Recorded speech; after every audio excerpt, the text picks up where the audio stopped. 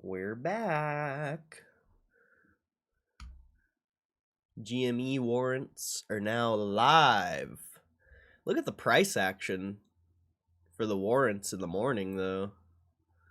That's crazy. Because it's almost like it was trading at like $26, $27.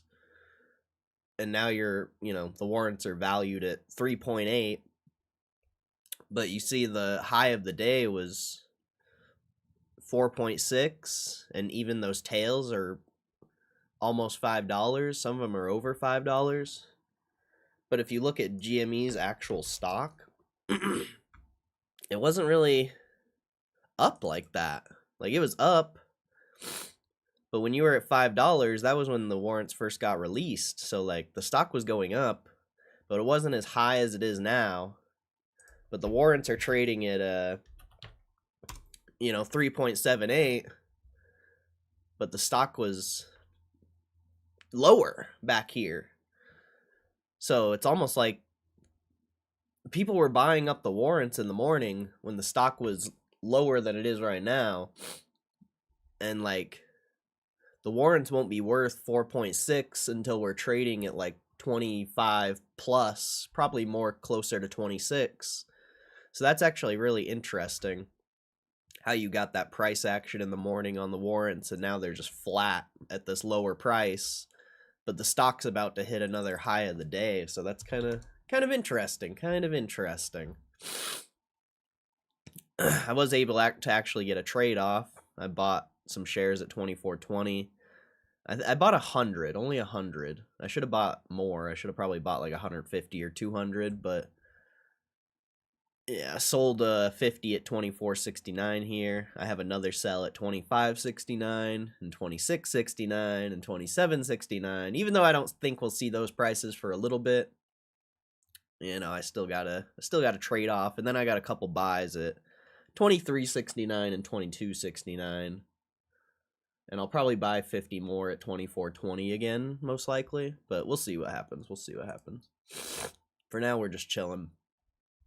Because if it sells off, it'll probably go down to the 23s. So I'll probably wait. But we'll see. It could stay up here, honestly. Now that the warrants are released, people should be buying those. And, I mean, as you saw the price action on the warrants this morning, people are buying them.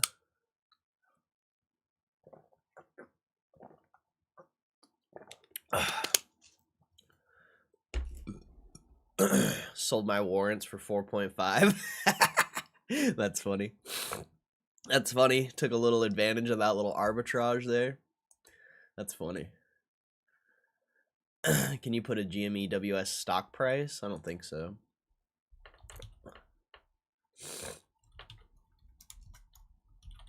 No. It's not out on other brokers. I don't even think you can see it on like TradingView or anything. It's not on Yahoo. It's not on Robinhood. It's probably not on TradingView. Well, it should be on TradingView, but yeah, I can't I can't bring it up besides on here.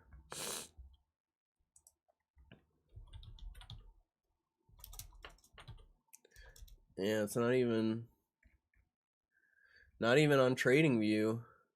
It's on Robinhood, GME Plus. Well, that's stupid.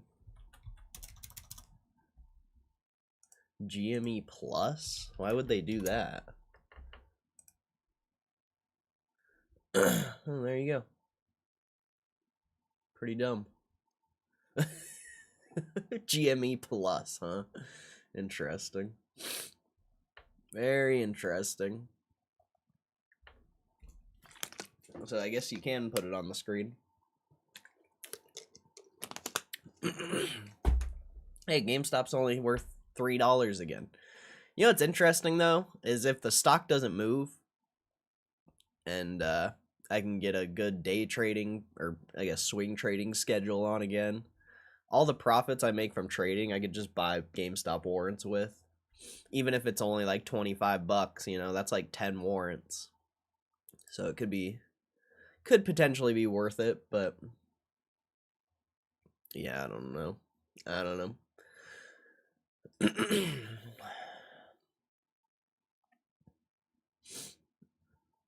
There's already a lot on the interface here, or else I'd have maybe both prices up. But I think it's better to just follow the actual GME price, I would say.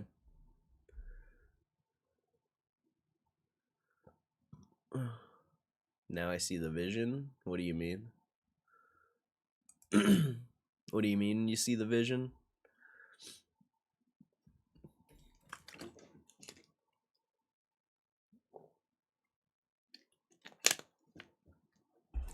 It's been quite some time since I've seen another ticker on my brokerage.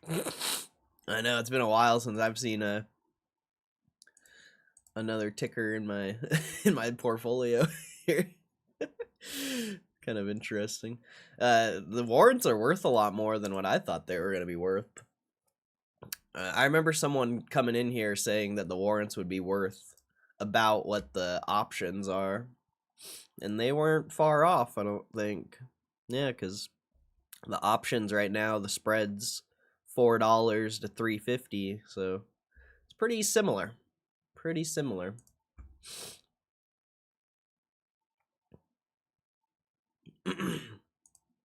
Whoa. They have options for GameStop warrants. What the hell? They have options for GameStop warrants. That's pretty interesting. Huh. 845. At least I think. That's weird. I guess they have options for them.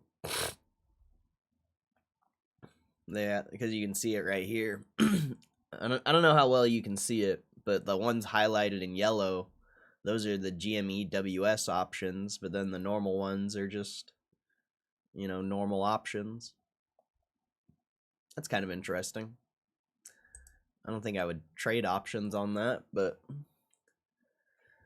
pretty interesting. Free flipping and dipping. I got you. I thought like 1.7 for the warrants. Options for an option. Now that's leverage. Option for an option. That's so funny. It seems like a scam. Honestly. It seems like a scam. I don't think you should be touching options on options. Sounds interesting, but I don't know if you should be touching it. Michael Casper, what's up, bro? What's up, Michael Casper? How you doing? Hey, Push Start Arcade, what's up, bro? I saw you hit that PSA 1. That has to be the funniest thing I've ever seen.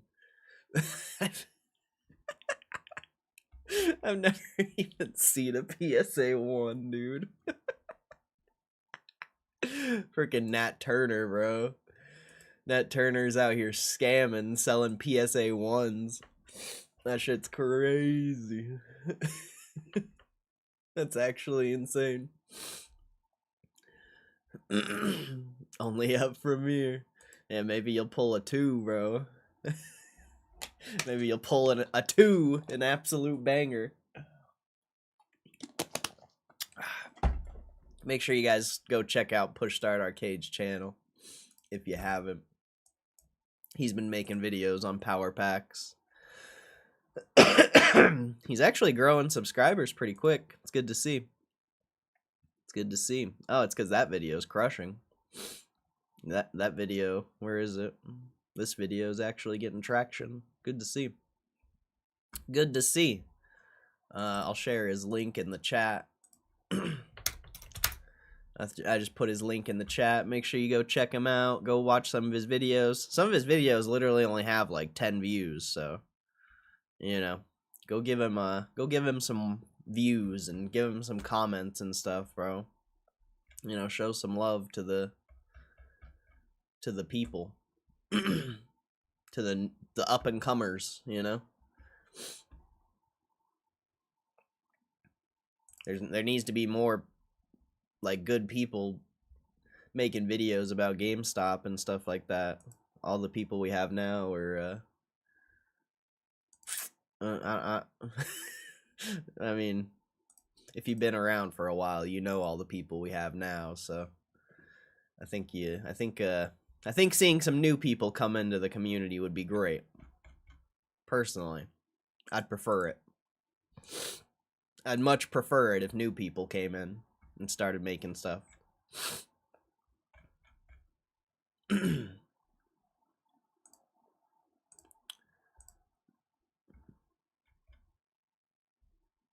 How the fuck you not feel like a D-bag sending someone a PSA 1? I mean, it's a $50 PSA 1, so... I mean... if a card's $50 for a PSA 1, you might as well crack that bitch open.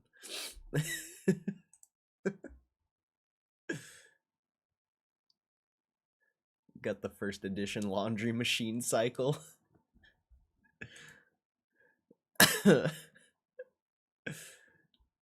Got the PSA 1. Oh, my card. My card. Not my card. Imagine grading that thing, though. Like, who looked at that card and is like, yep, I'm gonna grade this. Like, it's in perfect condition. It's gonna be a 10 for sure. I still haven't got my warrants with Morgan Stanley. Well, I feel like you should. That sucks, though. Hopefully you don't have your shares borrowed out, because then you probably won't be getting them. There's a lot of things. A lot of things.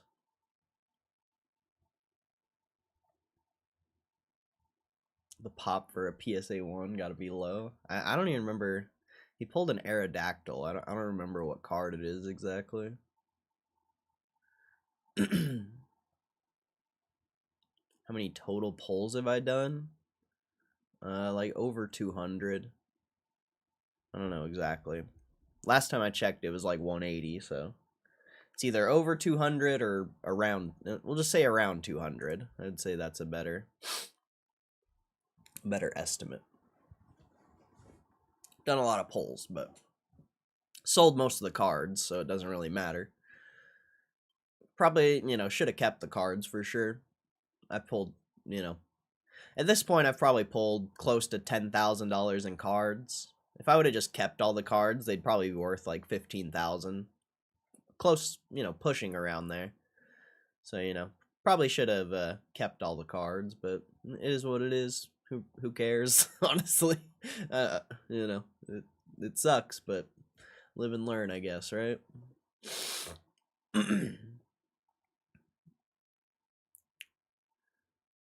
Fossil set. It's crazy. Crazy. Remember when we read about that guy who collects Kabutos?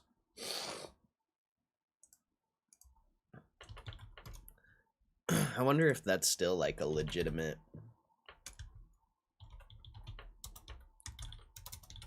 Like, I wonder if, I wonder if people could collect these, like, and artificially raise the price just because of that one person. That'd be so interesting. It's gone up since, last time I checked. Because last time I checked, the PSA 10 was only $80.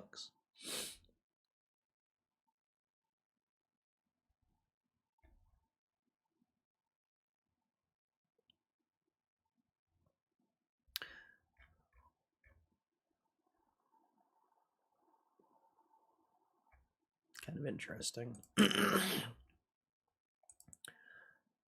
12-month 0% card. Pull cards, keep them all, let it appreciate through the years for NFA. Well, I mean, it's good if you actually know what you're doing, but I don't recommend getting in debt to pull fucking Pokemon cards.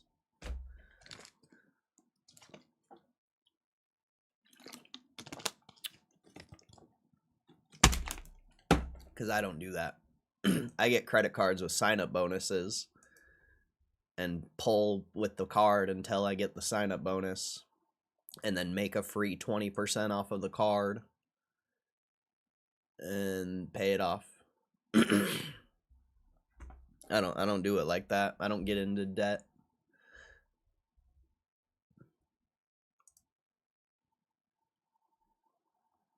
Also, you know, I don't need to get in debt personally. So, for me, it's better to finesse the credit card bonuses. I find more value out of it. And also, if the cards ever go down, I'm kind of hedged in a way.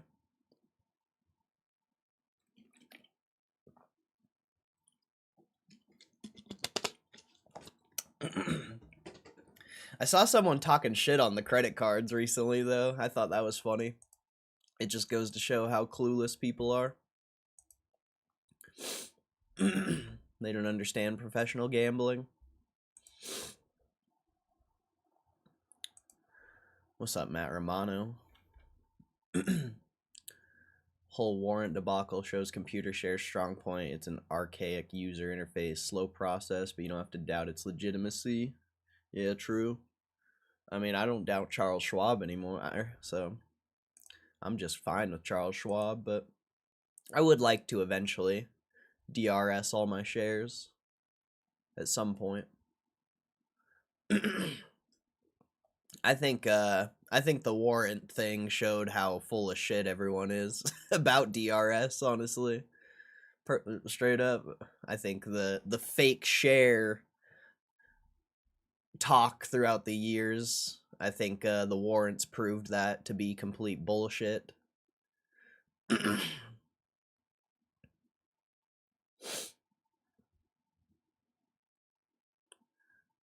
Pop is 31 for the PSA 1 arrow. Damn.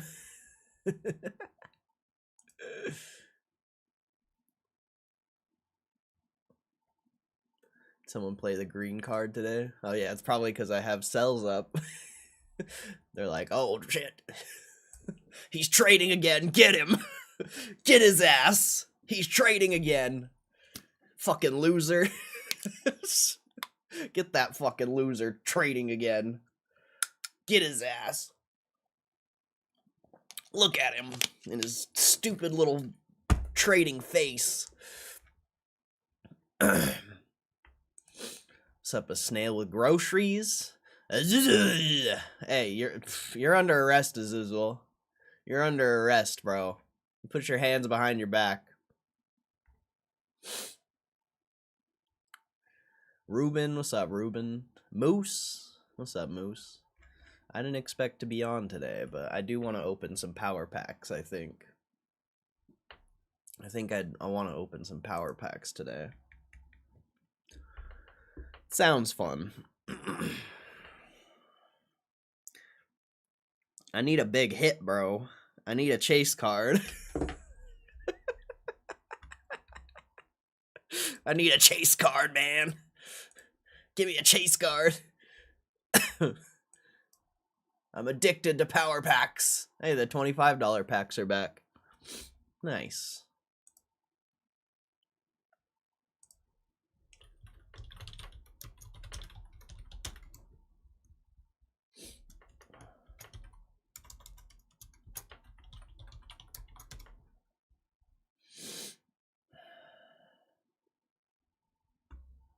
Maybe I'll get lucky and get a PSA 1. Maybe I'll get lucky. Get an epic PSA 1, bro.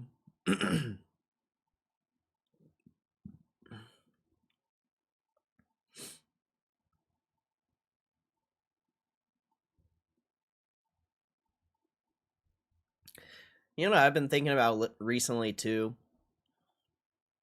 I've been thinking about how stupid I am for selling the cards back to GameStop. I mean, I've been thinking about that for a while, but like, bro, if you have $100 card and you go sell it on like eBay or something, the taxes on that are like, I mean, I don't know. How much are the taxes on that? Like, exactly. let's find $100 card. Let's just go with Kabuto. You know, let's say we bought this card. It's about, you know, it's about $100 with shipping. So we add it to the cart. Check out. Can I just be a guest? I have to be on an account.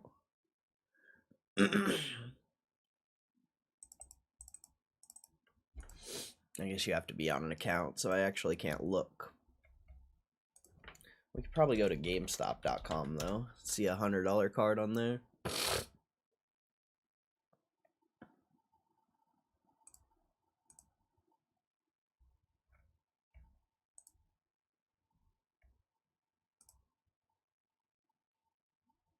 I would say the taxes will be similar. Let's see, where's a $100 card? I saw an $80 card, we'll just go off that.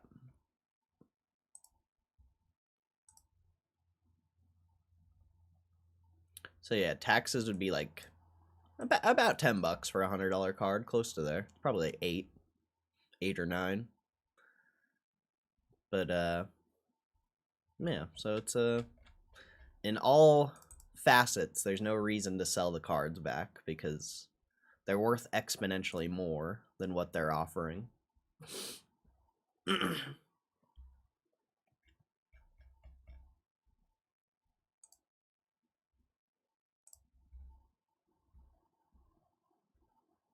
that's about it. That's all I gotta say about that.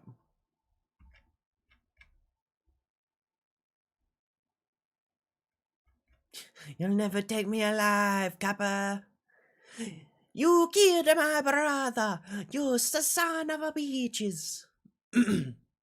Not sure if answered, but how are warrants trading? My broker shows them at 0 value. So how is that fair? That I cannot trade them? They should have value.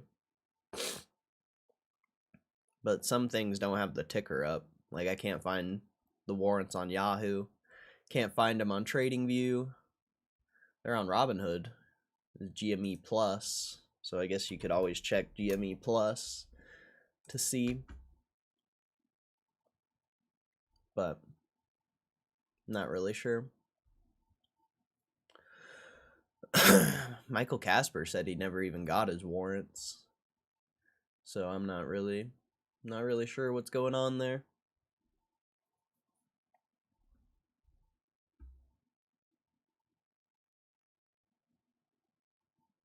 Varies for sell price on eBay, selling through PSA Vault.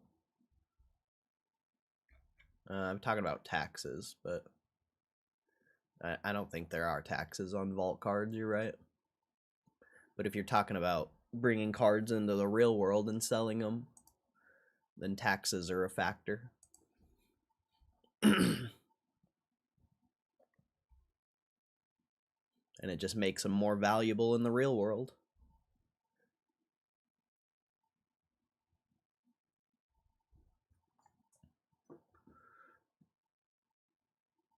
They open at like 3.8, spiked to 5, now back to 3.8.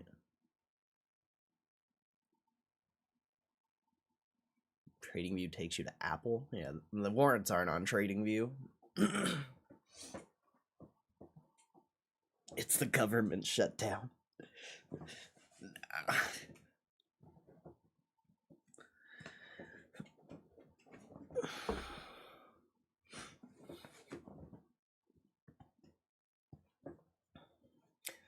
The government shutdown, he says.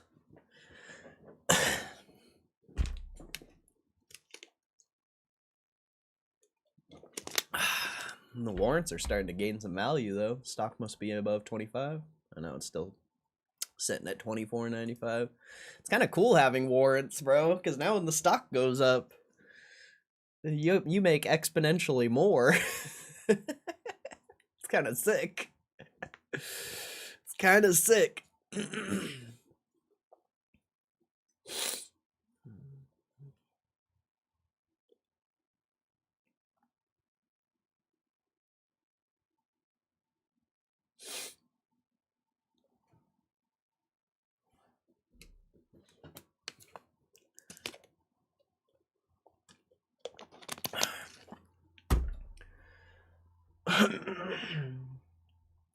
They gave me 16 shares. I'm rich.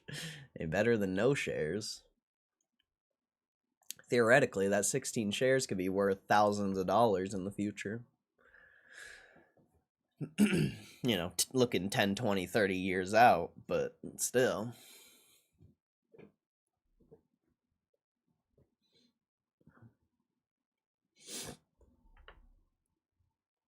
Could be worth exponentially more.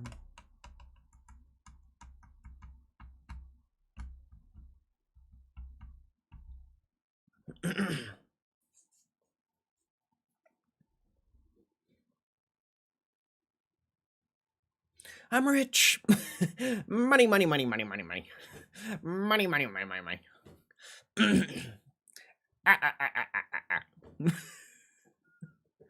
Play Lambo season. No, it's not Lambo season anymore. It's not. Lambo season was last week. we need a break from Lambo season, I would say. We need a break. You know, maybe Lambo season will be like a couple months from now.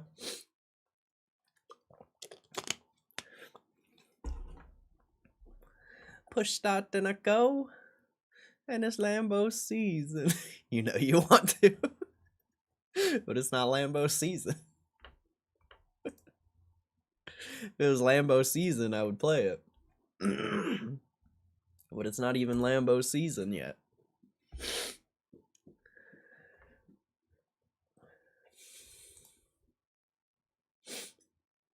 It's not even Lambo season yet. I thought Lambo season was over.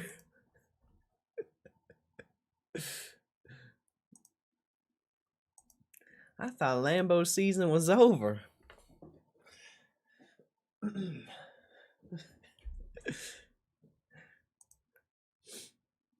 He gets Snickle Fritz.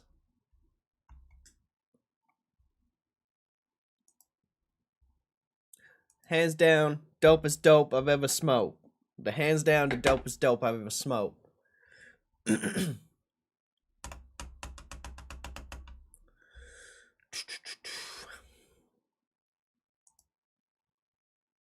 we do some power packs? I feel like we should do some power packs. It just sounds like a good time. They changed the interface on the live thing. Look at this. It's kind of weird. Kind of weird now. I don't really like it. But they made it so you could, I don't know exactly how it works, but you could run a horizontal and vertical stream at the same time. It's kind of interesting. I gotta figure out how to change the title. Oh, here we go. Damn, there's 25 people here? That's weird. That's weird. There's never people here.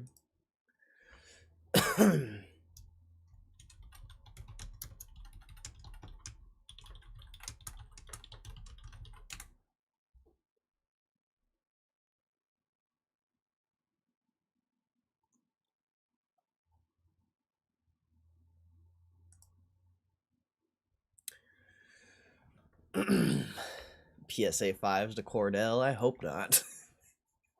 That Scyther is fucking worthless, bro. The Misty Seadra is worth the same price as that Scyther, and it cost $75 less to get Misty Seadra. So I don't know. I don't know about all that. I don't know how he gets away with it. Nat Turner's worse than a crypto scammer. He might as well just pump and dump a crypto coin at this point. PSA coin.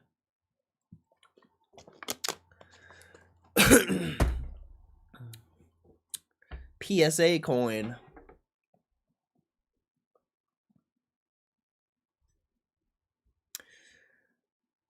Making these liver is kind of annoying sometimes.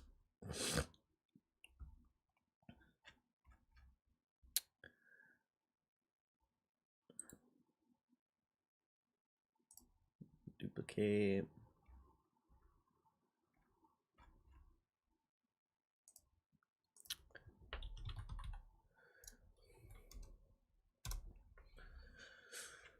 I need a selling tab.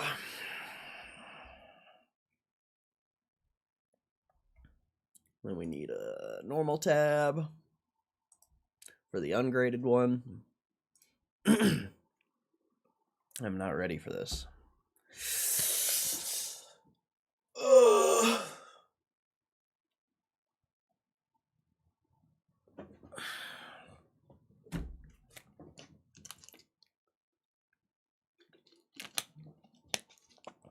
Back at 25. Not bad. Not too shabby.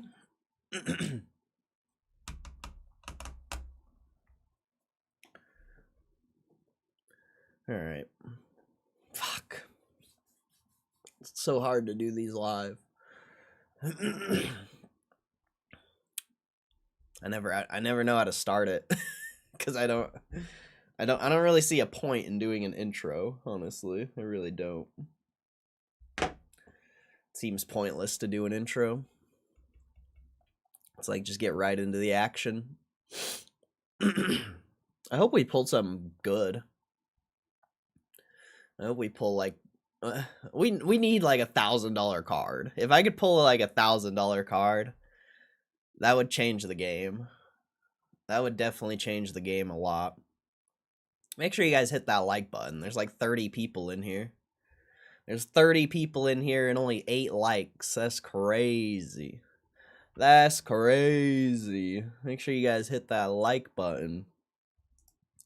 You know, unless it's 30 bots. It could be 30 bots, but... Alright. Let's do it, chat. Oh, wait. I gotta close. I gotta close this so it's not lagging. Is there anything else I can close real quick? I think I can close that. Why do I have so many of the same thing open? There we go. Okay. Yeah, let's get it. I never know how to start the videos. I never know how to start it.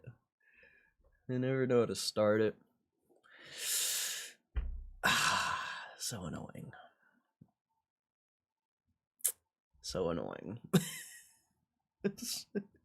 I never know how to start the video, bro.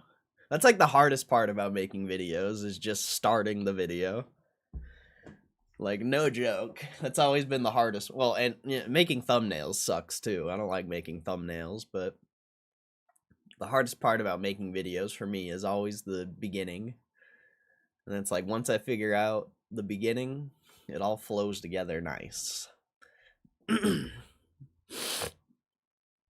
But I guess you need no introduction for power packs. All right. God damn it.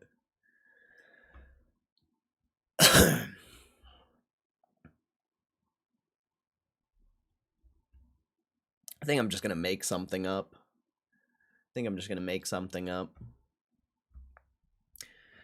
All right. We are back to opening $100 GameStop power packs. Hopefully we get a chase card today. We need a $1,000, $2,000 card. We need a massive pull here. We got a Flareon EX PSA 9. That should be a decent card. Ooh, damn, son. That's a good first pull, bro. That's a good first pull. Only a PSA 9 though, man. If that was a 10, that would have been fire. But still, that's a $200 card right there. Wow, $180 card raw, bro. Someone sold one for $180 raw. That's fire. That's absolute fire. Dude, someone sold one for $210 raw. So that's crazy. That's massive. That's massive. Oh wait, I had the wrong search in. We needed yeah, okay, there we go. Whoopsies. But yeah, people are selling this card raw for like $165 either way. It's sold for $200 multiple times. That's a fantastic pull to start off the session here. A fantastic pull. You gotta love that. A really cool card too. I like that art. Really dope art. Let's keep it going, chat. Are we Hopefully we hit something nice again. That was great. We still need like $1,000 card or to break even at this point. What is that? Piplup Hollow McDonald's collection? Oh, that's garbage, bro. It's a PSA 10, but what is that? How is that even a card? How is that even a card, chat? That doesn't even make any sense. That doesn't even make any sense. At least it's a 10. There's somebody selling one for 140. Oh, it actually might be worth more than what Gamestop's showing. Let's see.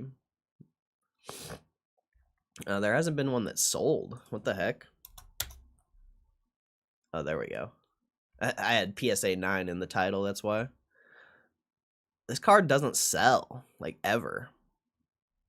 Oh, that's a terrible pull, bro. That's not a good pull. This card is not liquid at all. What are they offering me? 80 bucks? Ugh. I might have to sell this one back. Straight up. That is not a liquid card. I don't think that's worth keeping. I don't like it. I don't like it. It's a $2 card raw. The last sale was September for $97. 100 back in March. This is not a good card. It's sold a few times. I wonder if it's low pop. What does the population look like? It's pretty low population, actually. Really low population. That's not a good card, though. That is not a good card. I don't know what to do with this one. That is a terrible pull, dude.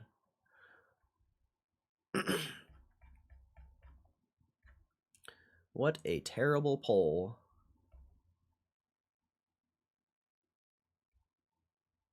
Oh, man, I legit don't know what to do with this one.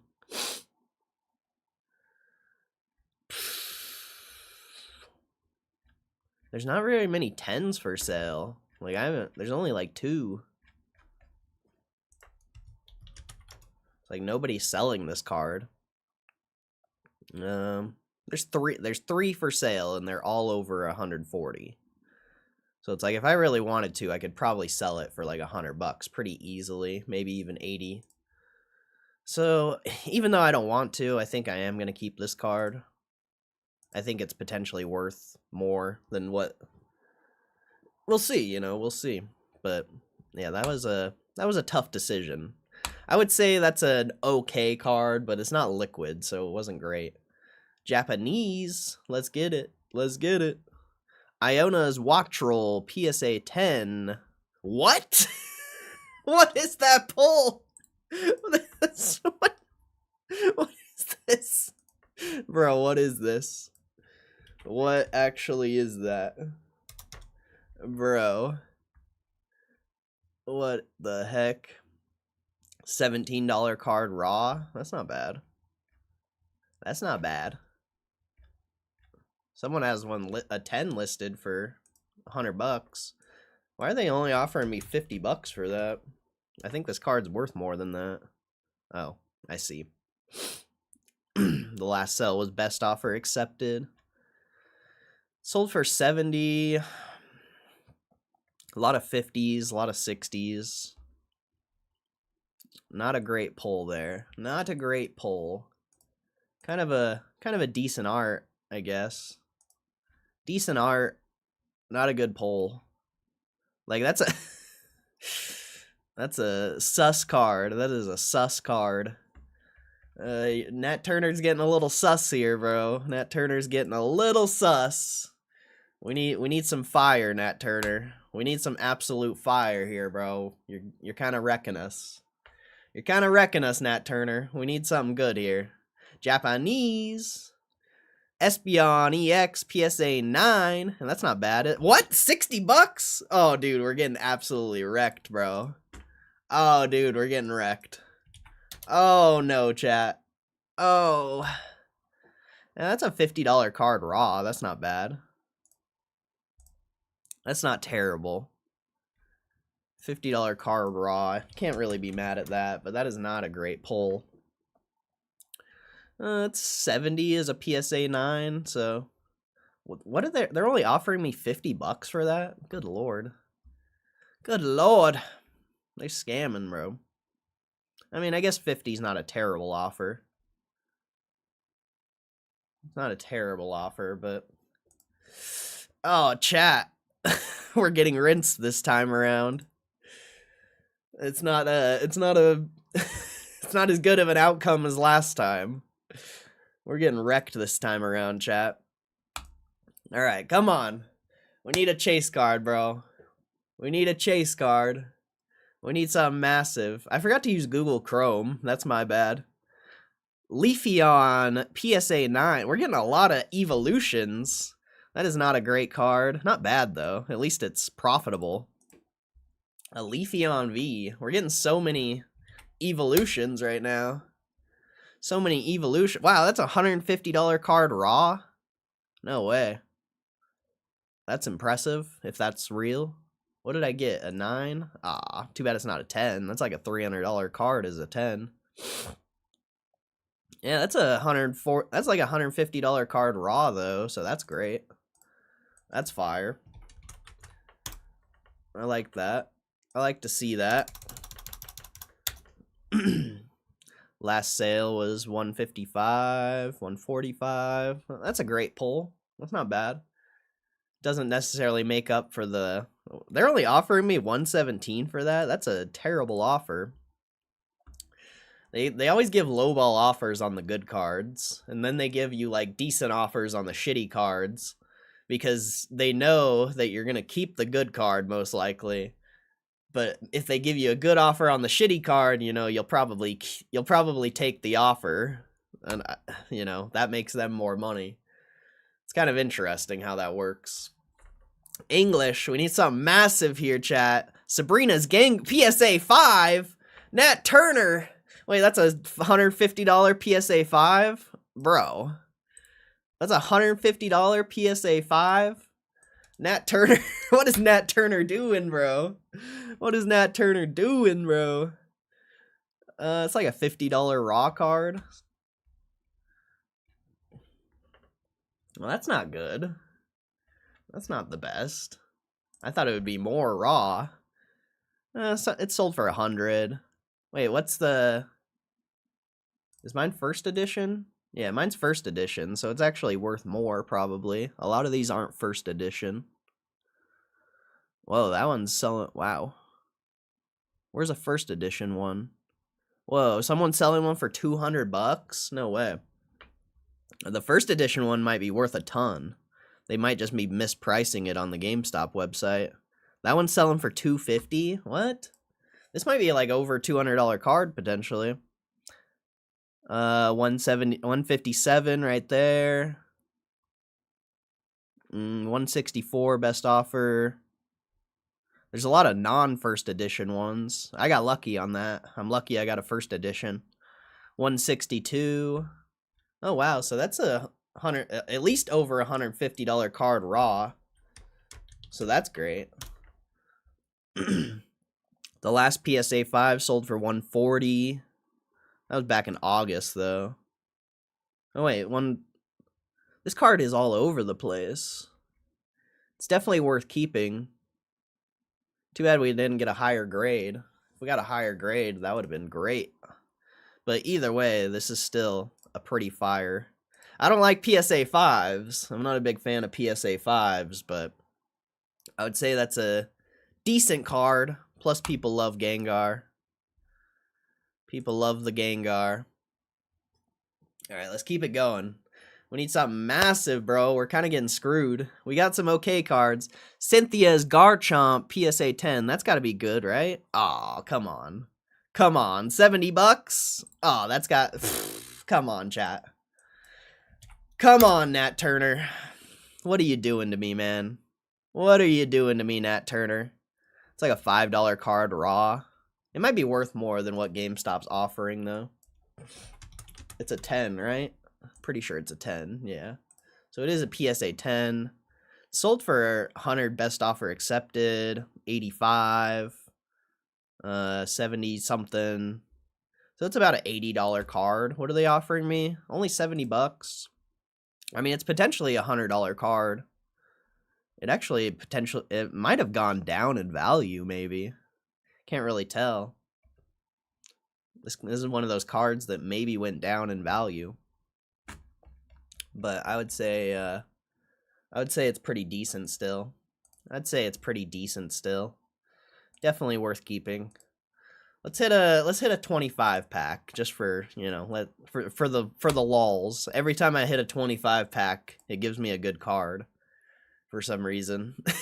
I don't know why. English. What are we getting here? Radiant Venusaur PSA 9. That's got to be decent, right? Oh, not that great. If only it was first edition. If there even is first editions of that card. Could have been better. Could have been better. Oh, if only it was a PSA 10. That's a $100 card as a 10. That's a $8 to $10 card as just a raw card. That's not bad. That's not bad.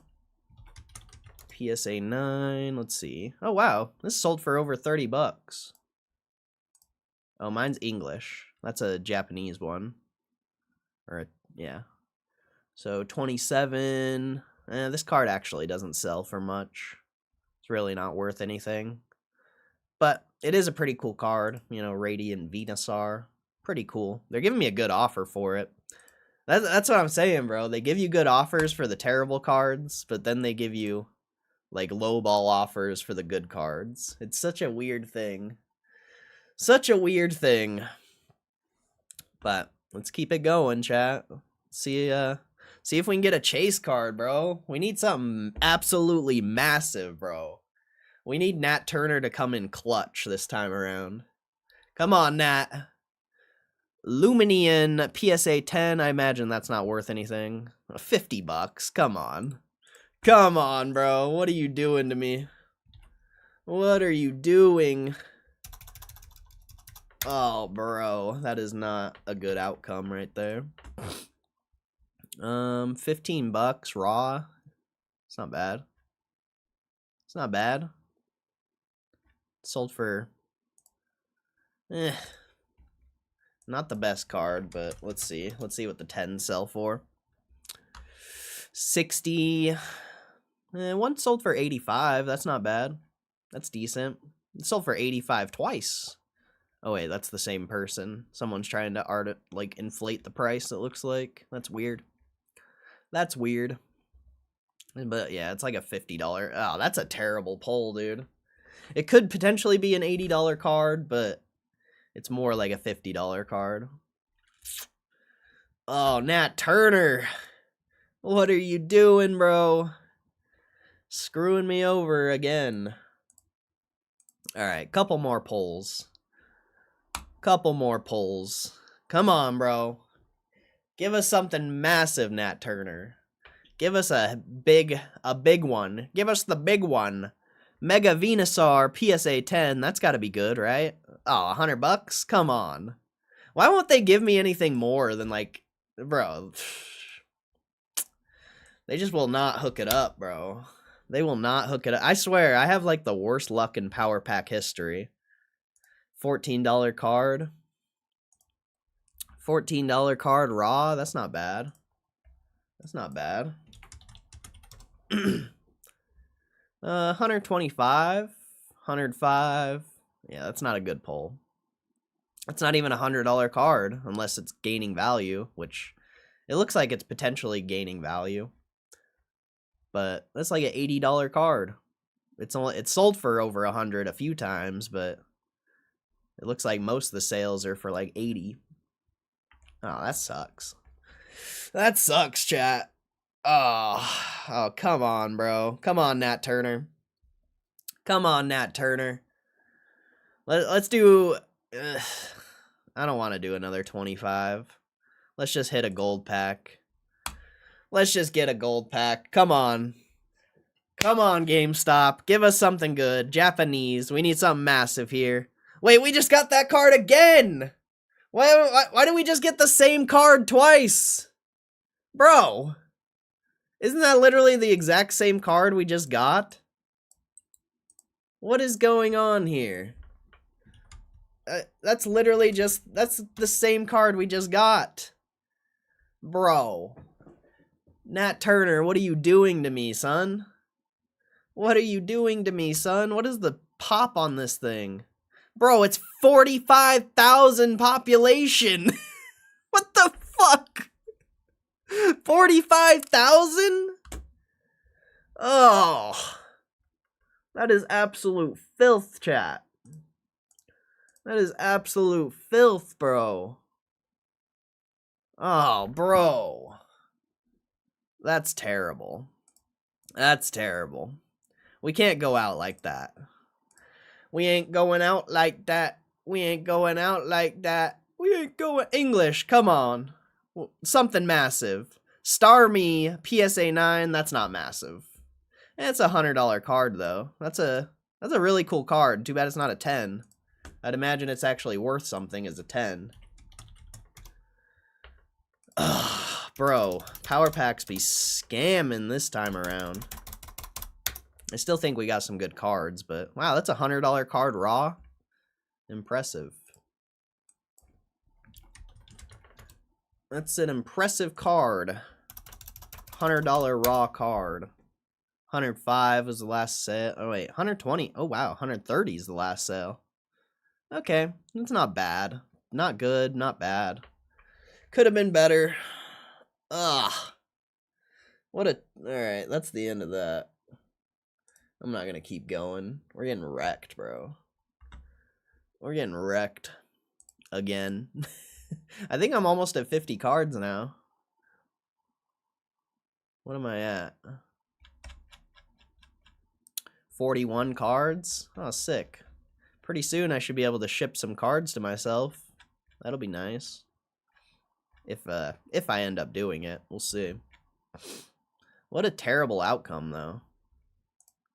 What a terrible outcome.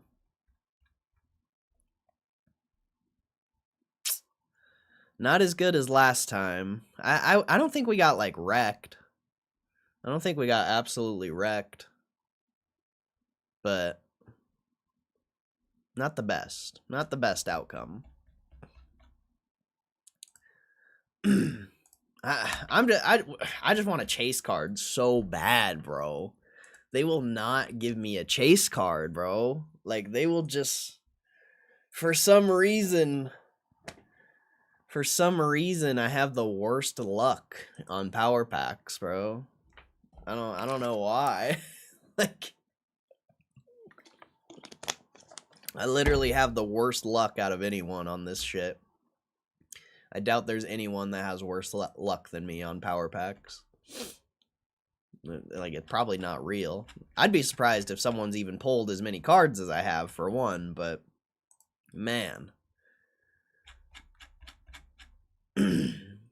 Yeah, we've pulled like 220 plus cards now. Pretty crazy. Pretty crazy. Pulled a lot of cards.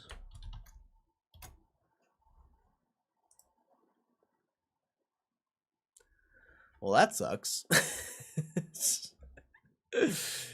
That sucks. Let's see. MacDon's entered the battlefield.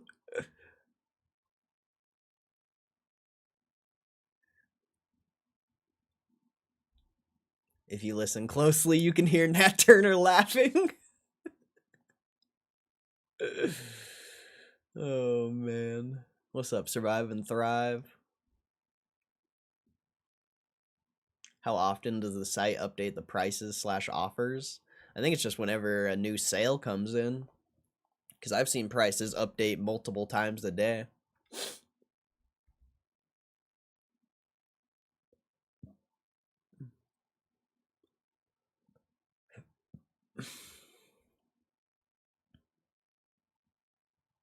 Do others edit their videos to show more wins? I feel like they are fucking using Sora or something, I swear, bro. Like, I don't know, man. I don't know. It's gambling, though, you know, everyone's Your experience may vary, so maybe, you know, maybe more people win, and maybe that's why I lose so much, because other people win. I don't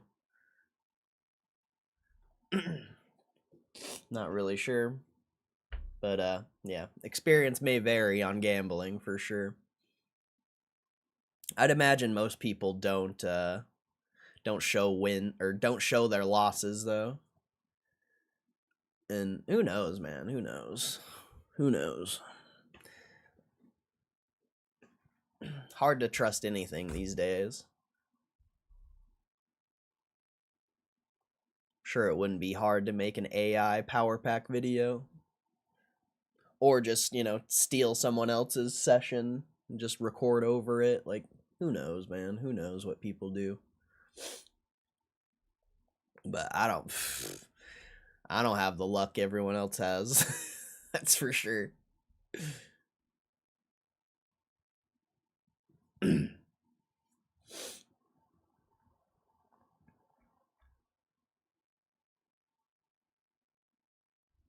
That Gengar was fire. Yeah, Gengar was good. We got a couple good cards. Just a lot of nines. A lot of nines. Waiting for Cordell to pull all the cards so I can pull one power pack and get the chase. What's up, Hugh? What's up, Hugh? Seemed like it was pretty break even. It was alright. Wasn't bad. We just need something massive though. We can't be pulling $150 cards. Like we literally need at this point we literally need $1,000 card plus. Like I'm due. Gambler's fallacy. I'm due, bro. I'm due. I'm due for a big win.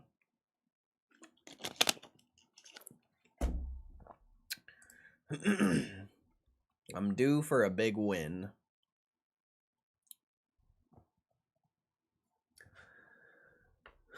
Pull a power pack at 741. You'll get a chase. Chewy looking like gray long term. We talked about Chewy when it was like $20. I made quite a bit of money on Chewy already.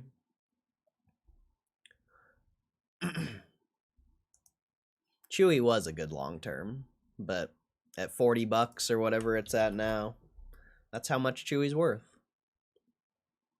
It'll probably go above 50. It'll probably go to 100, but we were talking about that when it was like $20.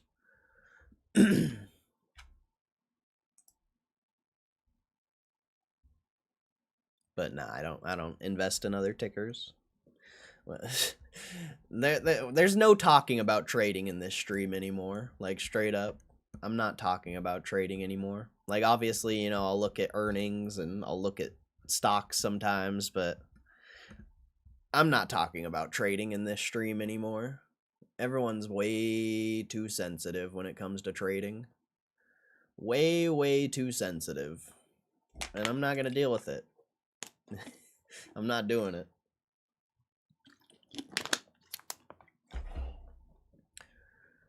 People's feelings get way too hurt because I would never agree with 99% of what people talk about when it comes to trading. So it's just not even worth talking about.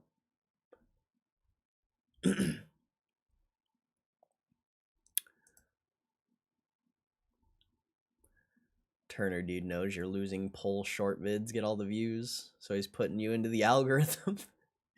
People do love watching me lose, that's for sure. They certainly do love watching me lose. That's some facts.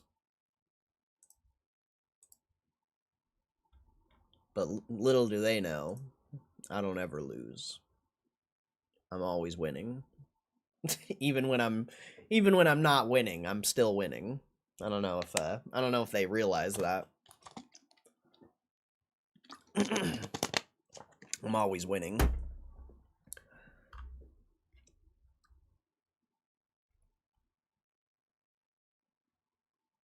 Larry Chang doesn't need to flush his toilet. He just looks down and scares the shit out of it. What the fuck? What in the world? That's ridiculous. You, sir, are ridiculous. Sir, you're ridiculous. Oh, man. What a session. What a session of power packs. I feel like we got wrecked, but I don't know. I feel like we got wrecked. I don't think any of the offers are going to come up for a little bit. Takes a minute for the offers to get into the system.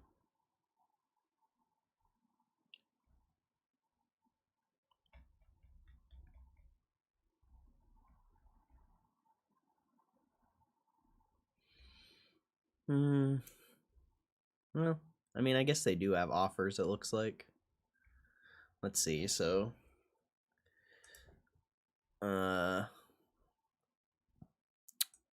Whoops. So we got 178 plus 81 plus 49 plus 54 plus 117 plus 138 plus 71. We won't count that one. Or we'll just count that one. 20 plus 55 plus 108 plus... I can't believe we pulled 2 of those Ionos. That's 45,000 population. Like, that's fucking ridiculous. 110. There's no way I pulled... what? 1,700 bucks? There's no way I pulled that many cards. Did I really just pull that many cards? Whoops. I hope not. I hope I didn't just pull that many cards. Let's see. 1, 2, 3, 4, 5, 6, 7, 8, 9, 10, 11. I only pulled 11 cards and I made 1,700. Did I do the math wrong or something? Well, plus 25, so 1125. Did I do something wrong there, or did I just make $500 pulling cards?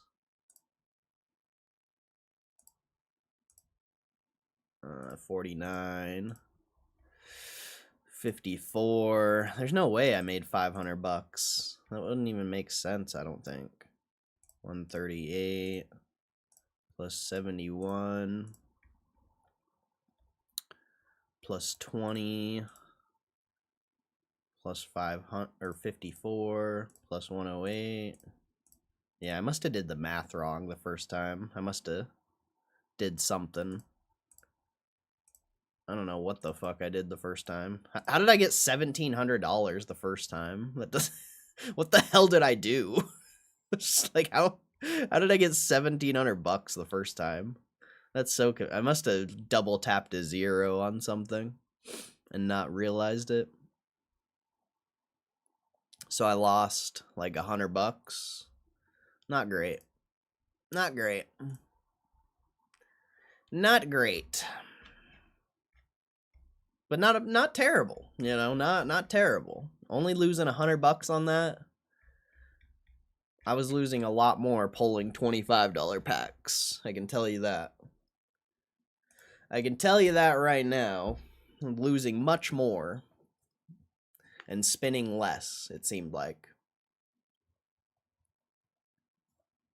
Very weird. Very weird. PSA's been faster about transferring money. Well, that's good. That's good. I can't wait to bring the cards into the real world and potentially sell them in the real world if it's possible. That'll be cool.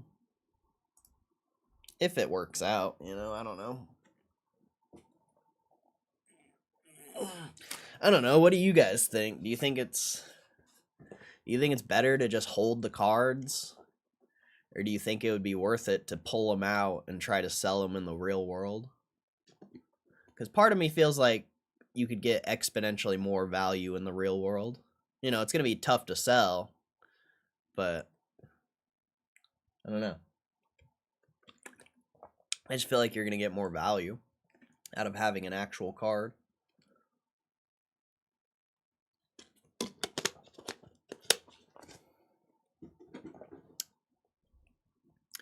And it's like, even if you only make like $5 extra per card, you know, for 50 cards, that's $250. Like, that could be a decent, I mean, it's not a good profit, obviously, but better than losing $250. You know, that's the reason why I'm down so much on power packs to begin with, is because I was selling the cards back. And, you know, after pulling 200 cards, you know, PSA's taken $3-4 profit from my profit. You know, that adds up. You know, $4. $4 times the 185 cards I've sold. You know, that's $700 that I've just given away to them, basically. Whereas if I would have just kept the cards, or maybe even sold them in the real world, I probably could have got this $700 in value. Potentially, you know, potentially.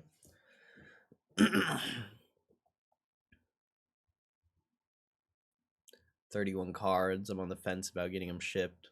I don't want to sell the majority of them. Kind of want to have them in person.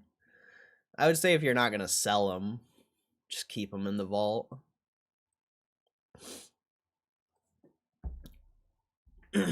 Definitely. If you're not going to sell them, there's no point in taking them out. They're so much safer in the vault. And it's just so it's just so convenient to be able to store them there. So convenient. The only reason I want to take them out is to sell them. Definitely adds up, and you'd see more return in person. Just seems so seamless with the profitable ones back. Yeah, definitely. It is seamless. That's the beauty. But that's, you know, that's how PSA is making their money, is by making it seamless and just, you know, taking a few dollars on the back end. And, you know, they're doing this millions of times, hundreds of thousands of times. So, you know, the $2-3 extra for them is millions of dollars, you know, tens of millions of dollars. Like, it makes sense. It all, you know, it makes sense. Hugh G must need more coasters. I just think it'd be cool to take a I just think it'd be cool to start like a Pokemon business. You know, everyone's selling sealed and stuff like that. Like, even of the card shops around here, like, there's some graded cards, but there's definitely more like sealed and raw cards and stuff. And I think with the PSA vault, graded cards are going to get harder and harder to come by, potentially. And also, you know, with repackers, you know, more people start making repack websites, more people are going to want graded cards. So it's like, basically any graded card you have should potentially go up in value just for the demand.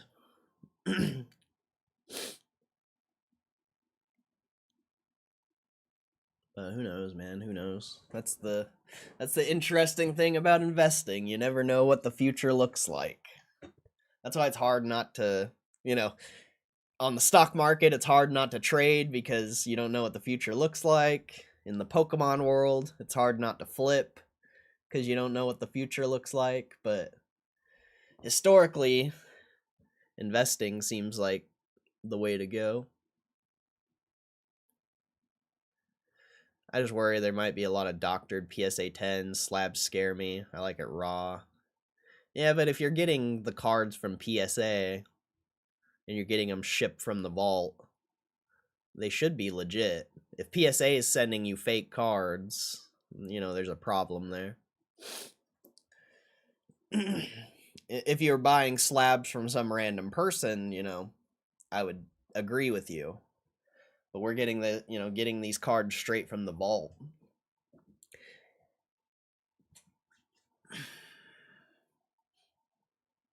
And the cards coming out of the vault, I think they have like stickers on them to show that they've been in the vault. So you do have some authenticity there, I'm pretty sure. Actually, I don't know. Hugh G, haven't you gotten your card shipped from the vault before? Is there like a little sticker that comes on the card to verify that it's been in the vault? I thought there was.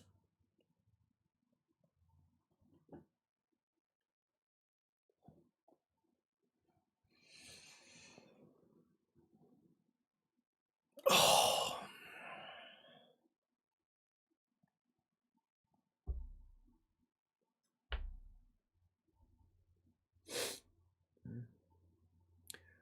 So if there is a thing like that, which I think there is, I don't know. I've never gotten anything shipped from the vault. The slabs have a protective sleeve that has a barcode sticker, not quite a certificate of authenticity. Looks like it was more so for their tracking. Oh, okay, I see. That makes sense then. I thought there was an actual like thing that said it was in the vault, or like a PSA thing or something.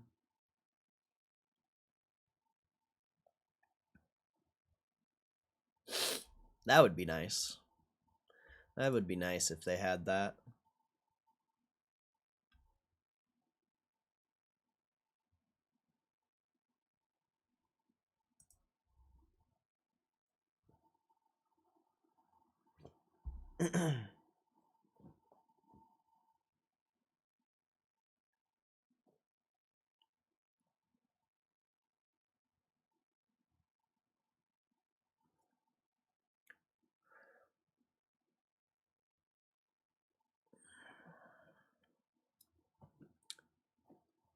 Yeah, I don't know. We'll see. We'll see. Who knows? Maybe I'll just end up keeping them in the vault and never touching them, and then I just have a bunch of cards.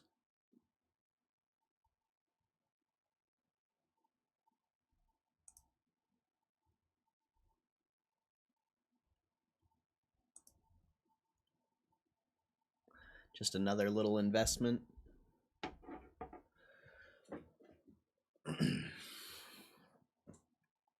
Another little investment, which should go up as crypto and stocks go up. Since Gamestop doesn't go up, might as well have something that potentially goes up in value.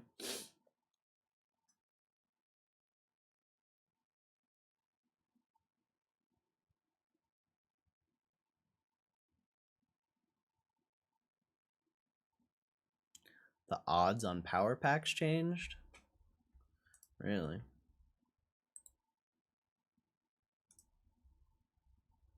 It definitely seems worse, I'll say.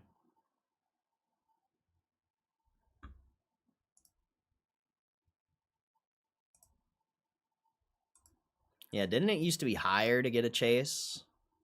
Wasn't it like I swear it was much higher.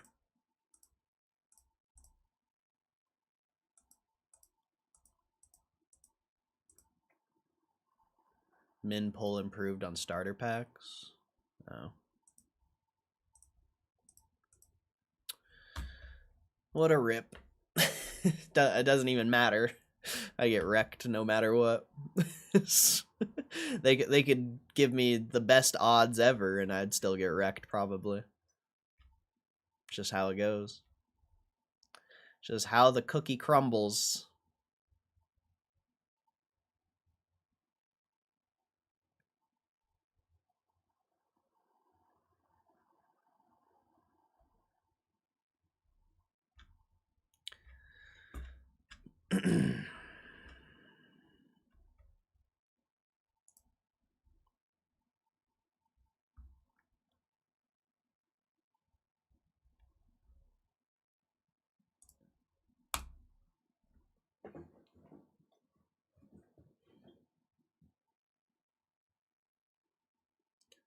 $12. Oh.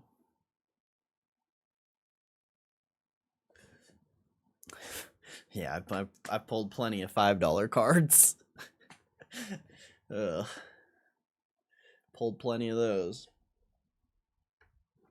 But even, if you really think about it, those $5 cards are valuable. They might be more valuable than a lot of cards. People want those cheap cards so they can put them in their repacks.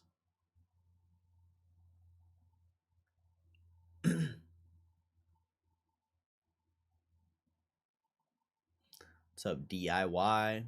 What's up, Keith?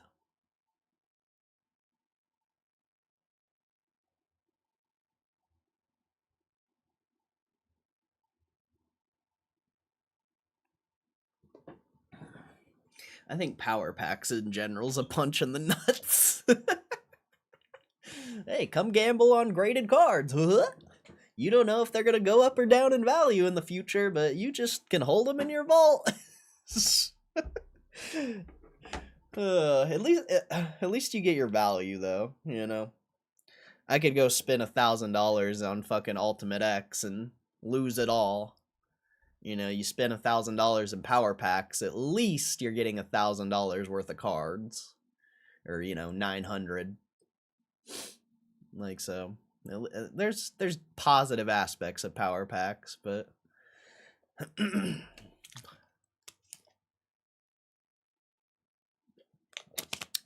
what's up, unknown? Jeff Jolly, what's up, Jeff Jolly? Yeah, just buy shares. Haven't you guys lost enough buying options? You think the warrants are going to change your outcome? Haven't you guys lost enough buying options?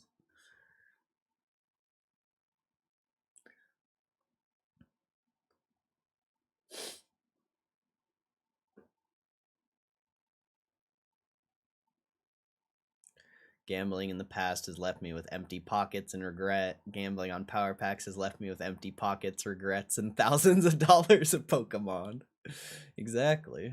Pokemon is potentially worth more than cash. In the future. We'll see. We'll see. But potentially Pokemon's better than cash.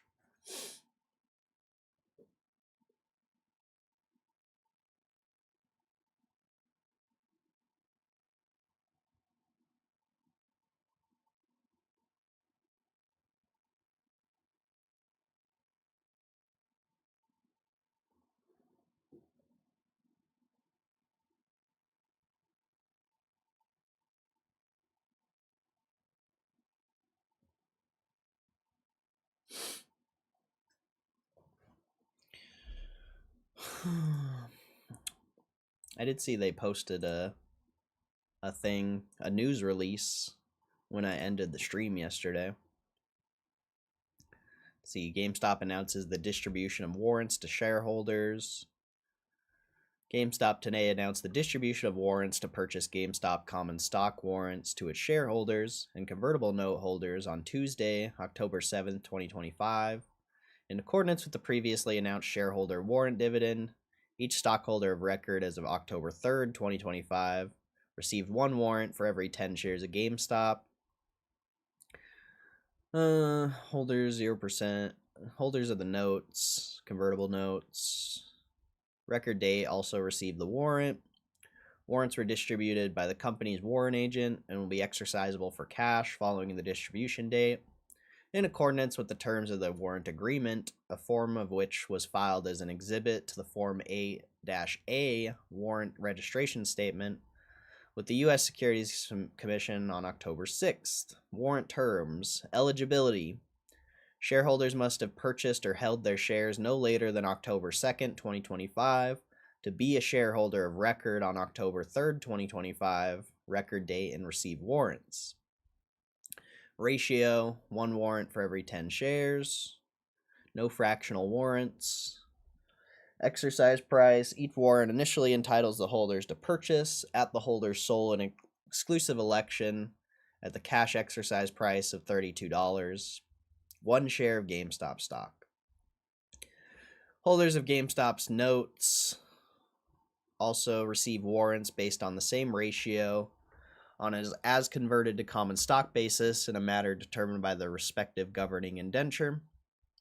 Expiration: the warrants will expire 5 p.m. New York City time, October 30th, 2026. The warrants are exercisable at any time through the expiration date. Shareholders and holders of convertible notes on record date may experience a delay in receiving the warrants following the distribution due to the procedures of the broker-dealer through which such shareholders or holders of the convertible notes hold GameStop securities. Shareholders and holders of convertible notes are encouraged to review the additional information available on the company's investor relation website, including the warrant dividend distribution FAQ that was included as Exhibit 99.3 to Form 8-K, filed with the SEC on September 9th, 2025, and to contact their broker directly with any questions. So there you go. There you go. Pretty exciting, not really. There's a couple filings too, but Project Genesis, just talking about the warrants, how many shares.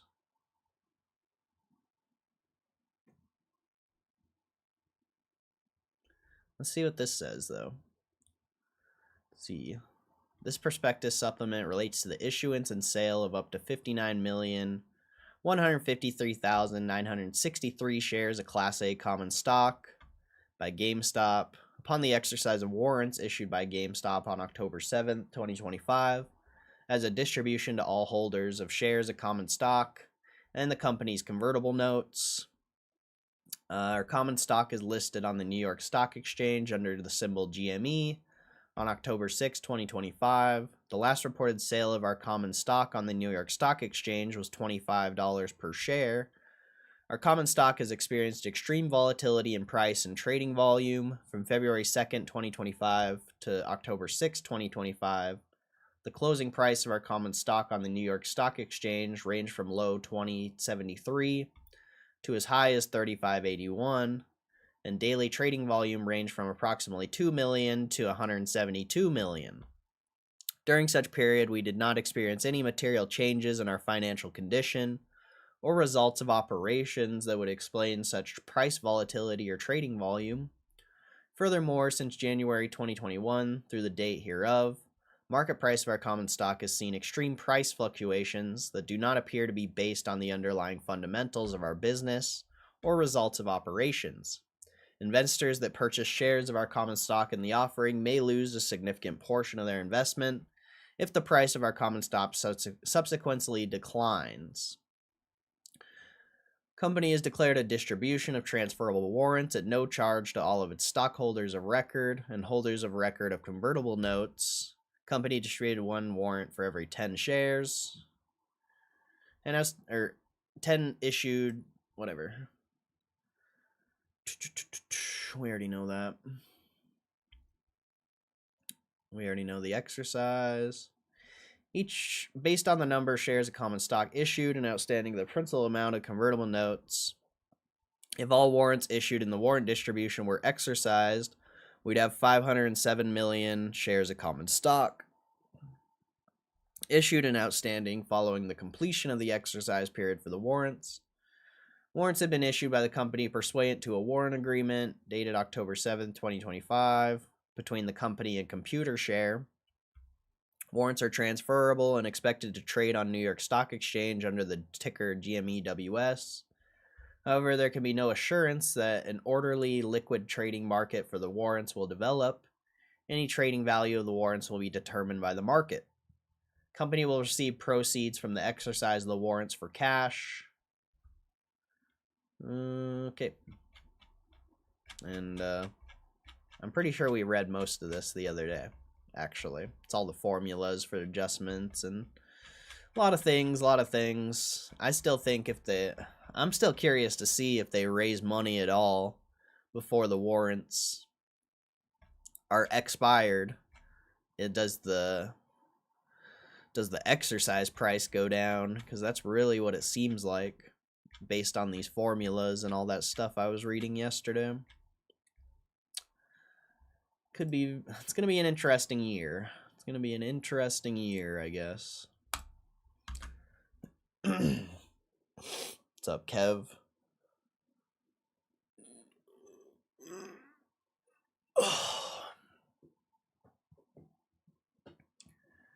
Can you reread that? No.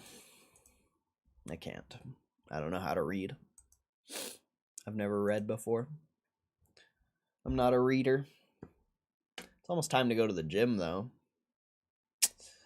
It's almost time to go to the gym.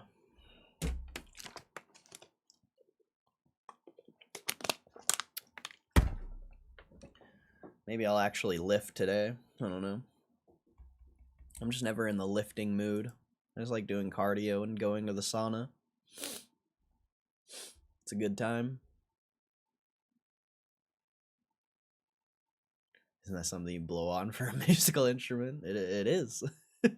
Our EED, I believe.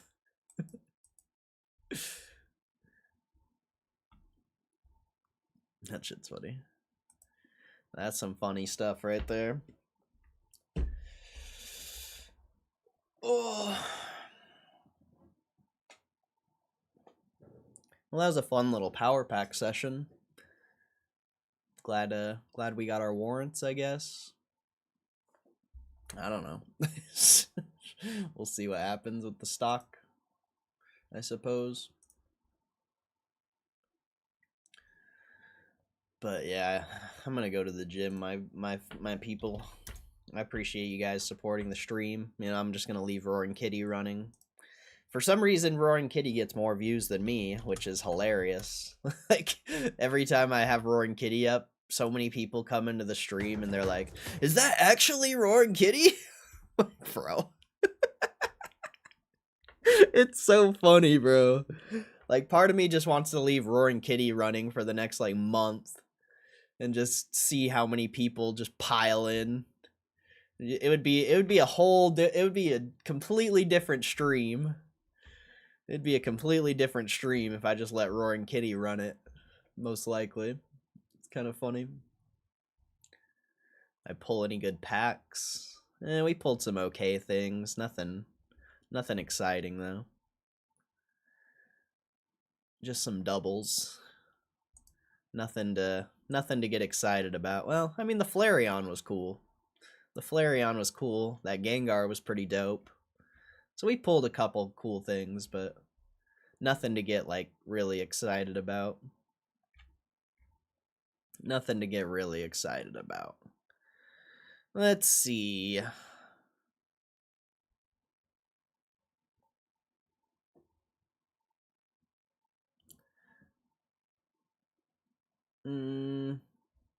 That's a Halloween one? I don't know. I guess we'll watch this one. Or did we do that? No, we haven't. I don't know if I've watched this one yet.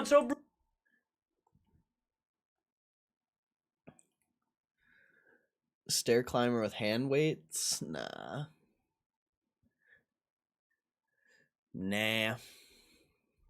But I appreciate you. Warrants trading, yeah. But I appreciate you guys. I'll be back at, like, Power Hour. So I'll see you guys if you're still around. But either way, I appreciate you guys, and I'll see you guys in a bit. Bruised up after a 10% decline. Oh, I hope I recover. No, I'm just kidding. Let me take these off. Hold on, let me have a drink before I take these off. I got to. I was putting them on. I'm like, damn, I hope these don't hurt when I rip them off. We just haven't had a big down day. We haven't had a big down day in quite a while, right? But I have to laugh, right? We'll see how many people tune in today. I'm, like, curious to see. I'm also curious to see everyone's first take, you know, ESPN first take and everything. We'll see how many people tune into the stream and have opinions. Actually, I should keep this one because of Nelly. Remember we talked about Nelly the other day? Or a couple weeks ago? I'm losing track. And And I'm curious to get people's first take, but in particular, like we can see who's going to be who are the long-term investors in GameStop and who might be not the long-term investors. Obviously, this stream, this Roaring Kitty channel, my investment style, this is educational, right? This is how my style, this is how I manage my particular style, right? It's not for everybody. Everyone has their own particular style, but mine is a longer-term viewpoint. And like this move, like it doesn't, it like, it barely registers, right? And anyone who's been long GameStop since for over the past year or something, we're all in the same camp. We're like. And so I have to laugh because, again, 10% down day. We're numb to this. You've seen Departed where it's going down 10% in your hand. It's steady. Do you know what I mean? But with GameStop, that we can say the whole market. I didn't see how the market closed down. I saw it was down big. But when that the market can be down, that GameStop can be down 10%, right? And a big pullback in the recent upward movement that we've been seeing, and we're still in mid-13s. I think. I think how great is that we're still in 13. Like that's like the first thing I think of. Remember, we're in that range. Oh, I extended this chart. Right? Look at this. It was kind of, well, we got to see what it does tomorrow. Like I'm really curious to see what it does tomorrow. But I talk about those higher lows, higher low, and then today I'm like, oh, let's see if this keeps on going. And then it didn't really get down to that previous low. I thought, oh, that's kind of interesting, right? This doesn't forecast what's going to happen. It's a reflection of prevailing sentiment, right? That's why I'm kind of watching this stuff. We talked about how last week, hey, this could sell off. It could have nothing to do with the company, like you see. What did the market do today? I saw it was down. I didn't see how it closed. Did it pop back up? Oh, it popped up a little bit. All right, but small cap was still down. I was down over 3%, right? So that's why I'm watching this stuff just to see what happens. And I think, all right, it kind of held up okay. I'll be curious to see what happens tomorrow and on the broader market too, right? And but I thought, okay, that's interesting. It's the fundamental news that will drive this stuff, but I keep an eye on this stuff. And again, in my range here, I've said this many times, like between, what is it, what I say, like 11 to 16, it's all the same to me. It's all the same. Everyone has their own unique style. That's why I say that, right? If there's folks who are like day trading type stuff, that's why I say this can be a tough stock for that type of a style. I would imagine. I have no idea. But for me, I'm like, yeah, okay, it's down 10% today. And then when I see everything else down right in the Roaring Kitty portfolio, right? I'm like, all right, oh yeah, I have this up here. Look at all this red, right? Look at all this red, right? Okay, but the bigger news today, right, is that short. Do I have it up? I saw Rod posted it. Where is that? Right. That look at that, huh? I mean, 70 million short. That. I need a drink. Hold on. I need a drink. 65 million outstanding, roughly. 70 million. They're increasing their position this whole way up. Rod had just posted that nice chart a while back, charting the stock price with the short interest. It was obviously rising as short interest was rising as even the stock price has been rising. Right? They keep on piling on, and I find it fascinating, right? Because especially folks on this channel, we remain pretty convinced of this. Of the bullish thesis from a fundamental standpoint. It's fairly high conviction for me. I have to say, this is why I'm fascinated by this type of stuff that I see. It's the fundamental stuff that drives. This is the crux of the thesis, right? It's the fundamental aspect that will drive this thesis over time. But I'm keeping an eye on this other stuff too. Like I was talking about, I'm watching the technicals. I'm trying to track sentiment here and keep an eye on short interest. But then I see some stuff where I'm just like, I can't understand it. I'm trying. I can't understand it when it's, like I keep on saying this, when it's juxtaposed with my confidence. And when I see this, I don't have a chart or figure, but this was released today, I believe, right after hours, right after the market closed. And I see 70 million short, and I think with only 65 million outstanding, I think of we talk about all the potential bullish catalysts out there, that even on a non-fundamental base that could continue, right? We talk about the technicals. I mean, what it looks like on a technical perspective it continues to look uber bullish, right? The sentiment seems like it's continually turning around here. That takes time, but we've seen unfold the past couple of weeks. And then like momentum, folks, I'm sure GameStop is a relative outperformer over the past couple of months. And the fundamental thesis just seems like it keeps on getting stronger. We haven't had much incremental news, right? But I just think what is likely ahead of us, if not the next couple of weeks, looking out a couple of months, in years, I think that optionality. I said something to this effect a little bit later. What did I say? I want to bring this back up, actually. This right here, Maven Fund here, was talking about how if they can leverage that power up reward data, we talked about that from an advertising standpoint to market direct to the consumer, right? We talked about all this data, how vendors could improve the efficacy with regard to marketing to individuals and stuff. GameStop has the potential here to do that for vendors. You know what I mean? All that value add we were talking about on Friday, and this is Scott, by the way. So you can see he talked about if the if they generates EBIT to 200 to 600, just to throw out a number, right? Just toss something out, and then we can start talking about it. And then if folks disagree with it, what is it you disagree with? The value of that data, how much they could actually generate from it, blah, blah, blah. And he was mentioning how it could go to 200 on that, right? So that's what I wanted to just clarify here. And I feel like I'm saying very similar things over and over and in different ways, but I just feel like the market continues. Not everyone, right? I don't mean everyone. I mean the way that the stock is currently trading at is still beneath $1 billion. And I think people are continuing to discount the optionality here, right? I can't stress enough how none of these individual items are individually the complete game changer, or they're definitely going to work. But I just think of the sheer number of options that GameStop has, accompanying GameStop's position here. And I just think the market has just not pricing it at all, fully discounted it as if nothing absolutely can is available to GameStop to reinvent itself. And I think that I just keep on coming back to when you do that type of analysis, I feel like you land on an inaccurate conclusion. You have the wrong thesis. You subscribe to the wrong story, as I frequently say. And when I think about my own analysis, I think I don't know. It's one thing to see that the market's missing in the market cap. You see that all the time with value stocks. But then when I see the short interest rising, you know what I mean? What do you say to that? You know what I mean? Well, there it is. I'm perplexed. I'm confounded. We'll with the benefit of hindsight, looking out 6 months, 12 months, we'll hopefully be able to piece this together. Again, it's not like the longs have. It's over yet, right? I still keep on saying I feel it's on the early side, especially in light of these types of options to GameStop. Or you know what I mean? Like, if that's the case, again, Scott tossed out that it's a potential $200 on that, right? Pick any number, right? It just seems like it's significantly higher. That option, this optionality to GameStop is worth significantly more than what is it today? $900 million market cap. You know what I mean? And so I'm very curious to see people's take. Well, first of all, just people's take on today, right? We'll see. We got 50 people. Hey, cheers, everybody. That's it. I'm wondering, well, GameStop was down. I mean, a whole bunch of shit was down today, but GameStop was down. We'll see if people still tune in. What they have to say. I mean, back in the day, over the past 12 months, it would be down 12 months, and everyone would be like, see, I told you so. I told you. GameStop, going blockbuster, blah, blah, blah. Now I'm curious. I didn't see it too much today. I was wondering if, you saw it after earnings, the last earnings report, but I'm wondering if maybe this is a reflection of sentiment changing a bit, where people are like, all right, maybe there is something here. But, again, a lot of stuff was down today. Well, what's the market doing? Hey, futures check. I'm not doing it often, right? Hey, it's flat. Okay. It did seem like it was pretty aggressively down today, didn't it? But we'll get into that. So, was there a couple other things I want to touch on there? We'll revisit some of this stuff here. I retweeted out. Rod put together some numbers here.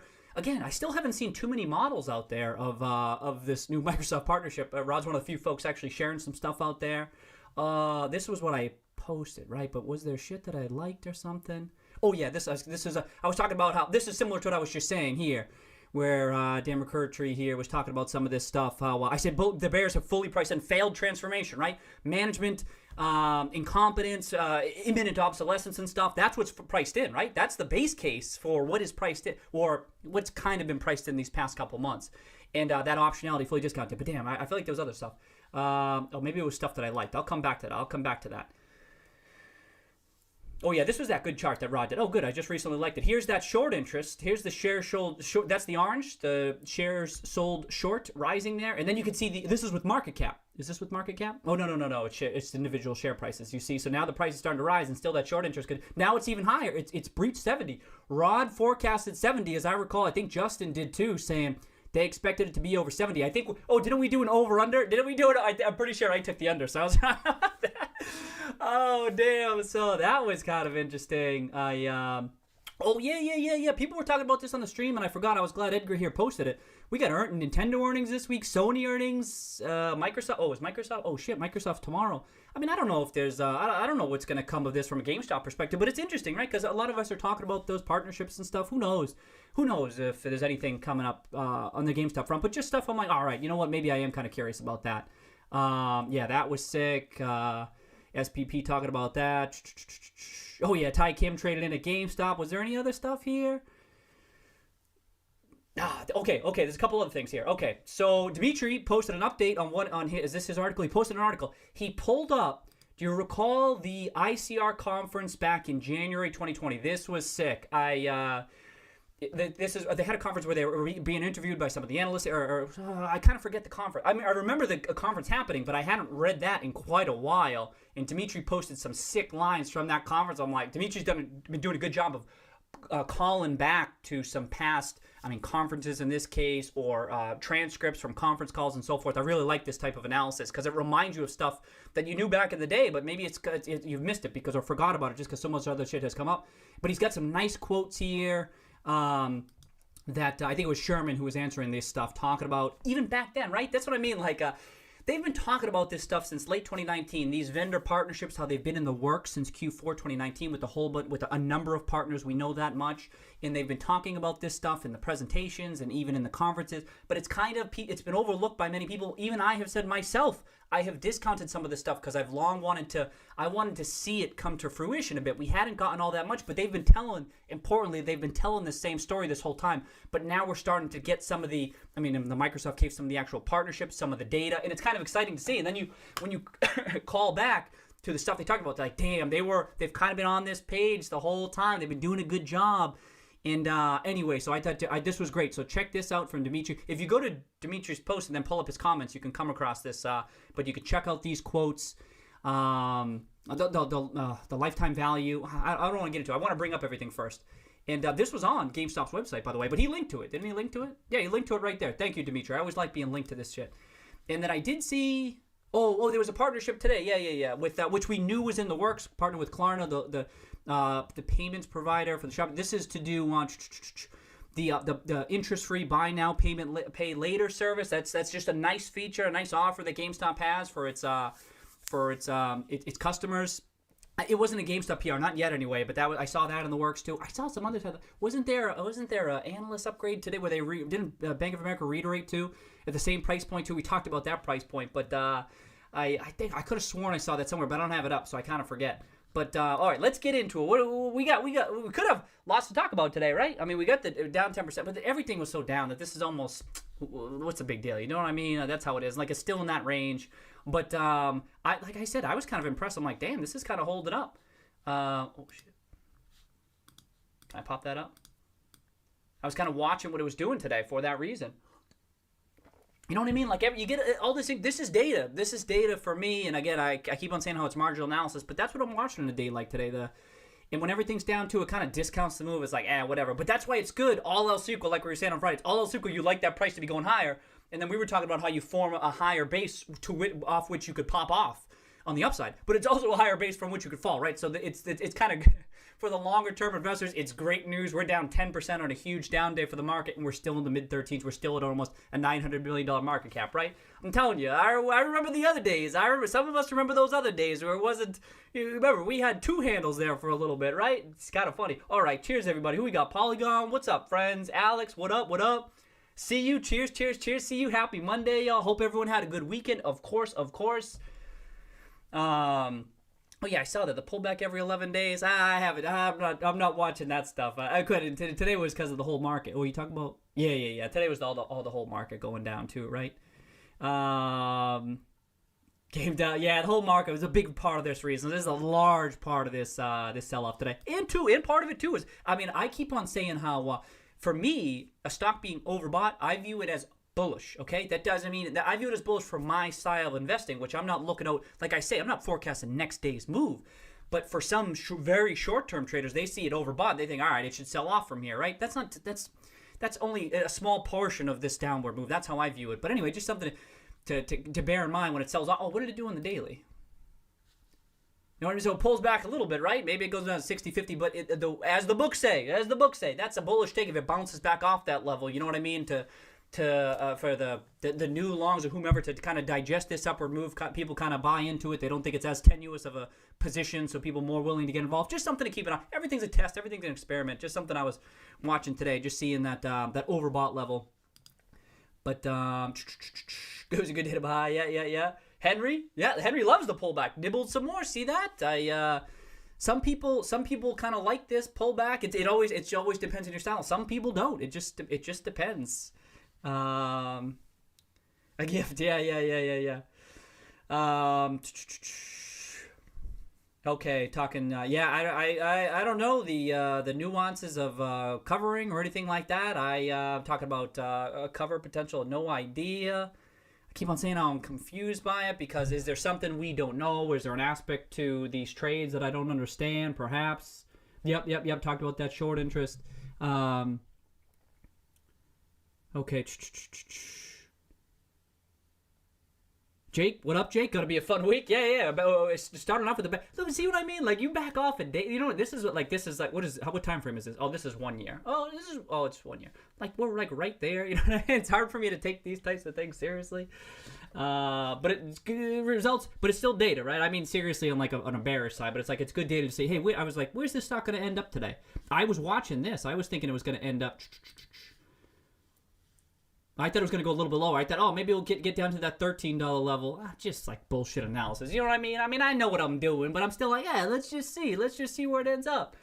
Give me those cheap shares, yeah. Uber, happy Monday. Yeah, unhappy Monday. Right. Jen, what up? What up, Jen? Oh, yeah, the SSR. Oh, yeah, so it got down to the 10% today. I still discount. I know people talk about that. You get down to 10%, and then you can only short on the uptick, but you can't short on the downtick and stuff, but I typically discount that type of stuff. We'll see. Didn't this happen a couple weeks ago where it was in effect and then there was news announced or something like that? But I don't know. I don't know enough about that stuff. Yeah, the uptick rule. Okay. It's a painful day today. Yeah, see, it's all about perspective. Transient, what's up? Daily, what's up, Daily? Cheers. Hope y'all had a good weekend again. Cheers. A little bump in the road today. 70 million shares short. Next news release sends us to the moon. Oh man, I don't know. I know. I just keep I'm of the same opinion where I keep the fundamentals drive this shit, right? The fundamentals are what. I'll come back to this. The fundamentals are what drive this, right? But where is it? Oh, it was under likes. No, I responded. Okay. The fundamentals are driving this, right? But I keep thinking in like the short term or even the intermediate term. I'm like, couldn't anything just pop this up? And when I think of as Daily points out, the potential news items that could come out, not all of them are potential game-changing news, right? I'm not even saying that, but I just think like there's like non-fundamental things that can drive this. The technicals and technical analysts getting interested, and momentum folks, and then just people.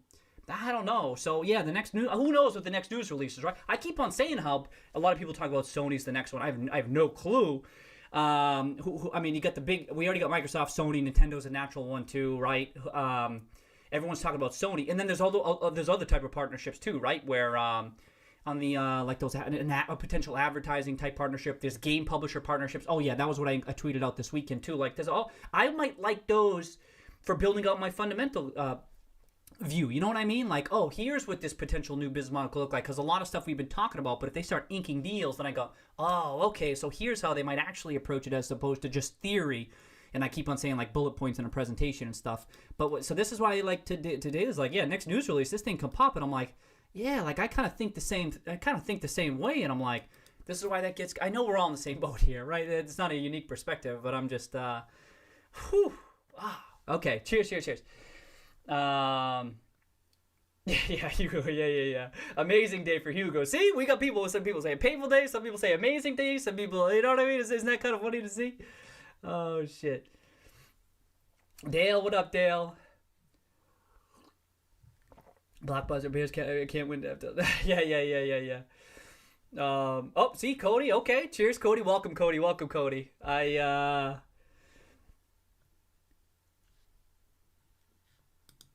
So Cody says, I know the long-term thesis is still strong, and this was a reaction to the market, but holy crap. Yeah, no, that's Cody. That's how this stuff works with it. When you're dealing in these volatile stocks like this, and GameStop is a volatile stock, even heavily shorted stocks, which tend to be more volatile stocks, but in they're viewed.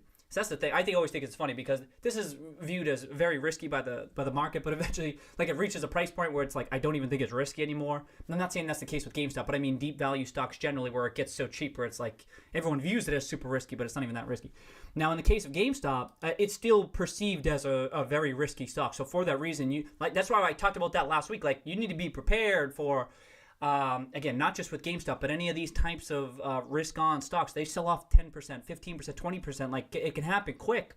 And if the market's selling off too, that's why people have been asking, well, what if the whole market sells off going into the election or going into the end of the year and stuff? Like, it's conceivable GameStop could go down with it. But similarly, now that it's kind of changed a bit, where now it's kind of nice because, and we haven't had this as GameStop investors, now the backdrop is bullish, right? The backdrop is bullish. Where, I mean, today was a 10% down day, right? But it's also been up significantly over the past couple of weeks. But now the backdrop is like That's like when the market sold off in March and April. I was saying how I wish I had bought more of the stocks that were in strong uptrends. You know what I mean? Like because they'll be they might have. It's conceivable that in a certain unfolding of the how the market's unfolding, that they could sell off less, but also be the strongest performers on the bounce back. You know what I mean? So now GameStop, it may be kind of protected because people like see this strong uptrend and they want to buy into it. They've just been looking for an opportunity to do so. So the stock sells off and then they'll buy into it. You know what I mean? I'm not saying it's going to happen, but it's something that you have today that you didn't have for the past 12 months because everyone saw this really, and again, you back out even more. It was a shitty chart. This is a really ugly chart. So the backdrop is really bearish.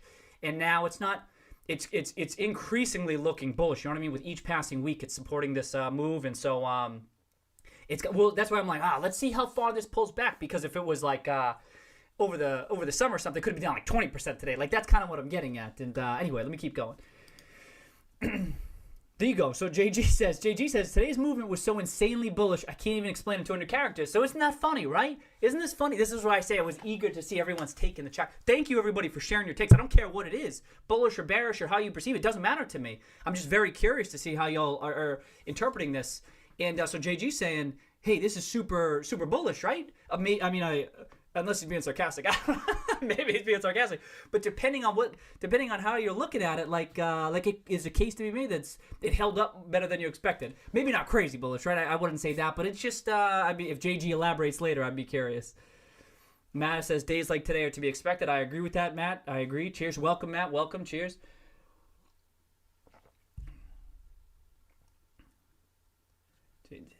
Nice. Put another 1,000 share. Okay. Jorge home. What up? Drinking some beer. It's a Halloween brew. I forget which one I grabbed. I picked up a whole bunch. I talked about October. You see this? This thing keeps riding up though. I swear some of these just keep on riding up. I've got a whole bunch of Halloween brews for October, so I've been getting after it. I forget which one I grabbed. They're all heavier on the alcohol content, so look out, y'all. Who knows? Hugo, putting roofies in my beer. Well, I hadn't even had a sip yet, Hugo. Okay. Hello, Super Saucy. Welcome back, Super. Myth. Happy Monday. Got a good crowd today, huh? We had 66. Cheers, everybody, huh? This is dope. I'm excited that there's still this many people today. I was wondering. I mean, there could be people tuning in and just talk about this, right? So we could share our thinking and stuff. But then I'm thinking about too on past streams how some people were saying how, oh yeah, people were joking, right? The bullish sentiment can be indicated by how many people joined the stream, right? But here we go. We had a big down today. We still got over 60 people. So props to y'all remaining interested in this stock. I don't know everyone's investment style who might be here. If you share similar styles, you see some of the other videos on my channel, like so I was worried there might be day traders. Oh, hopefully day traders will be like, yeah, this channel's not for me, right?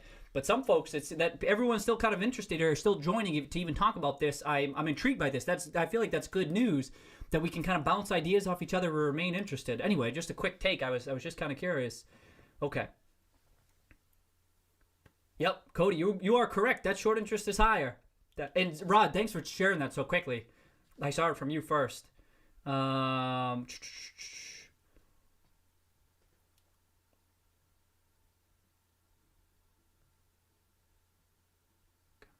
JG, okay, JG, okay, JG's trying to change his name,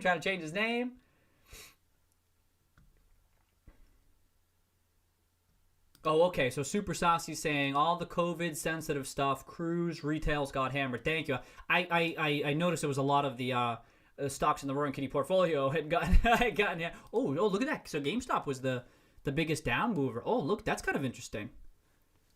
there, but everything was of what was down. It was most of the. Oh, okay. So maybe some of those other ones got even hit even more, and I wouldn't notice that because I'm not heavy into the. No, even retail. Wow, GameStop was the most. Is that right? Whoa, kind of interesting. What's this one? Great. Yeah, the most. Oh, I can sort by this. I don't know what the hell am I doing that for. Let me sort by number 9.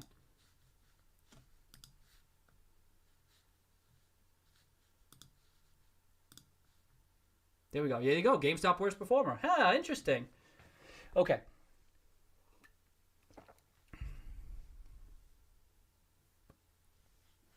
Okay, talking serendipity. Welcome. Cheers. How you doing? Welcome to the stream. Oh, who else we got? Okay, something like that. I see some good DD.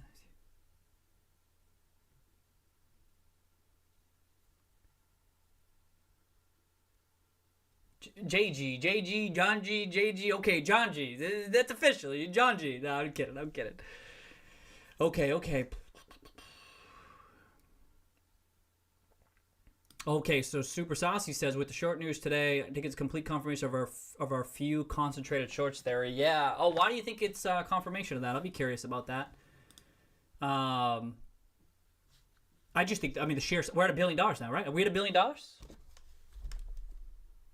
What is it? 70 million? Just about, right? If at 15, whatever, we're just at $1 billion, right? Huge. It's a huge. I mean, that's at least the dollar amount, but concentration, huh? I still got it open. 70.34 to from 68. What the hell do they? It's a good thing there's so many people in the chat, right? So we can just see if any of us are missing anything. You know what I mean?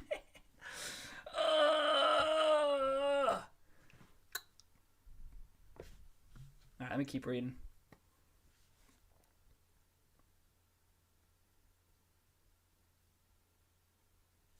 Oh, yeah, I didn't check this today. Again, this is just a proxy of someone. I just saw someone say that. Look at that rate go down, huh? Down below 20% now, so if you're eyeing that. Not that many shares available. Okay. Lowest close since October 16th. I know, we fell all the way back to where it was on October 16th. Something. Tomorrow's important, though. Today's important, number one, right? It's not always so much about those updates. I like those days where you have no news and what it does on those no news days and whether it follows through on the move. Like that stuff is, from a price perspective, that stuff is arguably more important. Ooh, is that a bold claim? What do y'all think? You know what I mean? Like, it's arguably more important for my technical analysis. Fundamentals aside, just from a technical analysis standpoint, I like to see that follow through. You know what I mean? And then how far it pulls back. Like today was important. Tomorrow was important too. But in the grand scheme, really nothing. This is important for my style. This is important from a short-term outlook type thing. You know what I mean? Looking out a couple of weeks or even a couple of months, but much longer than that. Like unless it's below 11, I don't care that much. Again, you may feel differently. I can understand that, no problem. But for my style, now we're in the unless we start breaking through 11, that's I'd be like, all right, is something really changing here? Is there something that I may have missed? Is there, especially if it's following a news item? But I can't. That's the thing. I can't even. I'm not even so sure I can think of like some news that could be released that would result in a major 20% sell off or something like that. But if the whole market's selling off, then today down 10% with the whole market selling off, I discount the move. It's just like, all right, anyway, y'all know it. You'll probably have similar views. Let me keep going. Blessed, what up, Blessed? It's crazy out here today, huh? Market does this every once in a while, so this is important too. Channel's educational, right? Just generally, if you're looking to add and trim, it's always good to maybe. I don't want to say it's always good. Like these are the types of day where you might be adding a little bit on a position. You know what I mean? You wait. These days come. And maybe this week. If you were looking to add more, how great would it be if it keeps on struggling this week? The broad market, I mean, you know. And like that, these are the days. Like even like I talk about how I'm a value investor, and I find it hard to buy on the breakout itself. I much prefer to wait for a pullback. And here's what's funny about GameStop. You haven't even pulled back to 50 on the daily RSI yet. You know what I mean? But you look at other stocks too. Like you want to add on those pullback. For me as a value investor, that gives me much more comfort. I'll just sit and wait. And actually, for games, oh shit, you haven't hit 50 in the RSI since August. Damn, kid. That's a bullish uptrend. You know what I mean? Like, this is real bullish. How about on the weekly? Still overbought on the weekly so far. Anyway, just something to keep an eye on. Like, then you're less.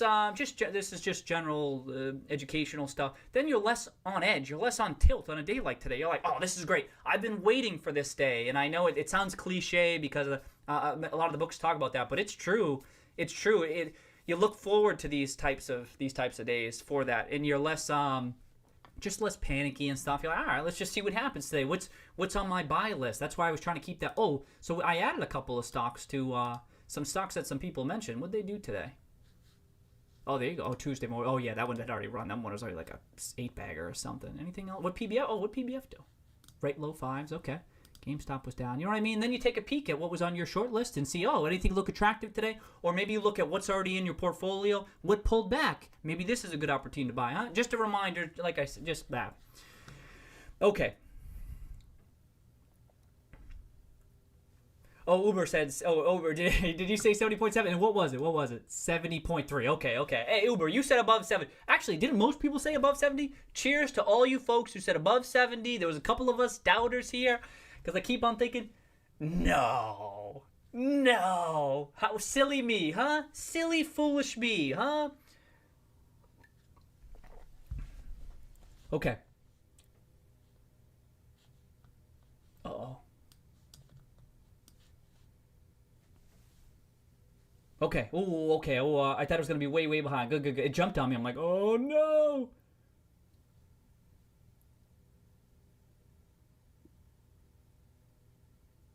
Okay. I took. You took the over too with the major PR this week parlay. That's right. No opinion on the news front, right? Always be prepared for nothing, right? The base case should be. My base case isn't nothing. It'd be something before the consoles. You know what I mean? But like major news is usually not the base case for what that's worth, but I kind of lean toward, because I remember I said after their earnings release, like, oh, I was expecting a bit more, and we know they're working on stuff, like these things I'm bringing up, we know they're working on a whole bunch of stuff and probably have stuff in the works, and it's just a matter of when they time the announcement of stuff. And I've long been thinking that it'd be around the time before, maybe shortly after the consoles and stuff. It just seemed like a good time to announce stuff, so that's why I kind of lean towards something. But just like we didn't get anything material last week, right? But now what are we, 2 weeks out? We 2 weeks out? Or just over 2 weeks? Okay.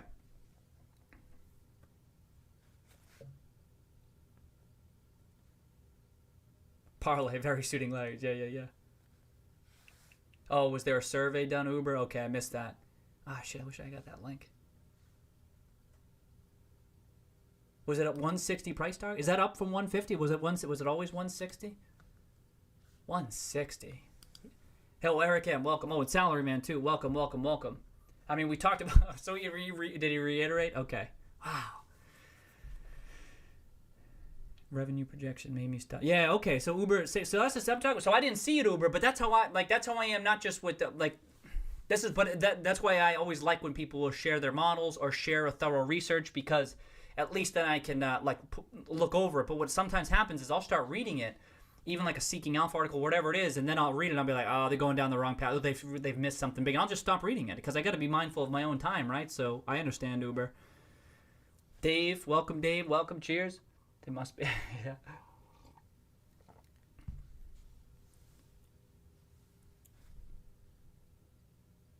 There you go. Yeah. A couple of friends who totally disregarded it because it's ridiculous price target. That's the thing. Even I think that's a ridiculous price target. You know what I mean? Is it somewhere? Didn't I see someone post it somewhere? Is that it? I don't even know what to search. Past 24 hours? I don't think it's on Seek. Oh, is it? What's this?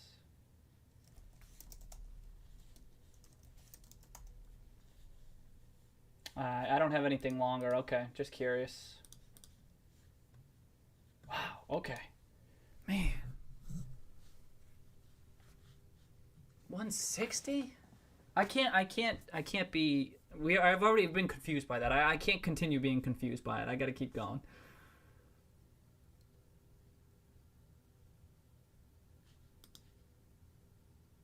put a 4 handle on the revenue line. Thank you, Uber. That gets right to the chase, huh? So is that a year-over-year decline, Uber? Was they forecasting a year-over-year decline? Oh, you know what? Did I see something that said the headline was like, oh yeah. Didn't it say the new consoles were a headwind? Didn't it say it was? You're kidding me. Yes. Benzinga. Oh, I knew I saw it. Give me a break. Come on. The PlayStation 5, the new Xbox are headwinds? Oh, I knew I said seen that somewhere. Maybe someone tweeted it out. Thank you if someone tweeted it out, because I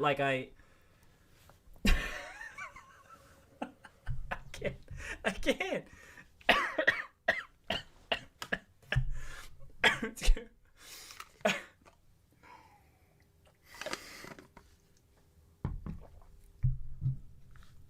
Is there more to this? Underperform, 160. The three reasons shares of GameStop have risen are optimism over the console cycle, a digital revenue share, and a large stake by Chewy. The next console is a headwind as it accelerates digital disintermediation. The proportion of games downloaded digitally has increased to over 50%, far ahead of the 10%. Oh, so there's a good amount. Oh, there's a good amount here. Okay. Far ahead of the 10% at the start of the last cycle. The digital-first console models could hurt GameStop's highly profitable pre-owned gaming business. The deal with Microsoft might only increase gross profits. The move in GameStop shares on the deal was an overreaction. Several other retailers have Xbox Access program, which of course is missing some of the clarifications that we've had over the past couple weeks. Nagel said he does not believe the partnership will be large enough to offset significant gross profit dollar losses in key segments such as pre-owned gaming. Wow. Okay, this is on. So like this, if this is it, I mean, I'm more confident. You know what I mean? I'm more confident. That's it. It's this.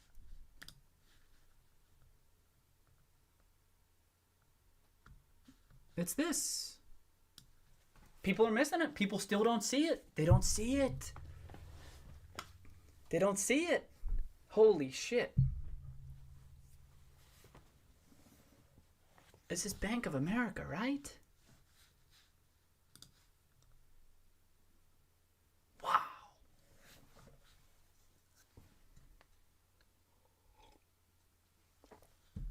You know what I mean?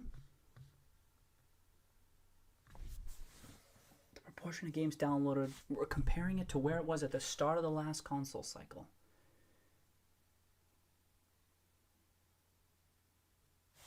Misses the Xbox All Access stuff too. Focuses on that. Thinks it kind of views it as kind of the only potential partnership. You know what I mean? So this is what we're talking about on the stream. You know what I mean?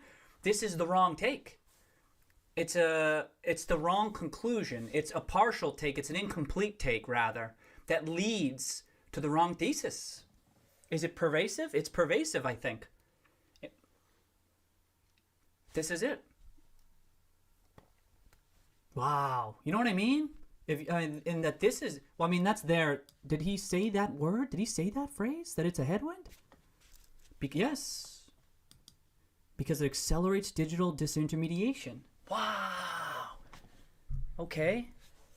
So the model must go through what free cash flows are going to be, right? And how, whoa. Yeah. This is it. Okay. I didn't see the full analysis on the last piece. This is it. Okay. They're missing it.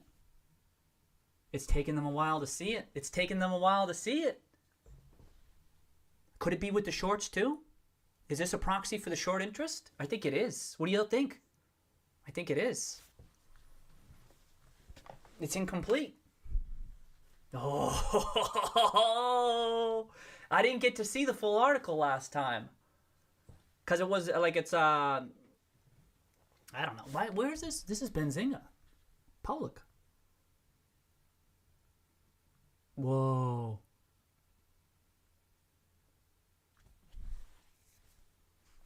Said he does not believe the partnership, kind of viewing it, the partnership will be large enough to offset significant gross profit in key segments.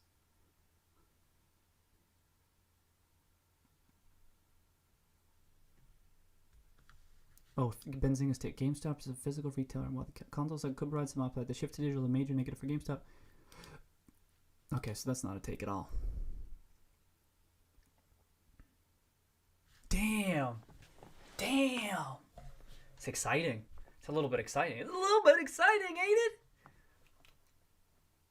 I keep on saying how we want that bear thesis, right? You didn't see too much on Seeking Alpha. There was that one article. We don't have too many bearish folks in the chat. We had who was it? JG kind of taking the other side there, right? Which I liked. I'm like, that's good, but I didn't think that was a particularly compelling bear thesis. So this is it, and it's incomplete. Exciting.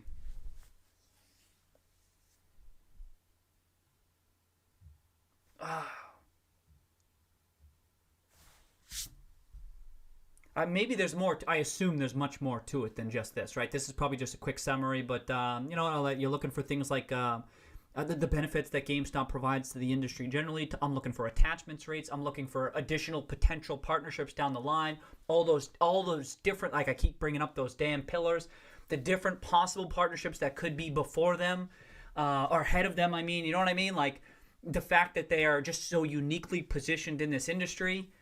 And that's the thing that he's kind of viewing. This is the important thing. Like he's kind of viewing like the Microsoft part. You know what I said? I just said this, right? Oh, can you see all this? Sorry, it was too small. They're kind of viewing that Microsoft partnership as a panacea, and no one's saying that. No one's saying it. No one's saying that. It's representative of how it's representative of the value other vendors are seeing with GameStop, as management has been touting for the past 12, 18 months. They've been saying this over and over. I just pulled up that conference, but even on the transcripts and stuff, like management keeps on saying this. We crush it in the early months, in the early years of a new console cycle because they crush it with the attachment rates. And then talk it up because of the data that they have, how their partners can leverage that as well in different and unique ways. Just from an advertising standpoint, there's just tremendous opportunity there. And I this Microsoft partnership is like that first domino to fall. And the incomplete take is that everyone's viewing as that's supposed to be it, and that's not the right take. Oh. Also, I mean, is there even mention that the physical consoles are the one that's is the preferred? Is the preferred? You know what I mean? Like, there's still, well, at least consoles themselves, it still comes down to physical versus digital disc, right? But that's just that. I'm surprised we're still talking about. So I remember how I said that the discussion amongst on like social media and stuff kind of felt like it was shifting to more these potential partnerships down the line. He's still kind of talking about physical versus digital, and everyone keeps on saying how. Like the digital transition is happening. I think it's just way slower than everyone's is thinking. So to suggest, who cares? I mean, the start of last console cycle, it's not irrelevant, right? But it's a lot less relevant than what it was last year or even this year, where you saw people in the middle of the damn pandemic, where GameStop had its doors closed, and still people were, what was it? Almost 45-50% were physical for Animal Crossing New Horizons and stuff, and I think people tend to skew physical too. That's why I'm curious. He must touch on that stuff in the full article. You know what I mean? You have to touch on that stuff to compare it to. You know what I mean? Like to compare it to where it was at the start of the last console cycle. Come on, I get it for it's if it's a robust piece like 10 pages, 40 pages, whatever it is, you include that because that's relevant. But for forecasting free cash flows, like what we're trying to look at out 12 to 18 months, and that's important for that downside. You know what I mean? Like if you're going to come up with a $1.60 price target, you better be forecasting some pretty bearish free cash flows over the next 18 months. And again, we can argue till the cows come home for that long-term transformation. You know what I mean? But interesting that he goes this path.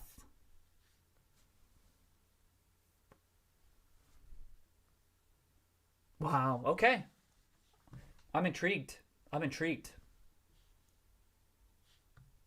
I'm glad I was able to get that. Okay. Sick. Okay. If y'all have opinions on this too, I'll be curious. Let me pop this back up. You got to see that headline, huh?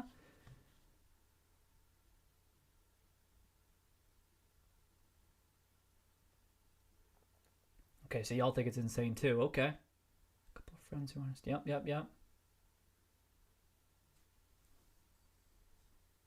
Amagus, what up? Welcome.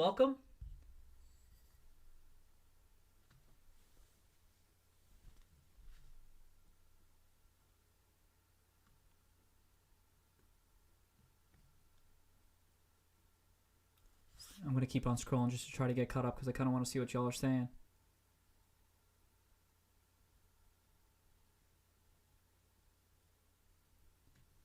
into the cycle. I think they got shorts usually cover into the cycle. I think they got trapped by the Swift. So that is the move. It moved swiftly, right? I agree with Uber. It happened quick. It kind of happened real quick. You know what I mean? Like, you had the Ryan Cohen news, right? And then it was earnings right off the bat, and then it sold off, and that was kind of, people were like, even though, remember the news, it didn't look that bad. It looked good. We wanted a little bit more information, but it supported that downside protection in a big way, I felt. And then it went boom, boom, boom, and that move, you know what I mean? Like, that second half of September, and some of us were talking about the potential buybacks, potential, that's all. And then the Microsoft news, and it's not giving it back. It's not giving back the game. That's what I mean. That's why it's important. The one-day move, whatever. It never really gave it back. It kind of held there. And like, even I've been saying, let's wait. Oh, I said this on the last stream. Like, it popped, and I'm like, all right, let's just wait to see what happens. It's got no chill. It's got no chill. Like, it pops again, and then it just settles. And even I'm like, all right, is it gonna pull back? Maybe, at least earlier on, thinking maybe is there ad potential here? Let's just see how it goes. And then it just boom, no chill. Boom, no chill. So I agree with that.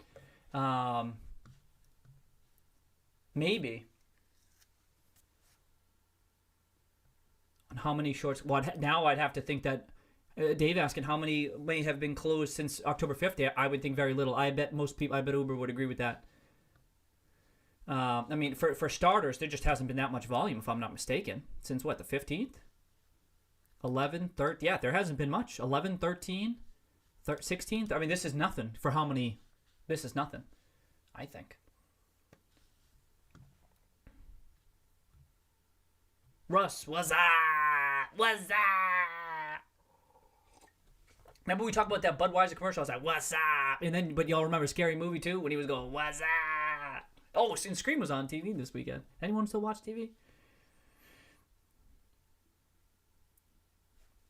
Yeah, that's the thing. I don't know. That's, is there something to the short interest where we just don't understand, where they can get out somehow? I have no idea. Above me, above my pay grade. Whoo! It really elucidates things. Oh yeah, I had that Uber, right? Because I liked it.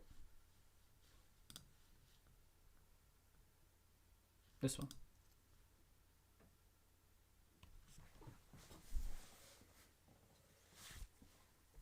Wow, that short interest got high, huh? And the share price has been declining. You know what I mean? This isn't even market cap. Oh, you may have had another one that was market cap, or shares, or something, didn't you? Did I not like it? Did you? You posted something. I think you posted a bunch, didn't you? What's this? What's that one? What's this one? Yeah, there you go. Green is the shares outstanding. Booms, boom, right? Every quarter, and then the orange. Is just the share price rising, right? And then the blue is the share sold short all the way across. So you see the share count going down, and that short interest rising to the point where now it's above. Well, this was probably posted before the short interest update, but see, that's the thing. There's no stock price got no chill. It's important because that's why today it's like if it only goes down 10%. Again, one of the biggest down, the biggest in the positions in that Roaring Kitty portfolio, right? But that's not that. It's not that big. It's not that big of a move.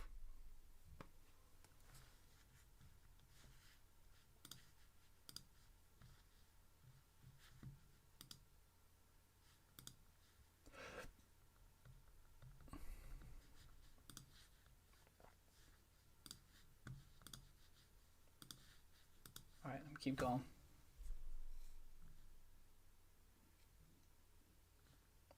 I wouldn't think about, just generally, I wouldn't think about that dark pool stuff too much. And I say that just, usually I'm always going to, like, I discount this stuff. It's just because I don't understand. Unless you have, like, if it's not high conviction analysis, I just wouldn't weight it too heavily in your models. If I'm wrong and you want to educate me on there's something I'm missing, please point me to a research paper or something like that, or the impact that these things can have. But until I see that, I always discount that stuff. I saw a couple of people mention it as I was scrolling down, and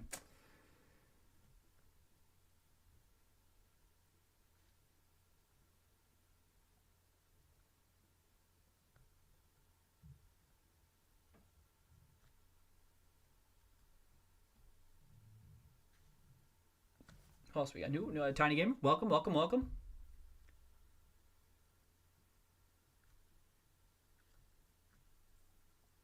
Yeah, so super saucy ads. I think a lot of traders were in the stock and got stopped out throughout the day. Yeah, so those short-term folks, this is, remember, like, this is what makes a market. Everyone's involved for, oh, that's interesting. It came right then back to that chart. That there's probably some short-term folks, right? And everyone's still like thinking squeeze, squeeze, squeeze. So yeah, some folks are kind of in it. And if the stock price moves against it, when the uptrend, this uptrend breaks a little bit, like if people are looking at this trend line, boom. So that would that could be this. People get stopped out. I agree with that, right? Because they're a different type of investment style, right? Boom, stock sells off. I bet, you know what? I bet that's part of it. Also, it happened to coincide with that RSI broken below 50. But anyway, that's, yep, a good point to mention. I don't even know about throughout the day. Maybe if they had them pretty tight, maybe that 1450 range. I don't know. Whatever.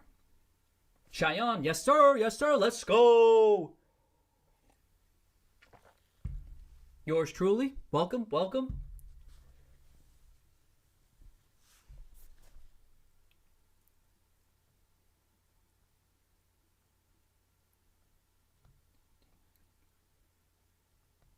Yeah, I agree. Needing a short-term outcome. Yeah, because someone just said that, right? Short-term on GMA. Yeah, that's tough. It's tough. That's some people's investment styles, right? It's just for an individual investor. I've long felt it's really tough. But that's how I feel. I tend to agree.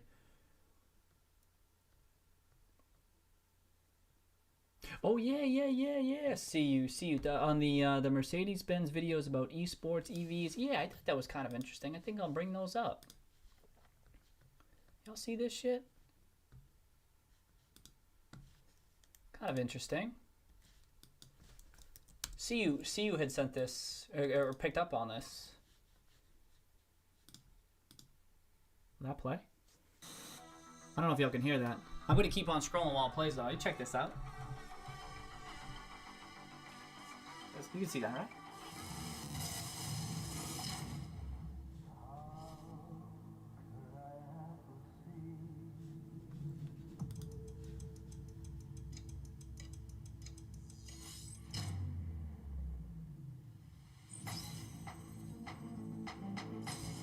Can y'all hear that?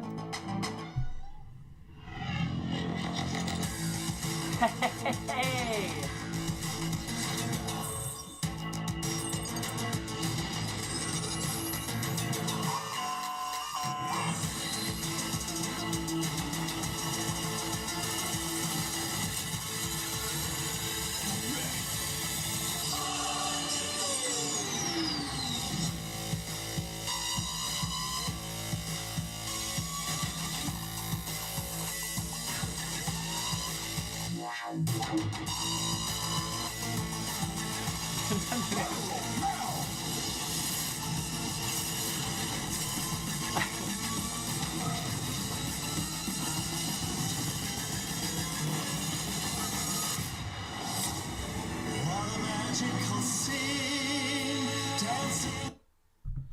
I'm not even sure. I don't even. Oh, you know what? I think this. Yo, see you. I think maybe I should have showed the other one. The problem, I didn't know how related to gaming that one was. You know what I mean? There was another one too, though. I forget where it was.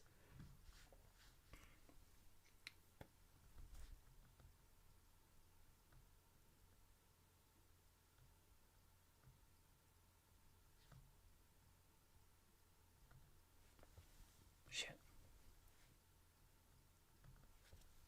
Okay. All right. Let me go. I may bring up that other one. See you in just a sec. I'm gonna try to get caught up.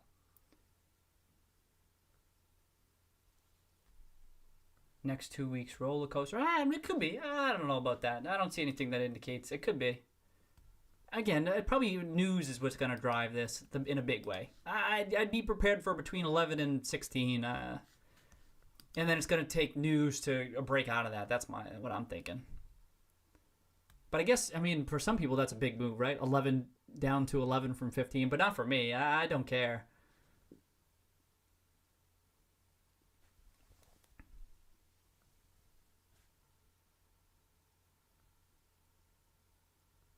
Okay, that was.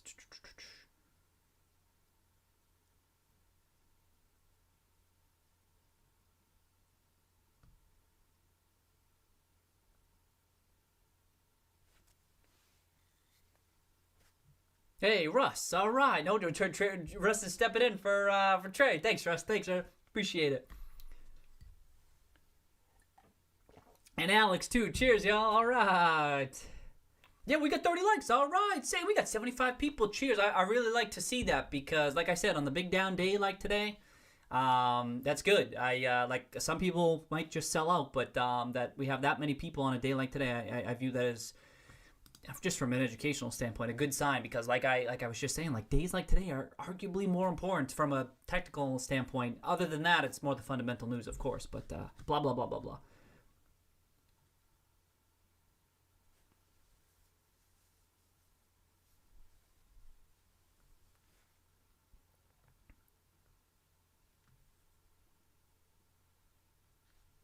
Oh yeah, Microsoft tomorrow. Yep. I know. I'm looking forward to that. See if they mention the GameStop partnership, right? Oh, that'd be great. Yeah. Oh, if y'all hear anything or see anything, yeah, let me know on Twitter or wherever. Stock Twits or something. When is it? I don't even know when it is. I don't know if I'll catch it. We'll see. Microsoft, Sony, and Nintendo. Yep. Yeah, Nintendo too, right? Microsoft, all three. I mean, right? I mean, obviously, right? That's what we're saying. Nintendo's got theirs. They got some. Okay. Oh, is Nintendo bumped?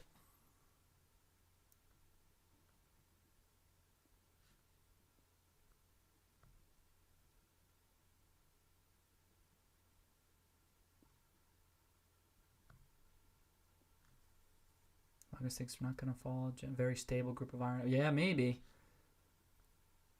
It does seem increasingly more stable than it used to be. I'll tell you that much, right?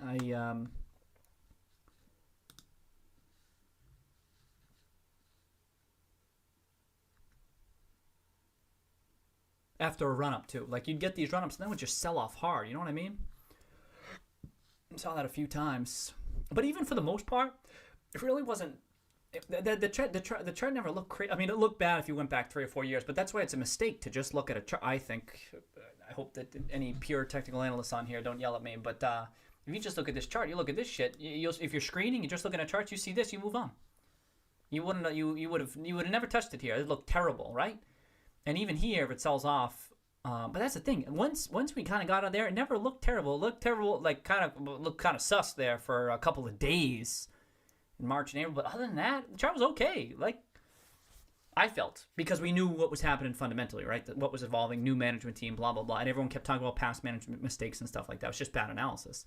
The chart was like, damn, this looks okay. And but now it's still looking okay, even as it's in an uptrend. It's sick. Okay.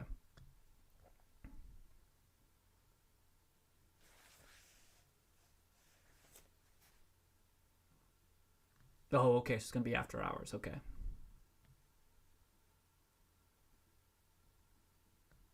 Yeah, I don't know about deceptive. I don't see that Amagus. I wouldn't know. I mean, I don't know what you're referring to, but I feel like those words like manipulation and stuff, that's thrown around way too much in my experience. For what that's worth. I mean, I don't know to what you're referring, but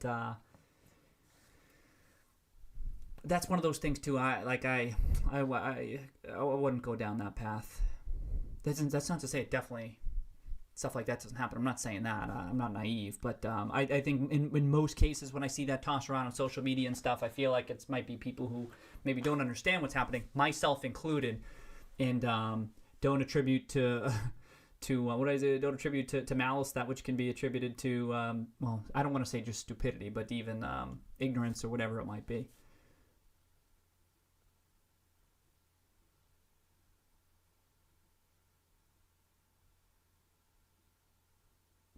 Okay.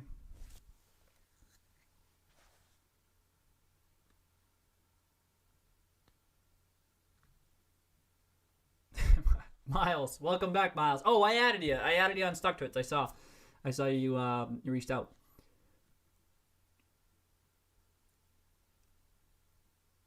Yeah, I know. So Tiny Gamer says, yeah, 160 is a joke. Even if it went bankrupt, that's the thing. 160, right? I mean, it might as well be zero at that point. That's really tough to get to 160. Like I said, I can get to $50 or $100. I can get there. in my head. It's not like, to me, it doesn't seem like it's absurd. It's difficult to get there fundamentally. What needs to happen? You need certain things to go right, but it can happen. It's in the cards here. There's the option for that. Like, I have a hard time getting to like 0 here with this. It's just the bearish assumptions caked in. I can't get there. Am I bias? Is my bias? I don't think so. I mean, we'll know soon enough. We'll see Q4, we'll see Q1, we'll see Q2, and that'll be it. Will be it. Like, if you have that bearish of a price target, or if you're this short, or you know what I mean, with that perspective, you need a lot of stuff to play out in the next 12 months. That's it. To be that bearish on it, right? You cannot be super bullish. You cannot be uber bullish. Like, that's cool. There's a case to be made for that. But the inverse, you need a lot of stuff to go. You need like just about every single little thing to go wrong, and that's just unlikely. Oh shit! I'm just getting caught up. Miles says yes. Headwind. Yeah, that's right. Headwind. Outrage. Yeah. Okay. Okay. Whew. All right. So y'all on the same page. Sorry, I'm so slow catching up. But okay. Outrage. Okay, I'm not alone there. Good.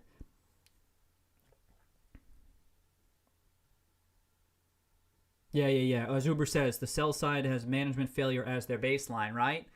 And there's a possibility of that, but for it to be the baseline, and it couldn't not just at Uber. I just tack on to that. It's not so much just management failure, but it could also be. I think I said this phrasing in my second video, that even if management does a great job, it's just a sinking ship. You know what I mean? That I think that's part of it. That it has to be part of it. It can't just be management incompetence. That's not enough. But I think. Oh, you are well. Okay, maybe that is their baseline, but I tack on as also part of their baseline that even if they're not, it's not a total failure. You know what I mean? I know Uber knows what I mean. That even if they do a status quo, right? That it's just not good enough because the ship is going down, and it doesn't matter. You can be perfect in your potential turnaround plans, but it's just not enough, just not fast enough. So it's that combination of imminent obsolescence. That's what that's what I've been saying.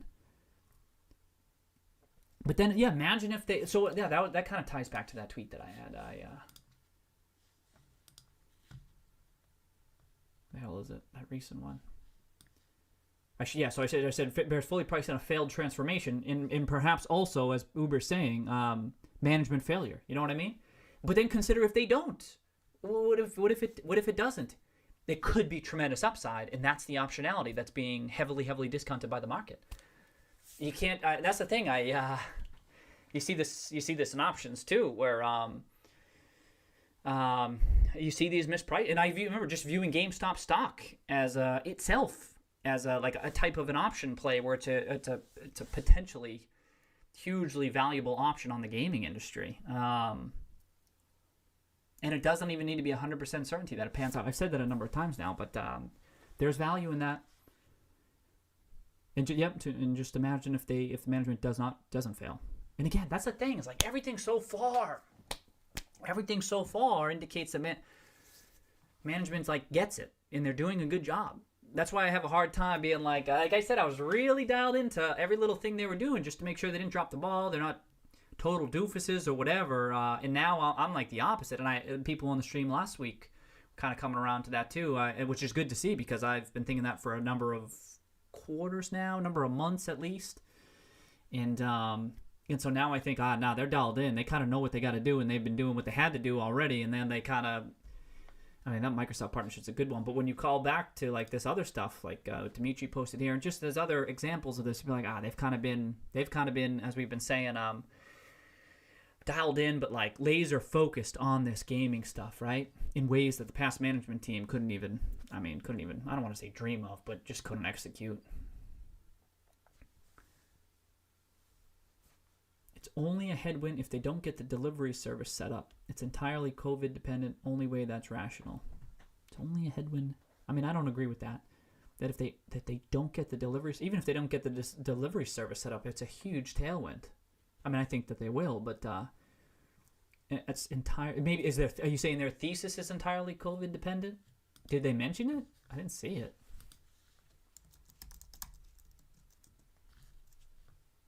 I mean, did they mention their store? I didn't see that. They also timed that Oh, I wouldn't think about the intraday moves, but they may have timed the article on the day. You know, I mean, sometimes on the PRs, you sometimes see that where you say they timed it on the downward day, like it was a big down day, right? So then you kind of layer it on. But I feel like it's like that's gonna have an impact. Maybe I'll be wrong about that. That's gonna have an impact. It's like when you see that the big fire and you're like putting a little pail of water on it. Like it's not gonna do anything. I don't think. But sometimes you see these things timed like that.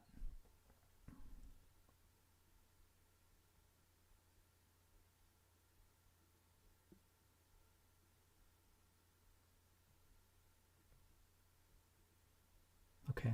So y'all, okay, you're in the, we're all in the same boat. Makes no sense. Yeah, they're thinking bankruptcy. You know what I mean? Bankruptcy's real hard to get to. Real hard, I think. He doesn't mention bankruptcy, does he? But that's pretty damn close to it. Oh wow.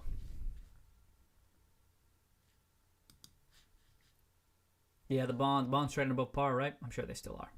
Willful ignorance or deception, yeah.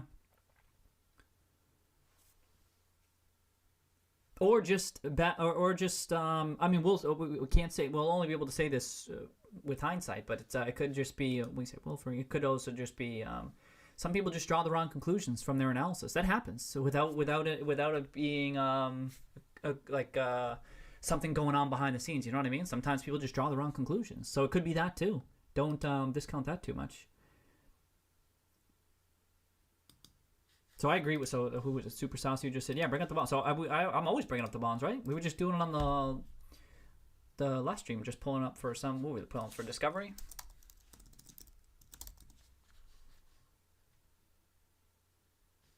Oh, they're just under. But right there, I agree. That's always my go-to. Tradable float is around 2 million.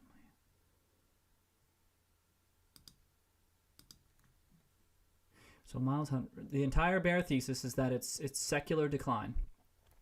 Bulls take a peek under the hood and realize it's cyclical. Simple as that. As the legacy business is in secular decline, right? Legacy business as it stands is in secular decline. There's some aspects they can do, I think, to lengthen it a bit, but at the end of the day, those physical software sales are likely to decline. Looking at 5 years and 10 years and stuff. But there's a major cyclical tailwind, I'd say. And there has been a cyclical headwind for the past 12 months, right? I mean, right? And so that's why, like, looking at the past 12 months is almost kind of silly for forecasting certain things. But I agree that a big chunk of their bear thesis is then in secular decline. I mean, that's the major part of it, right? But that's the thing. I would say bulls take a peek under the hood and realize that there are ways to transform because there's huge optionality here. These different aspects they can do because of this unique position they're in. That's what I'd say. But also that their downside is protected, that the free cash flow that they'll be able to generate because of this cyclical tailwind will allow them, it will be able to subsidize a potential turnaround. That's what I'd say, what I see.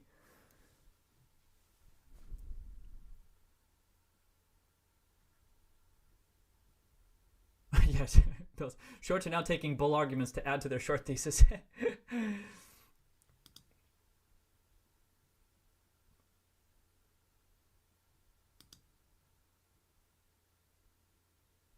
Oh, okay. Thank you, Uber. Thank you.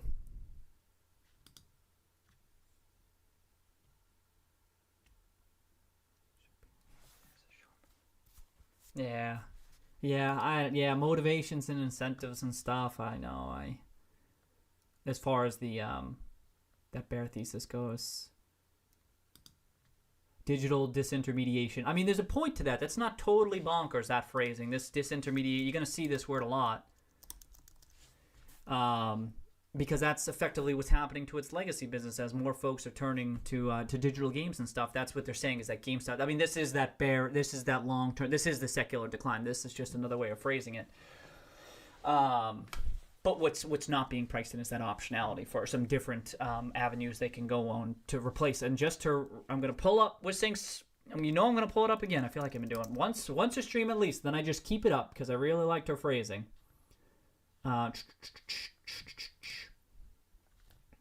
Okay. So to counter disintermediation, Stephanie Wisink of Jeffrey says, we can map new value drivers in concept to fully counter reduced package software sales, but still too early to fully underwrite and valuation. That's the optionality. She sees it. She sees it, and other folks don't. And I like, she says, just need to see a little bit more, and then I can actually I can fully underwrite a potential change in that. But it's interesting to me that most of the bear. Now I haven't seen the full article, but I think, I don't know. Can you not map this shit out? I can map this shit out. People in the chat have been doing a great job. CU's been crushing it, and some other folks kind of tossing out some of those damn bullet points.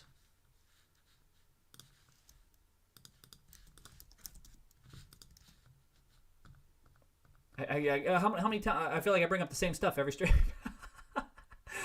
There's so many different things they can do, and some of them are high margin, and they can grow over time. To not even see it, or to heavily, maybe you see it, but you just heavily doubt it. You know what I mean? You assign a very low probability to management being able to execute, to Uber's point, that they won't be able to, or that the vendors don't see it. Microsoft just closed its stores. There's another incentive to team up with a brick and mortar retailer like GameStop. But even that omni-channel, kind of honing its omni-channel experience, that's what I mean. That's kind of, there's some stuff they can do to the legacy business to kind of strengthen that a bit, even though it still remains in secular decline. But then there's all this optionality here that, why did I just, the disintermediation. So my point is just being that it's a real thing, that the legacy business, but there's just all this other optionality here. Okay.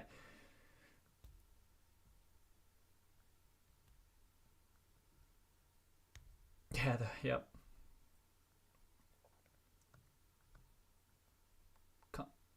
Jake, the console cycle no longer matters. I don't know, kid. I don't know if you're being sarcastic. Jorge, drink. Cheers, Jorge. And Makeshift. Welcome back, Makeshift. Oh, shit. Sorry, Uber.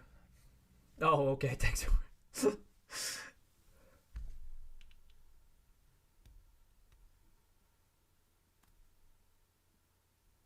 Oh, okay. So JV adds, I'm much more bullish on the upside from the PC market than I am from a revenue share with Microsoft. PC is like adding an additional Microsoft or Sony to their numbers if they can see online adoption. Cheers to that. You know what I mean? That's another one that a lot of folks aren't talking about. Or they're discounting a bit too much. I mean, do we see is PC? I don't know. I forget if PC is explicitly listed here. But a lot of folks have been saying that in the chat, which I find exciting because I'm not as dialed into that aspect of the business, and I see people talking about how this. First of all, I can see how it's a natural fit for a GameStop, right? I get this. It's a foot in the door, too, for esports, right? But also these tend to be higher margin accessory type things. It's a good bolt-on. It's a good addition to that legacy business like I was talking about. Those accessory type items, those aren't going to go, like the games themselves might be largely digital, but this other stuff is not.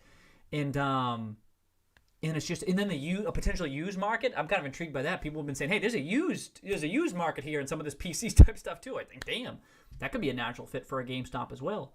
So I like that, JV, because you're right. Most of us are talking about some of these other types of partnerships, Nintendo, Sony, and then gaming partnerships, and then some potential advertisements of some sort, leveraging the Power Up rewards, blah blah blah. But the PC stuff, maybe arguably not talked about enough. It's a fair point, JV. Thank you. Manchild, welcome back, Manchild. Cheers. Musical Felony, welcome back. James Lee, welcome. Cheers, everybody. Everyone in the house tonight. We've got a packed house. Sick. Okay.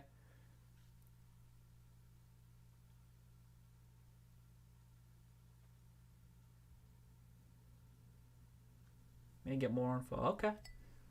Oh, Daniel, Microsoft News didn't change Daniel's investment thesis, but for me, I'd say it changed it a little bit. That long-term potential turnaround, that increased the chances. You know what I mean? They've been talking about it, and I was kind of expecting it, but to actually see it announced, and then as Justin and Uber dug a bit deeper, talking to investor relations, kind of seeing how that long-term benefit there could be more meaningful than the market is pricing in. It's kind of substantiating that potential turnaround, whereas over the past 12 months, I've been kind of discounting it because I try to be conservative on that front. I try to be conservative on the upside and focus on the downside. But now is really and then Ryan Cohen took a stake too, and then they're inking these partnerships and talking about those deals. And I talked about that press release they had, talking about this whole omni-channel experience, how they really dialed into that stuff. And I think, but anyway, back to the Microsoft one. It kind of changed mine a little bit for the better. for what that's worth, Daniel. But I appreciate you sharing.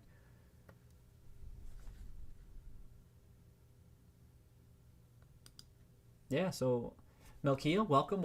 Why would Sony and Nintendo, who are not trying to be Netflix for games like Microsoft, do a revenue share? Just trying to play devil's advocate besides trying to stop GME from... Yeah, it's a good question. It's a good question that we've been talking about on the stream, Melkia.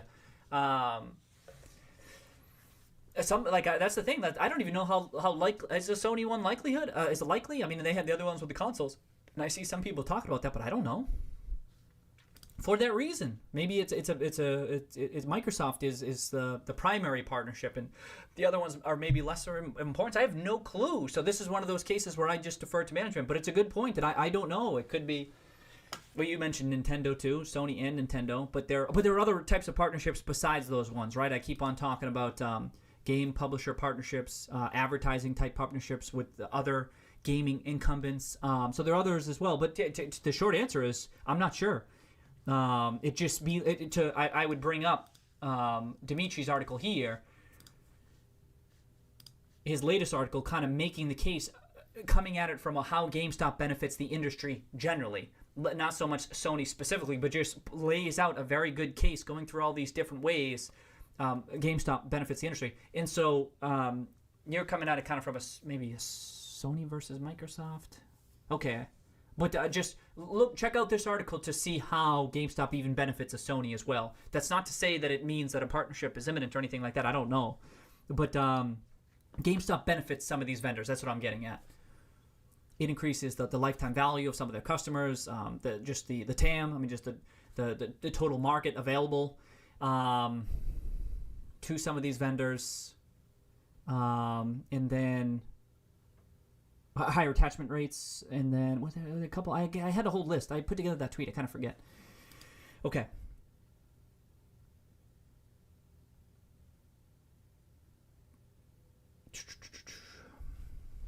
All right, let me keep going.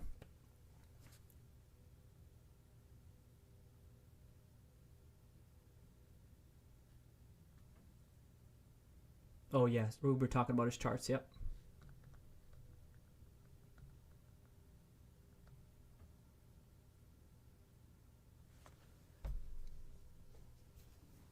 Just going up over 100% ownership.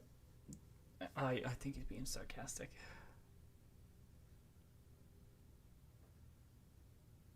Yeah, I don't know. I wouldn't view this. I would just view it as like that the short interest is so high. I'd just view it more as like just a dangerous setup.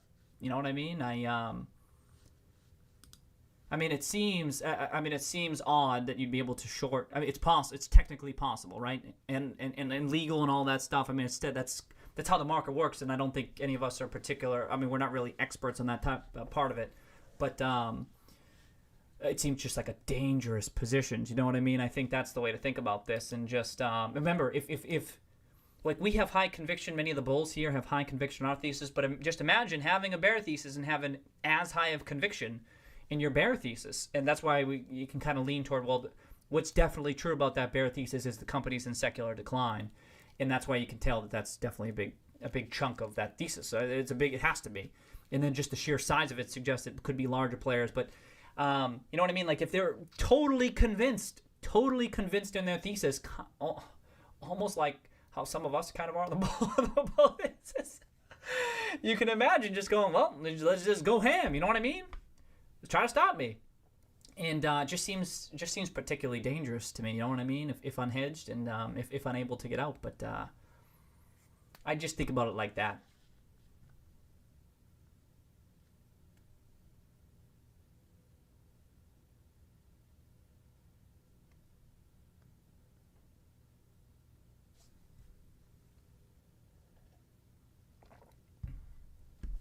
Yeah, as Musical says, I see it as the shorts throwing water in a fire.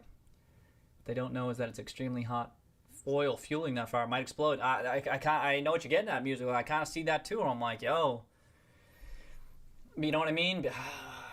That's why I just think even those incremental adds to that short position seems to me very risky, very dangerous for that reason. You know, Musical? To be 108% sure, just as, I mean, you get what I'm saying there, because it's like, what does it say, 108, 107%? 108% of the outstanding shares. It's like, hey, are you that confident? How? because the Microsoft partnership itself. And also, by the way, didn't we? I mean, based on Rod's calculation, depending on what your assumptions you use, you get a. I mean, depending on whether it's to perpetuity and so forth, and whether it's growing and blah blah blah, kind of, you get a pretty hefty fair value of that discounted fair value of that partnership. So it's not nothing. And stack a couple of those on there, you kind of replace the whole legacy business. You know what I mean? So it's kind of surprising that they. What was the phrasing again? That he doesn't think it could.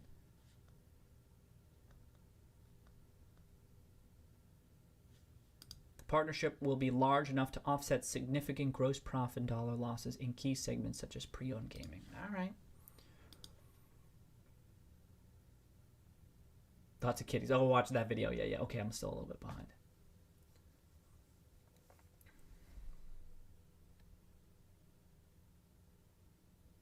Spider Cat. Cheers, Spider Cat. Sees it as a good buying opportunity.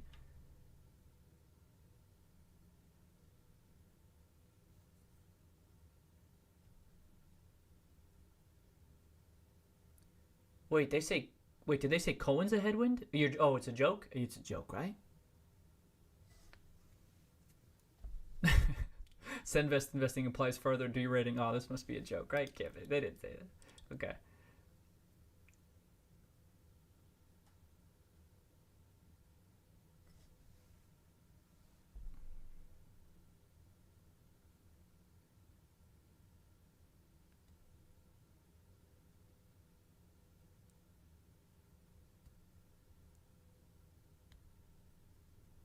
Yeah, tried to clip says $5 in net cash. Actually, I think someone else said that. I forgot.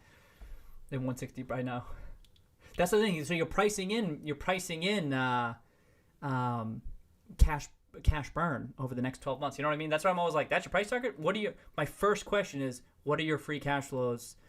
What free cash flows are you forecasting over the next 18 months, right? Because you're forecasting that they're burning cash, right? Or you're forecasting that they're going to make some dumbass acquisition or something like that, where they very clearly said they're not going to do something stupid and they haven't. They must be really bare. Like, you don't think the company can generate free cash flow in this? I don't think that's. I think that's the wrong take. But they have to be.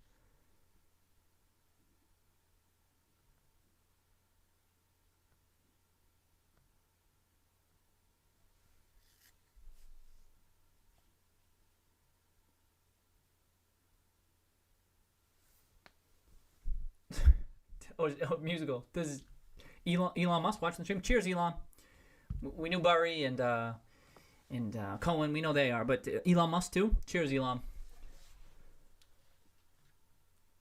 Rumor Switch Pro is January, February. Oh yeah, Belize. I was it January, February? I thought it was March or April, but I have no idea why I thought that. Saying that the Switch Pro is coming in January, February 2021. Why was I thinking March? I really don't remember. But yeah, I do think it's early 2021.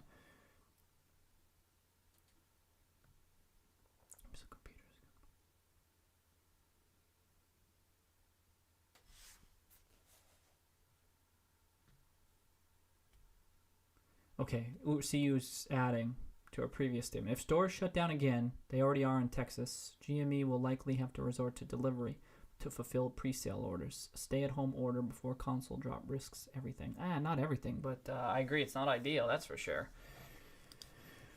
Where GME has the advantage is the big box retailers literally close their electronics sections in large parts of the country. Okay.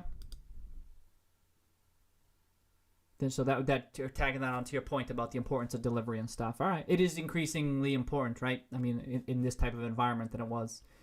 Won't they still have the order online pickup at the store? At least they'll have that. If I'm not, is it or not or no CU? Are they fully closed in Texas?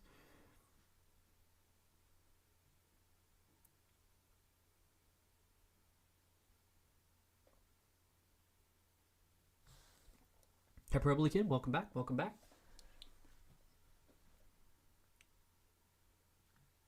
The PC products that they're adding are high margin. I imagine that applies to the pre-built computers. Okay, talk about okay. Oh, there you go. Police says, I think there's a market for used PC parts untapped. How is it untapped? Doesn't that surprise anybody else? Like, I keep on thinking that shit's untapped. I mean, I'm keep being surprised. A couple people said that was untapped. I'm like, damn. Maybe it's just not that large of a market, right? Must be. Oh yeah, hyperbole saying to CU's point, they need to sell computer parts or anything that makes them essential biz, so they would not have to close because of COVID. That's interesting. I didn't really think about it like that.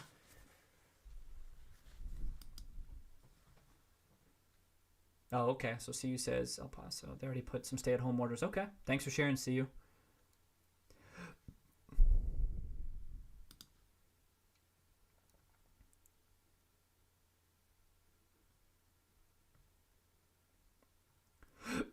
Excuse me. Right, I agree with you. CU. Regardless, CU. I mean, I agree with you. Right, they need to set themselves up, and maybe they have. Right, maybe they have to a degree. But what we're talking about here, the delivery option, obviously the order online, pick up on store that which they had, but the delivery option, and then the potential for if they're selling these computer parts and PC type stuff, could they even remain open? Could they be seen? I didn't. That's it. That's interesting. So maybe they have. But then with electric cars, Trey, welcome back, Trey. Thank you, Trey. Thank you, Trey.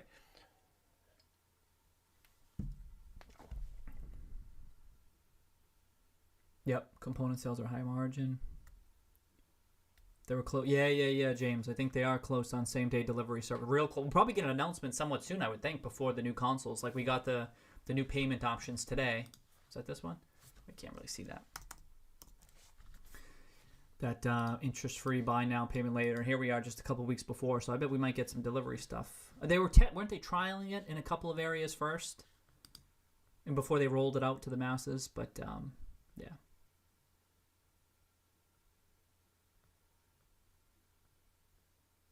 Most people just store their old GPUs. Nobody sells. Okay. Yeah, they're already. Yeah, to Uber's point, they're running the pilot in a bunch of markets for same day. Yeah, and then remember, they still have regular. They get delivery too. So, even if stores close or follow stores close, there's still an option to folks. But indeed, that hurts some of these retail businesses, right? Oh, James says, but nobody's buying the used PC stuff. Okay.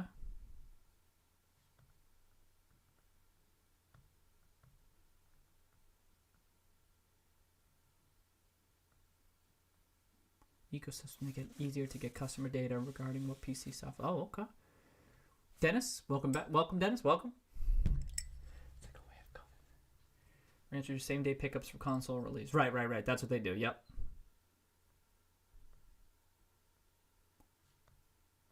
Yeah, I agree. I hope it comes to all markets too. That same day delivery. Ideally, that comes to all markets, right? That just takes time. Tough to implement it, but you hopefully the larger markets, especially, right?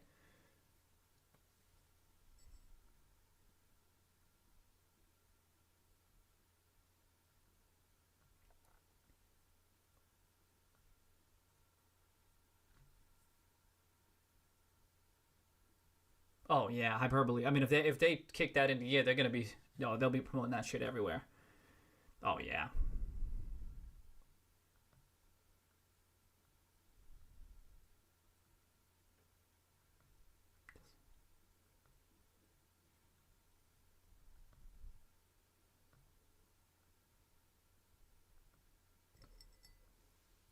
Simple again, initial.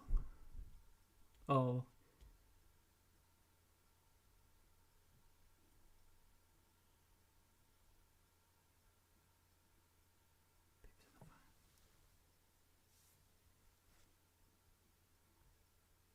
Oh, Jay Boot says, welcome, Jay Boot, number one. There are a lot of people watching this, even though you have very few subs. Is that true? I don't even know. Is 71 a lot? For how many subs? I'm over 300 now, by the way. That was sick. I think I saw 333. The 100's the big one, right? Because you get over 100, you can change the name. Is that a lot? We're all dialed in, right? We're trying to do this. Trying to do our GameStop analysis, right? That's fine by me. I that's interesting though. But like, I don't even know those observations. So I appreciate you sharing that, Jay Booth. Thank you. I don't know what that means, but but I'm curious about that stuff. Okay, election uncertainty. Yep. Milkia says, I agree. GME does appeal to the hardcore gamer more. Oh, interesting. Okay. I just think Microsoft's strategy is fundamentally different. Clearly hope I'm wrong. All right. Thanks for sharing that. That's interesting. Okay, people talk about election impact. Yep. Okay.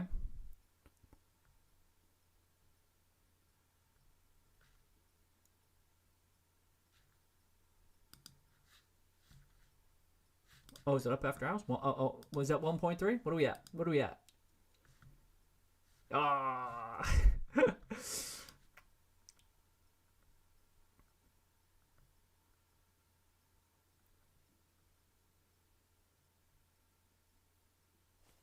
Gmews would not be able to lowball the PC guys. Makeshift says that's it. Yeah. See, I don't know enough about that. They're like the PC incumbents. Interesting. A trade-in program for those parts. Oh yeah, I think Trey had said that before too.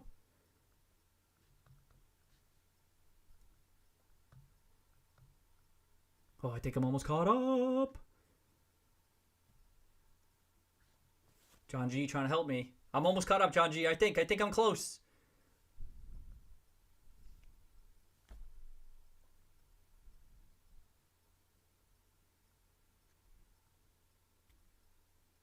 Yeah, Russ mentions Newegg. Yeah, Newegg is one of those incumbents.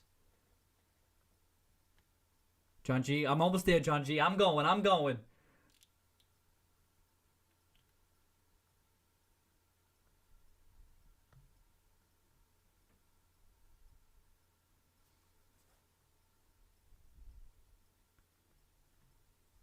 Oh, there you go. Trey says, oh, is it 1,000 subs? I had no idea.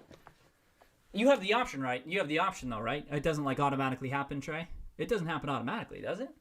But I didn't even know that. See, there you go. I only thought 100 mattered because it can change the name. When I say I can change the name, I can change the URL. It says, like, youtube.com/like Roaring Kitty. Woo! Right. I thought it was kind of cool because it's just some random ass URL otherwise. Okay, so 1,000. It's hopefully just an option, though. Okay.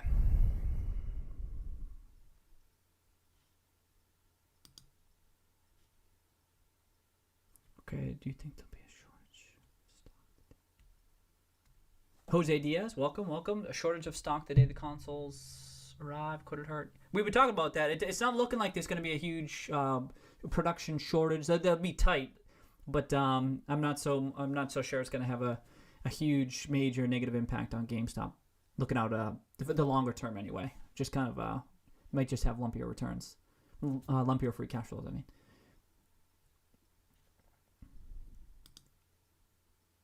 Oh shit!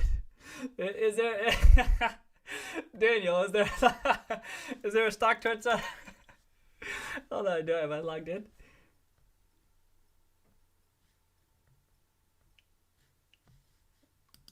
Oh, because that's wait. How do I do that? How can I do that?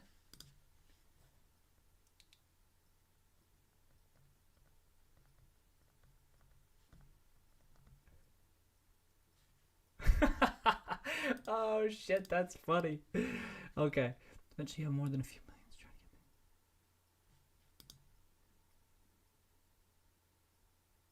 What's that? Oh yeah, okay.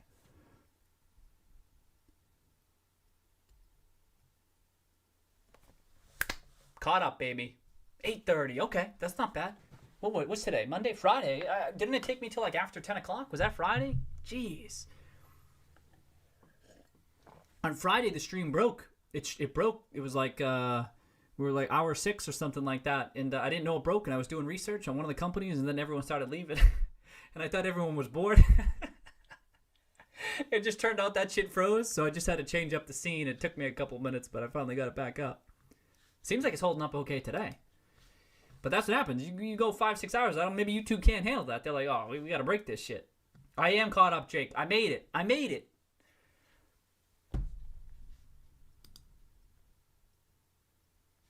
I'll keep an eye on this. Let me close out of some stuff. Oh, and pop this stuff up. What's this?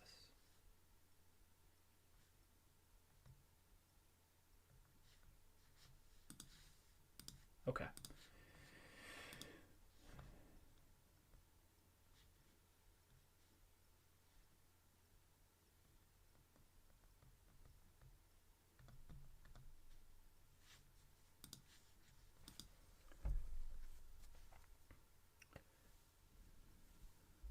Okay. I hear you loud and clear.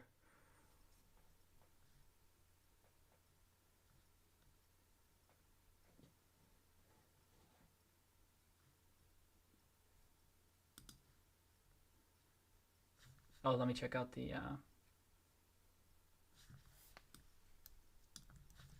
Okay.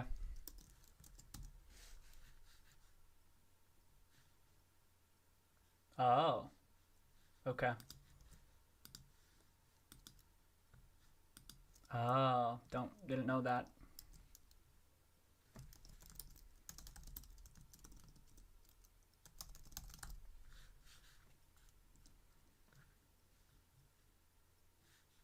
Hmm.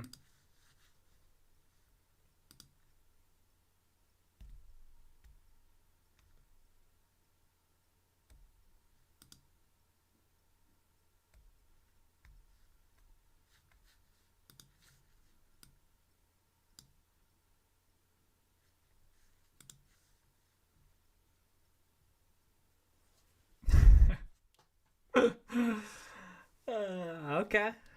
Interesting.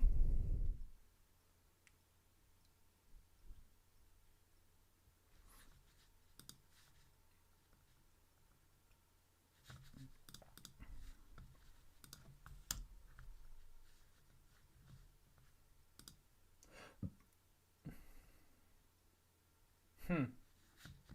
Yeah, I wasn't thinking about that.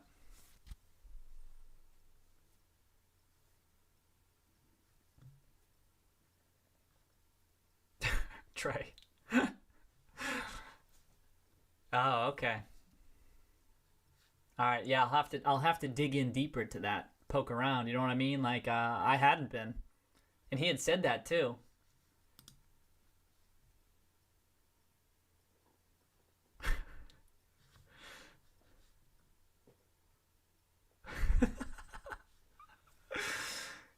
Steve Stonk, welcome back, Steve Stonk. Cheers, cheers, cheers. Seems very interesting, yeah. What's left of it, right, Steve?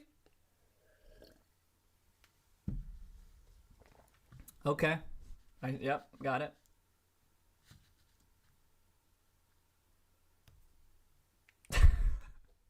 Everyone's in on it now. Everyone's in on it.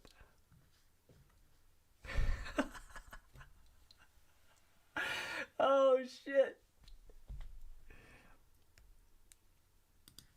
All right, I'll have to look into that. See, I haven't heard anything. Where's the Yeah, a different one, right? Henry, what up? Let me pull this up again. Do I got that? Man, I look one way and then it's gone. Yeah, I'm impressed how quickly it happens. I want to just check out this. Steve, bottom shelf. Steve on bottom shelf liquor tonight because of this. Right. Yeah.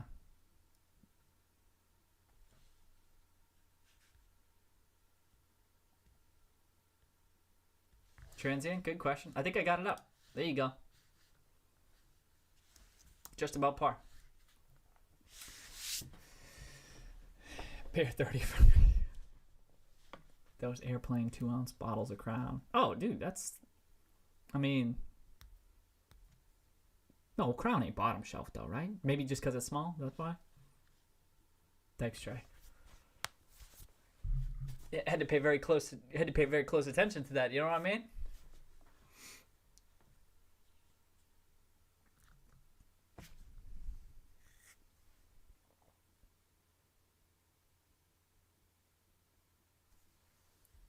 Kazi.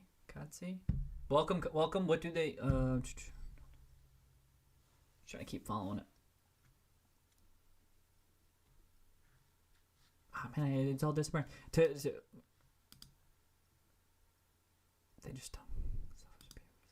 Katsi, what opportunity to the short sea here would maybe be possible? Yeah, Katsi, I think they have to be priced. We were talking about that a bit earlier. We talked about it quite a bit because of some of this stuff. I'm still watching the chat. Was that our? Oh, did I X out of it? It seems like they're pricing in bankruptcy, looking out like 12 months or 18 months or 2 years or something, which seems unlikely in my analysis. I think it's highly unlikely. So, but I think that they're betting on secular risks, of course, which are legitimate, right? But and then they're thinking that it maybe leads to semi-imminent bankruptcy, looking out 18 months. You know what I mean? I think it's highly unlikely in my analysis. I just don't. I can't get there after that, following that bond exchange. You know what I mean? And the cash that they've been able to get on the books leading into the console cycle, they're showing up. They ain't messing around. Buy Kitty a beer button. That's not a thing on streams, is it? You kidding? They can't be. Oh. Is it for the brand? Is it Pat? Oh.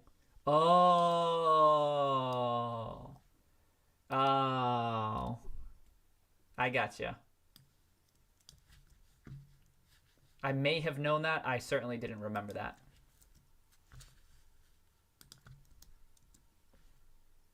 Oh. Makes sense now more, huh?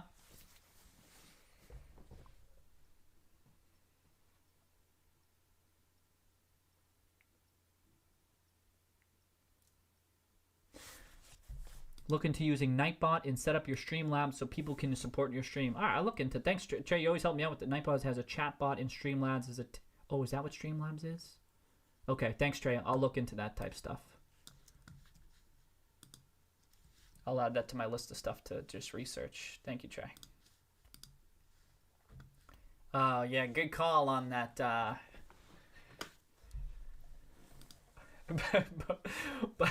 But why male models? But why GameStop?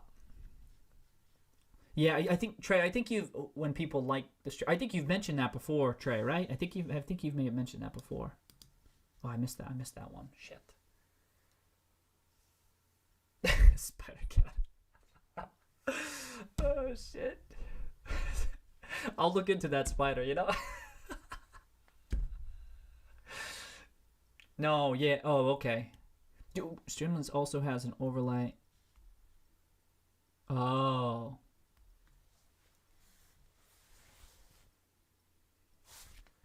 Interesting. I saw that. Okay.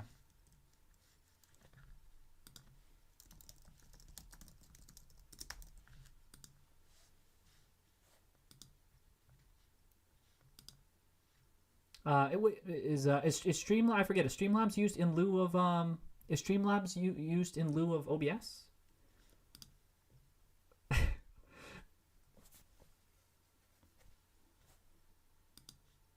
Oh, it's not worth? Henry, you saying it's not worth it because there's only 330 subs? Okay. But oh, I see. You would only do that until it's worth it.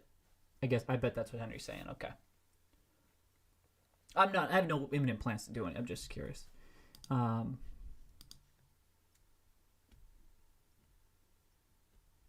Okay, thanks, Henry. Just curious. Has a version of OBS. It's garbage though. Okay. There is a thing. Oh, okay. I see that. Oh, okay. Okay. Now it's starting to make more sense to me. Nice find.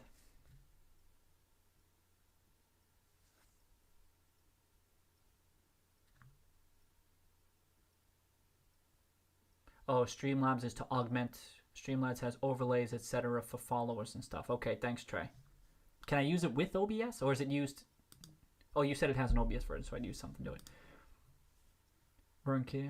Oh, Manchop. Someone else asked this. Am I dumb for thinking I'll believe the reaction? Yeah, no, Uber. I'm with you, Uber. I'm with you.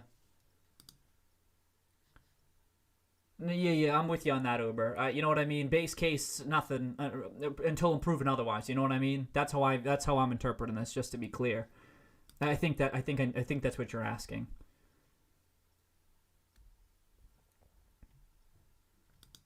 Okay. So Manchop, margin of all, mother of all short squeezes. Yeah. Base stream was just render something from the URL onto your stream. Got it, Trey. Okay, I thought that's what that was. And so, Manchild, I had looked into Twitch first. I was gonna go Twitch. I was gonna go the Twitch path, and then when I was looking into it, I think I have the account, and then I decided, perhaps wrongly so, to go with YouTube. I just thought. I mean, obviously I know Twitch is largely for gamers, but I know there's other folks on Twitch too. But I thought of course. I mean, hopefully it's coming out. You know what I mean? Soon. So if we'll have to see. I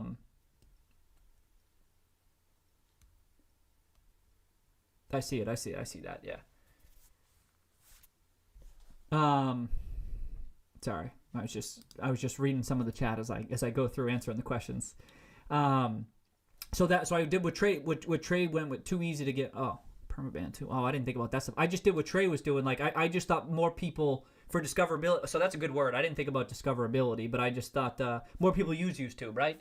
Like I don't my like family and friends and folks, like they're not even on Twitch. So I'm like, all right, that's number one. So I just thought more with Streamlabs you can stream on YouTube, Facebook, and Twitch simultaneously. That's kind of sick. I didn't know that, Henry. And so I'm like, all right, just go with YouTube. But I felt like people would be more likely to just click YouTube links and everything like that. So that's it. But I think I created the Twitch account first. I was like, all right, let's do Twitch. Let's go. And then I looked around. I didn't see much investing stuff on Twitch. Am I wrong? Oh, he does? Negrando's on. He plays poker on Twitch? I didn't know that, man, child. Again. There you go. So what Trey says, YouTube promotes content across the world. Pretty much only gamers use Twitch. Right. There's other stuff there, like Manchild just said Negrando's on there. That's sick. I do like Negrando, just not as promoted. Okay. Okay, I think that it sounds like YouTube was the right first step there.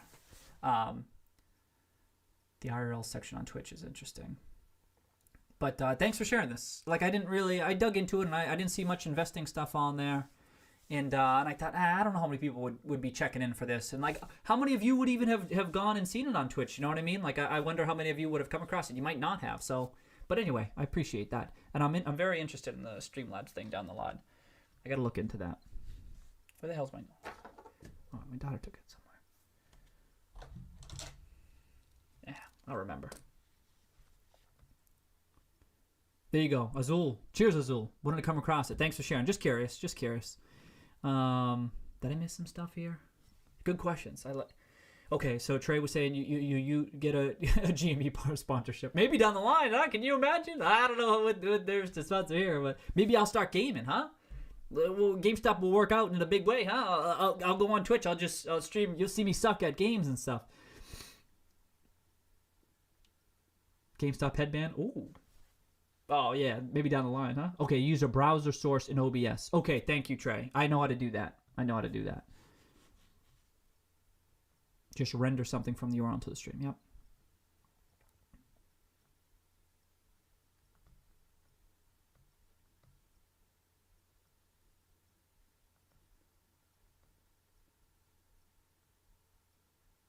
Use a browser source. Yep.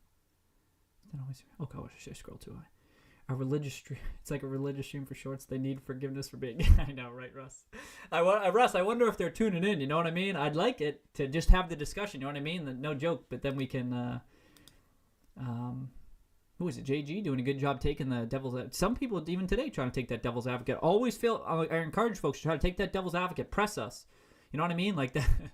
Could dedicate some stream, not now, right? But like you get a vision of stream dedicated to that, where you split it up, be like, yo, you gotta. I guess that's what they do in like debates and stuff, don't they? Like you gotta argue this point. Good luck. But we feel like we've been getting a vibe like that in some recent streams. Maybe Twitch and upload the videos on YouTube. Oh, I missed that, man, child. Okay, so Trey wouldn't have found it either. Okay, too easy to get banned on. I like the multi-streaming type thing. That's interesting to me.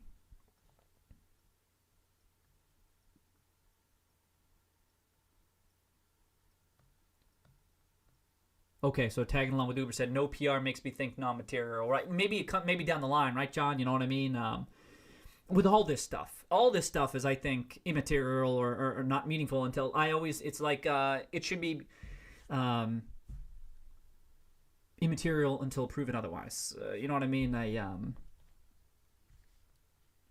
Is Philly Steaks on the stream? Or there's innocent until proven guilty, right? But there's, that Jay-Z song from, what was it, the Dynasty album way back when?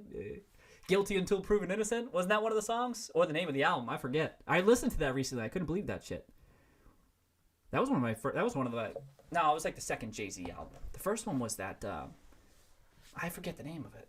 It's the one with like. It's a hard knock life for. There was a couple of bangers on that one back in the day. I was too young for that. To get it. I was listening to it, and then I think I got that. I think it was the Dynasty. It's going like this. Okay, so thank you for sharing this, Spider. I'm always curious about this, Spider. The only reason I found this channel is because I kept searching GameStop stuff on YouTube. Thank you for sharing that. I was told Steven was telling me, yeah, you got to put it in the title and stuff. Make sure. So thanks for sharing that. So that YouTube search algorithm, it seems like it works. What games do you prefer to suck at? Oh, I know. Well, I'm hoping to get more into it this new console cycle. I was playing a lot of Call of Duty with my friends and stuff back in the day. I was actually a huge Nintendo fan. I haven't been playing it as much, but I hope to get back into it and suck at way more games soon. But let's see where GameStop goes. You know what I mean?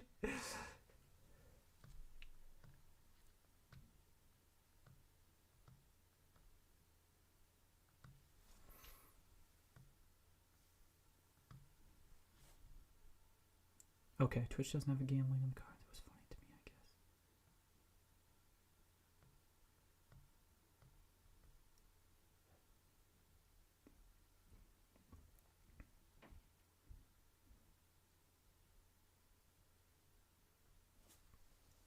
Just play a card game. Yo, I like card games. What was it? So John Dunn asked, was GameStop heavily shorted during the last console release?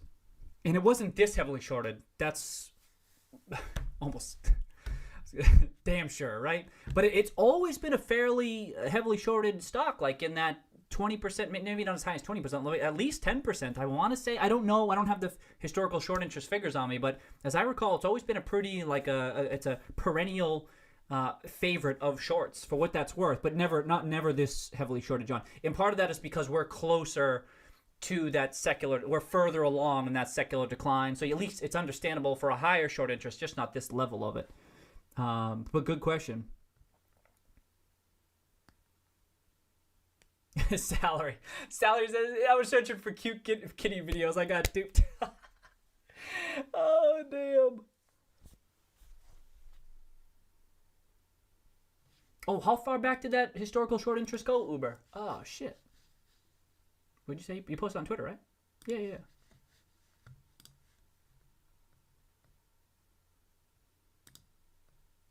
Oh, good call, Uber. Thank you. Here we go. There you go. Who just asked that? John. Wow. So it did. Now, something to bear in mind. This doesn't have the share short. Hold on. Shares outstanding. Here you go. There you go. So you can see the shares sold short versus the green is the shares outstanding. So you start. Oh, this one doesn't go as far back, Uber. All right, but this one, regardless, just bear in mind there was over 100 million shares short, over like 130 million shares short around here. So there you go. So it was almost 50%. There you go. Good question, John. Orange, right? So we had over 60 million short in 2012, right? And I want to say it was like around 135 million shares outstanding. So just about 50%.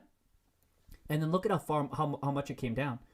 Significantly, right? Significantly. Which I think was just partly because that damn price was going up, you know? And, oh, right there it is. It's right there. That is the price. The blue. There you go. Oh, yeah. Inversely correlated, they'd say. Hey, good chart, Uber, huh? Nice. Wow, that was more heavily shorted than I realized. It looks like people try to pile on during that tough year. You know what I mean? Like, it's a known tough year. That was one of Barry's early letters there. It was like, yo, so like, or it was in Barron's or something where he was talking about it, where he was like, just a perfect storm for GameStop. You know what I mean? Where it's like the final year of the console cycle. I mean, people with the well telegraphed secular risks, and then and blah blah blah blah blah. And so it kind of happened back then too, early 2012, and the consoles came out late 2013. And here it was pretty similar, early 2019, but it never came down. It never came down. Good question, huh?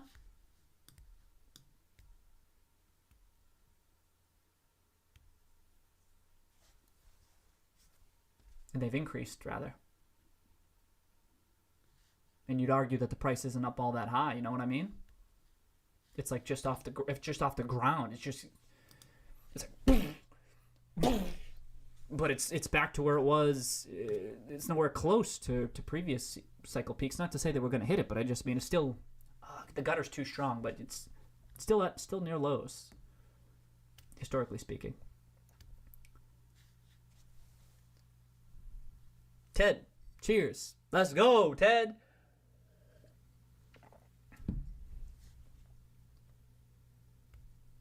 Oh, that's interesting. So Jay Booth saying the Twitch streamers, why do they get banned so much? Could this stream have been banned?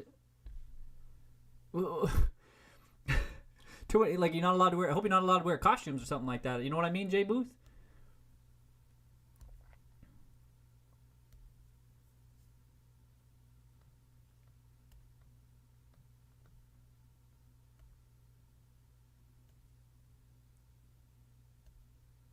No, so Henry, it was Jay-Z. Jay-Z was playing the Annie song or sampled the Annie song, however you'd call it.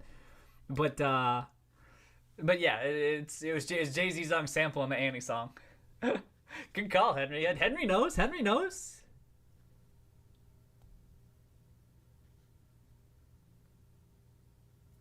A GME headband? Yeah, but yeah, people have been talking about merch. I've made some a list of that stuff. That'd be down the line, not quite yet. Let's see where this unfolds. You know what I mean for a GME headband. Oh, there you go. See, you knows. Volume 2, Hard Knock Life. Thank you. I did not remember that name. Hard Knock Life. Oh, that's the name of the album. Sick. Okay. There was like 2 or 3 songs. There's Hard Knock Life. I see you might know what they are. There's like 3. I thought. Cody, yeah, I like Nintendo. Partnership announced tomorrow. That'd be sick! Yeah. I haven't played too much League of Legends. For Gamestop, they've been talking about some tabletop partnerships. You know what I mean? We got it here, right? I forget if it's listed here, but the concept stores.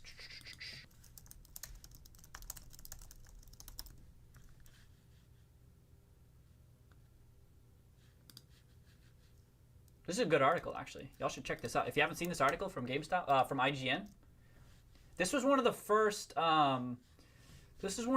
Like decent articles about GameStop from a fairly mainstream media source. Everything else was kind of, you know what I mean? Like they at least interviewed GameStop, got a discussion, kind of talked up its possible turnaround. You know what I mean? And everything else that came out was just like poo-pooing everything GameStop did and being like, there's no future here. But I thought they did a pretty good job. Anyway, they dive into the experimental stores. They got some pictures. But if you go down, they got the tabletop RPG sessions. There you go. Tabletop gaming. I always thought that could be another potential partnership because what were we just talking? Partnerships there? Anyway. Oh, Dungeons. I mentioned, League of Legends, but it has unrelated. But I was thinking the Dungeons and Dragons. I don't know why that just maybe the 3-word type thing.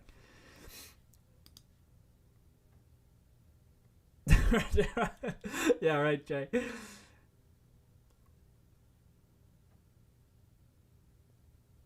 Oh, thanks for saying. CU says Reggie joined the board of directors of Brunswick today. Oh, I didn't know that. Makes me confident. He's completed whatever. Well, no.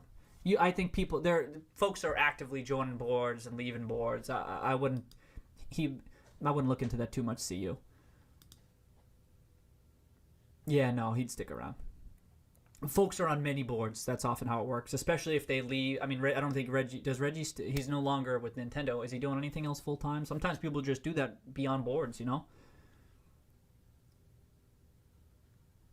Yeah, Jay Booth says, yeah, people have no faith in GameStop because they say it's the same as Blockbuster, which is bad analysis. You know what I mean? Incomplete. They're just not digging in. Moving digital and GME won't stay up to date. Yep.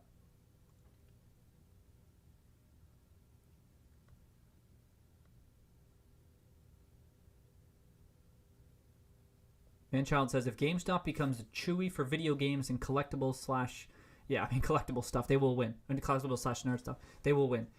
I generally agree with that. You know what I mean? That's like just that legacy business. They can. I feel like that's what I mean. I felt even that legacy business, like I said, the what's unfolded the past like 6 weeks. I'm like, damn, even that legacy business is worth a bit more than I appreciated at first. But I agree that would help. Patterns work when Ryan Cohen broke the shorts like Ivan Drago. Sweep the legs.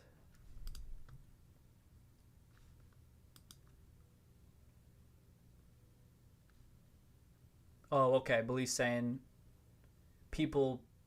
users bait people into controversial things. Oh, okay. Oh, that's not good.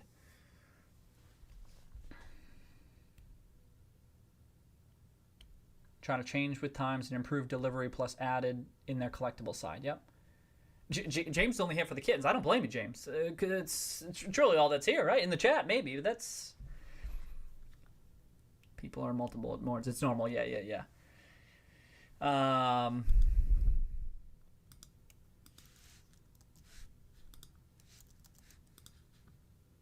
haven't read this in a while. Oh, yeah. I thought they taught more. Tabletop sessions have been a hit. In some stores, even hire freelance dungeon masters for stores. We realized there was a sort of space between in the back of the blah, blah, blah. How about people come and play tabletop gaming?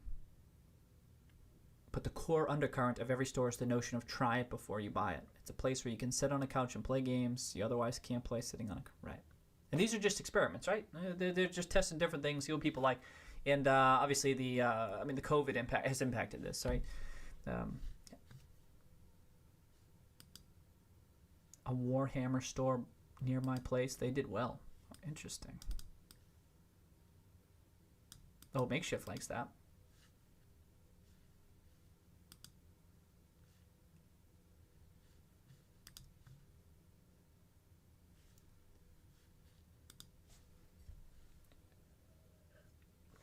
Ooh. Okay. Keep that open. Keep that. Close this. Keep that open.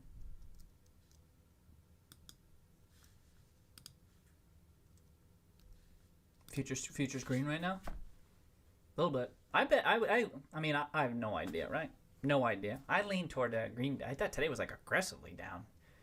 I didn't know if it was. This is sheer guesswork. You know what I mean? This is barely even tilt. But I thought, wow, that's pretty aggressively down across the board here. So that's why I'm like super curious. Let's see what happens tomorrow. You know what I mean? In particular to GameStop because of the chart we were just taking a peek at. But even the market, I'm like, I don't know.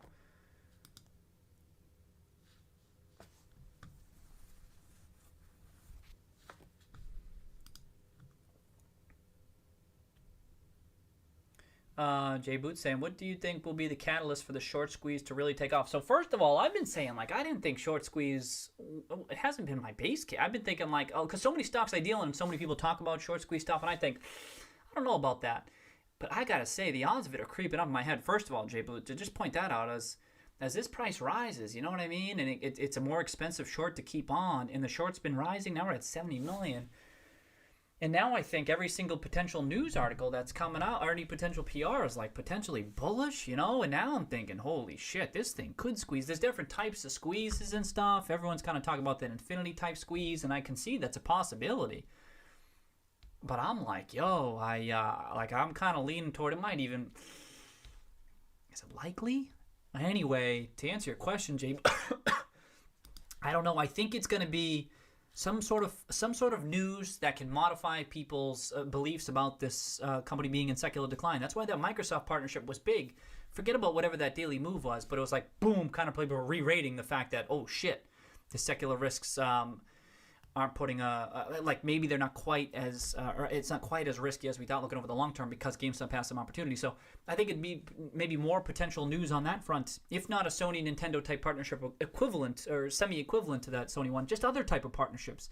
Like I keep on listing a whole bunch, but partnerships with the gaming publishers, Activision, EA, whomever, and then also just with other gaming incumbents to leverage GameStop's power up reward. So I'm more of the fundamental news will play out here. I still think you're going to get some news that are kind of going to change people's thinking about this stuff over the long term.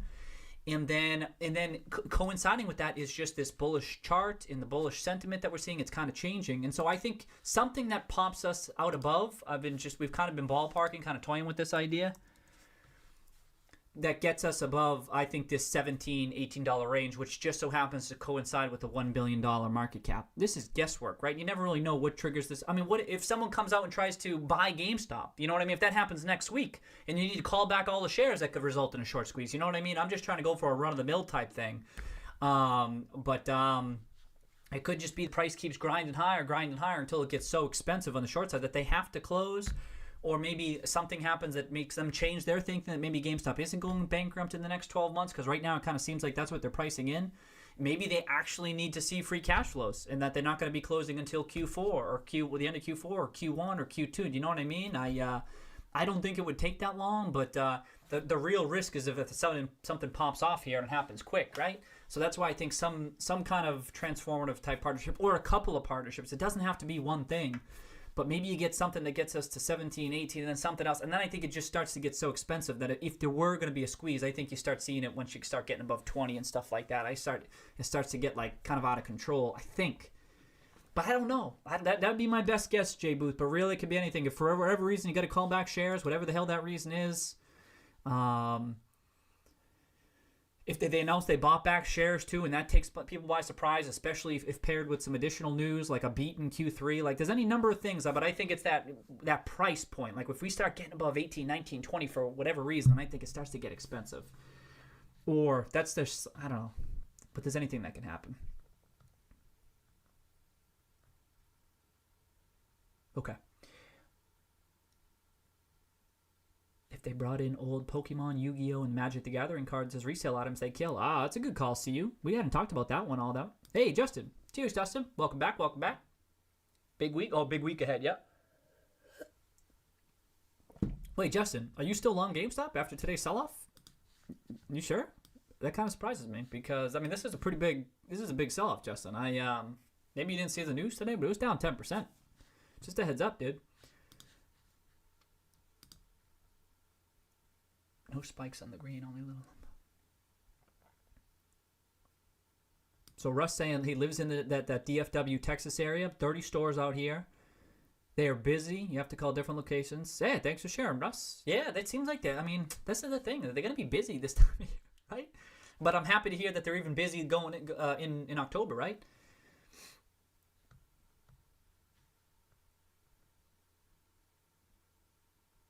New system releases. So Belize, yeah, I think the new system releases is a catalyst perception-wise, right? I mean, for the actual free like I think sentiment-wise, I think that's I've been viewing the new systems, and some of that has already been priced in. You know what I mean? When the price rises this much, there's lots of reasons that has gone up, and the fact that the new consoles are imminent is part of it. But indeed, I think even as that's why I've been talking about that new console countdown. I think as we're getting closer, people are going to be talking about it more, and I think that's going to impact on it. I don't know that triggers anything though, because people know it's coming.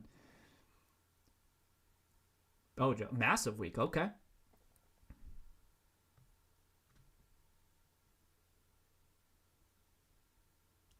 Oh, so thank you for sharing this, Manchild. Says I really got lured into GME because of the short squeeze, but the more DD I do, this is a long play for sure. People have a lot of misconceptions about GameStop. Cheers to that, Manchild. I don't think you're alone. That's what I say to the people who are involved for short squeeze. I'm like, congratulations, because you happen to stumble into a stock with a very, what I think is a strong fundamental thesis backing it, which makes it interesting from the short squeeze angle, because I'm like, geez, what happens when you pair these two? Usually those stocks that go whoosh, like up mad quick because of like a squeezy type thing, thinking like a Kodak type action. There's no real robust fundamental thesis backing it. But now I'm like, there is. And it's like, whoa, what happens now?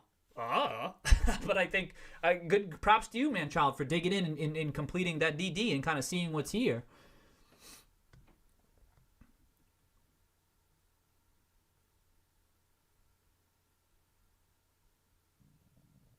Earnings in December will be a trigger. Well, I agree. Earnings in December, if they beat or whatever. Some people are saying it could be a perceived negatively, beliefs for what that's worth. Where if they don't beat or if it's negative, because Q3 is going to be rough relative to Q4.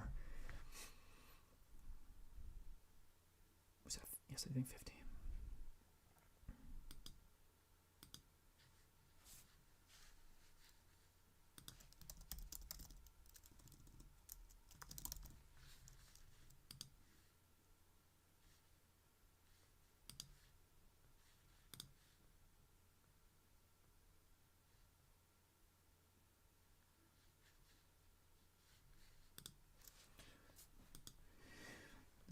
The foreign currency exchange. They have a large item on their liabilities. It's not that large, is it, Manchild? Lots of earnings, right? So that's why Justin's saying big. Yeah, lots of earnings this week. Oh, Justin, still long. Okay, clarifications. He's still long. I thought that 10% might have scared him off. From reselling collectibles. Like StockX. Someone mentioned StockX on a recent stream, man, child. I forget who it was. That's right, it's just on sale, right, Polygon? You got, yeah. Micromania Europe, I believe the liabilities in exchanging. Yeah, it's not uncommon. I don't see it. I forget what the dollar amount is, though.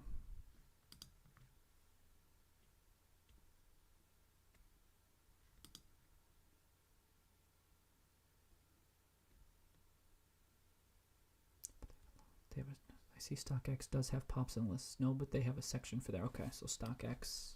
Yeah, so there's some competition there, right?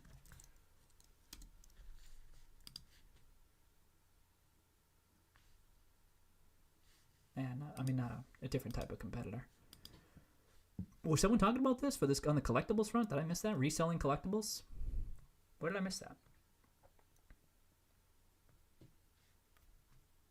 Right. Yeah, to make sure. I think if GME can be more the video game oriented market, right? Because StockX is broader. In fact, they don't even have video game stuff. Okay.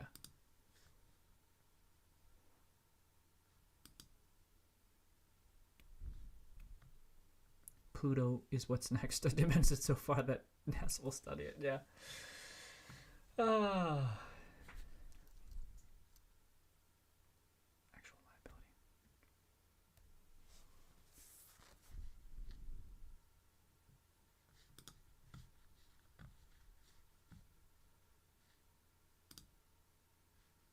Probably worth it to reread. I haven't reread this whole thing, but I think I'll keep this up, and I should. Yes, this was Sherman. Again, if you wanted to read this ICR conference thing, you can get it from Dimitri's post there. Where the hell is it? Right there. I think I'll read this later. You know what I mean? Like, it's good. That's why they say it's good to like revisit those old conference calls, but even stuff like this. And Dimitri kind of reminded me of some of that stuff. Pre-announced earnings could catch shorts off guard. Wow, for Q3? I mean, that would catch me off guard, right, Matt? But sure, absolutely. There's a lot of stuff that could... That's the thing. Anything unexpected you'd think would be bullish. Like, they wouldn't do pre-announced earnings unless they were bullish, you'd think. 11:20. Well, you can pre-announce anytime they're really... Well, you're right. It's not, the quarter's not over yet. But sometimes they'll, for like holiday seasons, they'll do but that one makes sense because it's holidays. But just about any that's the thing. I keep on trying to rack my brain for what unexpected announcement. Unexpected announcement that could be bearish is from the investor standpoint, right? If we got word that like Cohen walked or Michael Burry is, if we get word in mid-November that Michael Burry is no longer invested or something like that, that's kind of bearish. Not crazy bearish, but that's right. To Rod's point, yeah, you pre-announce earnings with the statement of buyback. You know what I mean? Like if they pair that buyback with anything that's bullish, I'm on board with that. That's going to take people by surprise. That should be. I'm not saying that should be the base case, but it needs to be so much stuff I keep on thinking through. Like I keep on going through the upside opportunities, but at the same time, when I see the short interest, I keep going through all the downside risks, and I just think, geez, just about everything that could come unexpectedly, which just seems to me like it would be crazy bullish. The only thing I talked about the investors, but on the business side, it would be like a really bad Q3 and a weakened balance sheet. But then you're in the middle of the consoles and stuff, so I don't know. Barry already got his money that he can walk away. That's what I mean. Yeah, so I agree with you, Belize. That's the thing. That's my point, is that he could already he could have sold off at 15 and be out. And but reminders. He can also buy 0.8% share. I know, Rod. If he does that, I think you're the one who said. Were you the one who said that first? I'm gonna laugh my ass off if he does that. I mean, I don't think that, but I still like the thought experiment, of course, because no one was talking about that, especially at these elevated prices relative to where it had been trading. Although Barry, what was he buying it? Actually, the market cap. No, you know what? It's not that crazy, right? It's not that crazy. Yeah, well, John G says no way it's gonna happen. I'd say unlikely, but Burry was long GameStop when the price was at $8 or $9 per share, and that's where we are on a market cap basis right now, post share buyback. So it's not crazy. I think he was even long GameStop above that price. I think he was long GameStop above $10 per share. Isn't his cost base? Yeah, his cost basis now was much lower. His cost basis now is much lower because he got out by June 30th of 2019. and then he got back in July and August at some point. And not a John G, not even a chance. Oh, I don't know about that. Oh, I'll take that bet. Oh, you gotta ascribe some chances to this shit. Absolutely, not likely. But anyway, and he was buying when he was buying back in, it was in definitely below $5. But check all of Bari's file. Oh, I'm almost positive he buys it. No. That's at the time it might have been a 52-week low, but let me tell you something, John. It got halved from there. I'll pull it up right now.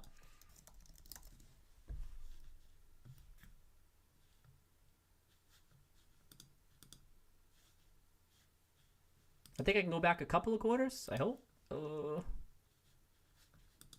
there you go. Okay, so let's do Q1 2019. GameStop. He had 6 million in GameStop, and this was as of May 15th. May 15th. This was filed May 15th. It's as of March 31st.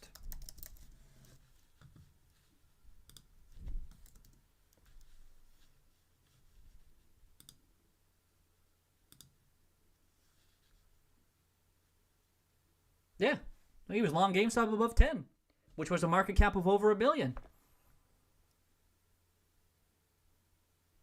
So yeah, so you can say it was a 52-week low. That's fine, but then it got halved from there. You know what I mean? That's what I mean, John. Yeah, but I mean, Michael Burry's doing more thorough analysis than just looking at 52-week low. That's my point. My point is he's not just buying it because it's at a 52-week low. He's doing his due diligence and trying to forecast free cash flows. And at that time, at least in Q1, decided that it was trading at a discount when it was trading at about $1 billion, or even above that, depending on when he bought. That's my point. And then it traded much lower, and he ended up selling out. I don't know when he sold out. We know he sold out that quarter because then he had none. He wouldn't buy. Oh, John, no, I disagree with this, John. If that's your basis for your claim, I disagree with that. Okay, yeah, okay, I disagree. Okay, I missed some comments.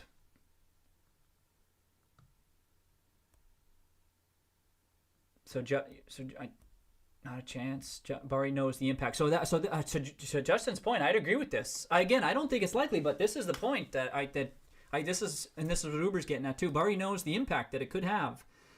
That's the thing. Like, they're not oblivious. You know, all these folks who are involved, no one's oblivious to this, and that's so I hear you on that, Justin. You know what I mean?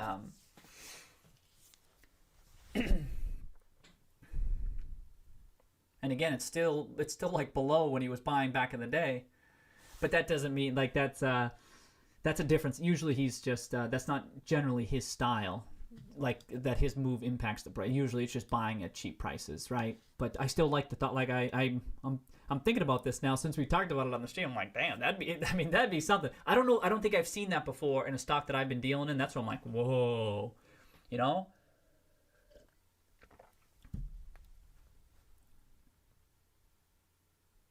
Alex gonna watch Bed Bath & Beyond and DDS to see how strong the shorts are on those, whether they're willing to stay in. Yeah, DDS kind of leveled off, right? Kind of popped a little bit, but just about doubled.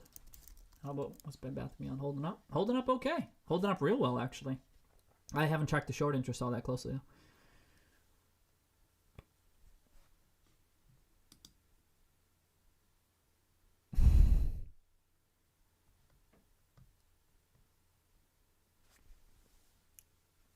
Maybe you'll buy in when the board finishes the buybacks. You probably prefer to buy in before they're done with the buybacks. You know what I mean?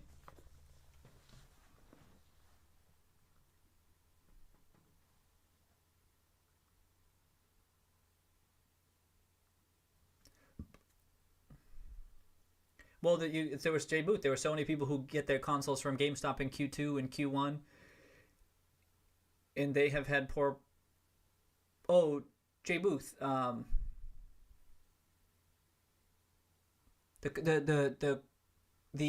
quarter's over before the new consoles, Jay Booth. The quarter will be over before the new consoles come out. Right? August, September, October. Right? I got that right?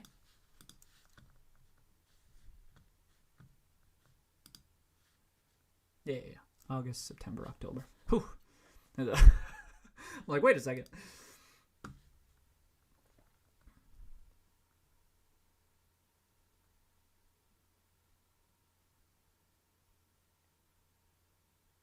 Oh, okay. All right. So I like tossing out these things. And the Mario stuff came out Q3 too. Jamie started telling the Ring Fit Adventures, August 31st. Keep in mind the Wii version was Wii Sports Resort. Number 9 best-selling video game of all time. Ah, there you go. I didn't know that. See you. The Switch is carrying Q3 almost single-handedly. Right. Most of it's Q4. Right. Things don't happen. Yeah. Could have been timed, yeah.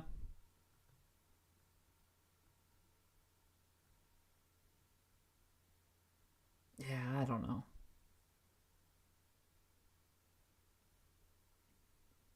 Just the whooshing sound of longs continuing to hoover up the float. Seriously, that's what I mean. I mean, that's the thing. So I think the major knock against the major unwind of a short, the large short position would be fundamental events changing stuff. But there are non-fundamental shit that can just I think that could impact that stuff. And the first and foremost is just a rising price.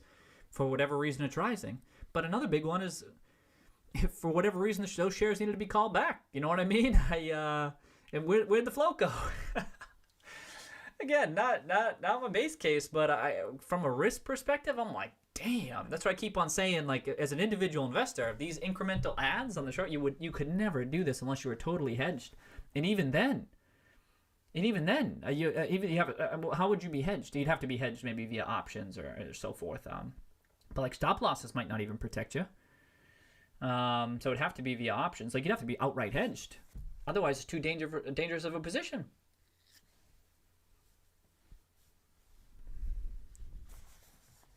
What if there's no shares left? Is the short interest published anywhere yet?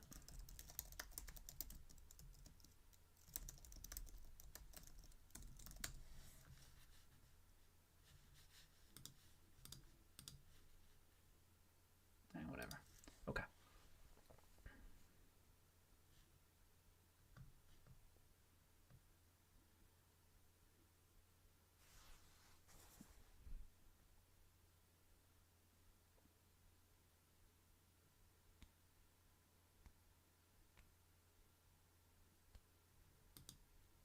Yeah, I agree with you, John. These aren't hard and fast rules, man. I think you're. I mean, I know where you're coming at from this, but Bari is a value investor, and sometimes value can still be seen off the lows, and it can make sense to add to a position and so forth. And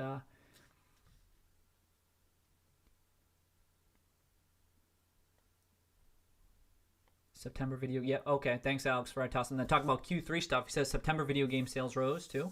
And some video game sales in other months too have risen too, and GameStop still had underperforming quarters. Just a reminder for folks. Look at their past couple quarters to see them underperform, especially year over year. So just something to bear in mind. Yeah, quarter ends like 11/2. Thanks, Belize. I forgot the exact date. Yeah, so J Booth, it will be pre-ordered, but it will only be cash on the books. It won't be won't count as revenue or earnings or anything like that. I tend to agree with Justin saying it's about the. Again, he's not even saying that it's going to happen, just saying that if it happens, the potential impact could impact it outweighs the cost of it. I tend to agree. Why I'm intrigued, but where's the estimate at that it has to be? I wouldn't worry too much about the estimates. I mean, it's a good question. I don't even know about those beats and stuff. They're somewhere. I don't know, Alex. Gats, welcome. Cheers, Gats. Yes, Alex, thank you. That KBIO squeeze, 2 squeezes actually. Yep, that's that's a good example of one. And there's a bunch of squeezes out there, but in particular the one that you're completely caught off sides. If you're caught off sides, stop losses don't help you. You gotta be. That's what I mean. You need the options, fully covered options. You gotta be fully hedged to make sure. And that's what I mean. It appears as though, at least on an options front, that the shorts aren't. But if that happens, forget about it.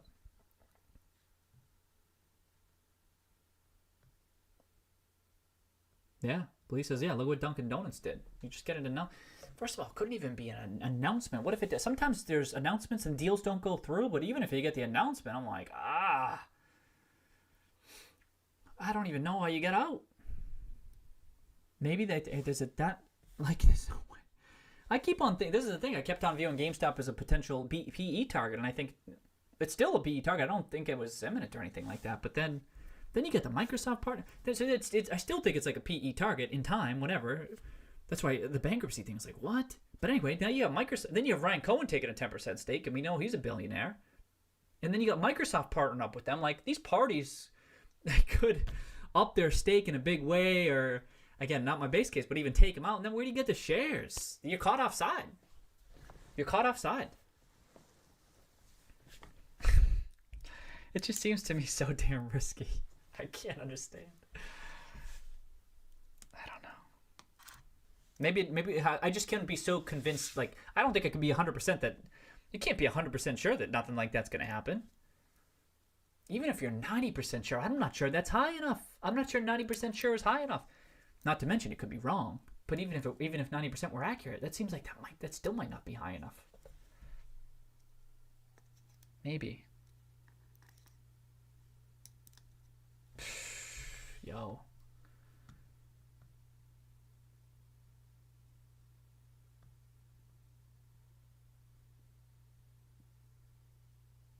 New Call of Duty helps, but Animal Crossing, and then we had Madden too, but they got Madden every year. Animal Crossing probably kept selling, right? Oh, number 4. Thanks. So see you listing out some of the Q3 stuff that could contribute to game some aspects of the quarter that could contribute to Q3 earnings. One thing to bear in mind though, some of this stuff was occurring during last year's Q3, right? So that it's kind of about these year-over-year comps, and it can be tough analysis. Yep, as Gad says, as they short more, there are more shares. So expect that volume to increase as we have, because there's an additional 2 million shares outstanding. And there's, you would think, yeah, there's more shares out there until there aren't. Well said, Gad. And the Tony Hawk remaster is huge. Didn't know that, CU. I didn't know how big that was. Well, he's never done it before, ever, in his 22 years of public investment letters. I also doubt, John G., that he has ever been... an activist investor, or at a time an activist investor in a stock that had over 100% of its shares outstanding. I don't know that for sure, John G., but if you could confirm, I don't think he's ever been in that position as well. Oh, Justin. Damn, Justin! It's the first comment! It's Justin's first comment. It's the first comment. It was literally exactly what I just said. Ah! I gotta be quicker, Justin. You beat me to the punch here.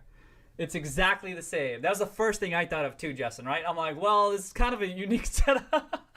I'm like, this is kind of a unique setup, y'all. I don't know if it's the same. Damn, that's funny.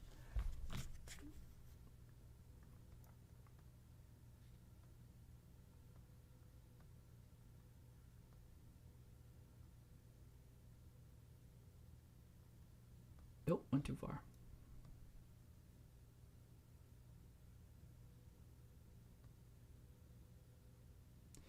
They should have mastered that. I guess we shall see. I'm happy to take the stance that he would never do that. All right, I don't like to talk in absolutes, but next Call of Duty. Okay, Trey saying the next Call of Duty will sell huge too. Okay.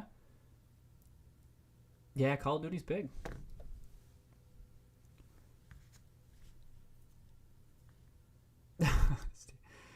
Oh, did he, Steve? I missed that. Avoid Duncan. Oh boy, not a rough week. Rough week. Marvel Avengers game in the beginning of September. September 9th specifically was the second largest launch month for a superhero game ever. Cool, cool, cool. Where the hell you get all these stats, CU, huh? You're like cranking them out. What the hell? Nice job. I didn't know this stuff. New COD has some criticism because Warhammer's dropping the ball. Okay.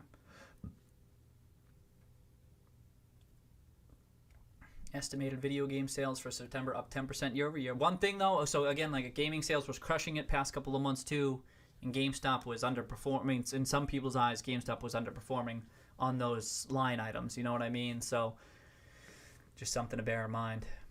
I note that stuff. That stuff's important, right? I mean, if all else equal, you want to see that gaming industry crushing it. Good man, child. Peace out. Peace out. Have a nice night.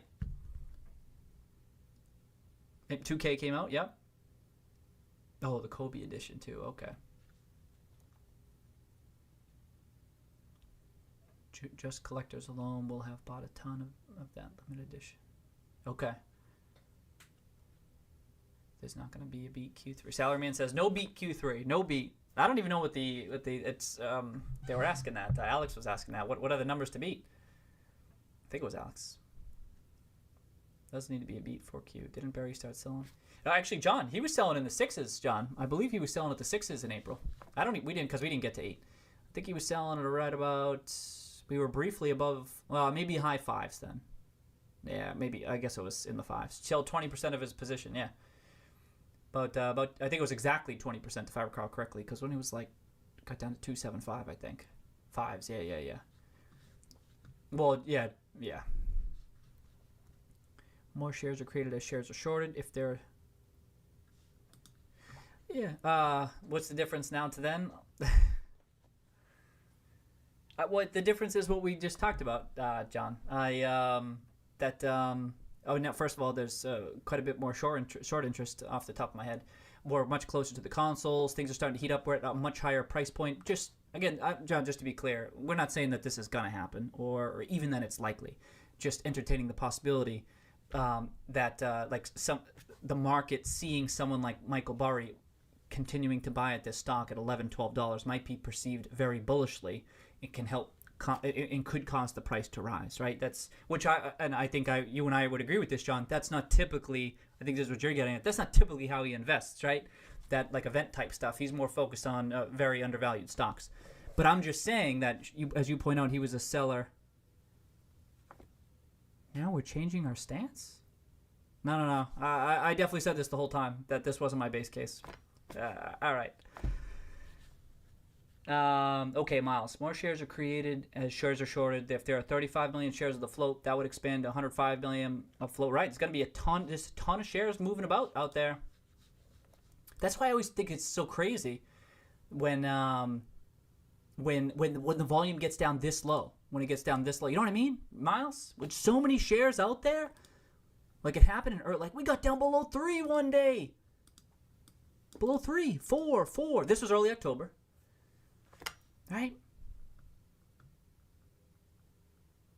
And then we know these crazy volume days in the Microsoft news, they weren't closing. They were adding, you know?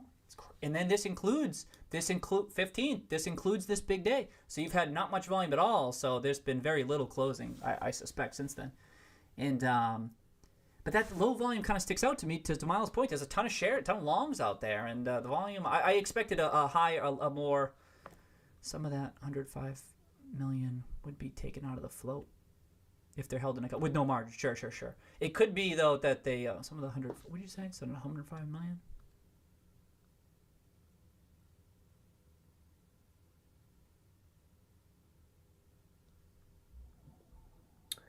I know that, and I think all the estimates, Miles, all the estimates afloat are just. All the calculations afloat are just estimates. They're doing their best job. I'm back. It all comes down to which shares are tightly held, which of course you and I have no idea. No one really does. Roaring Kitty always spitting game, bro. He's always spitting game.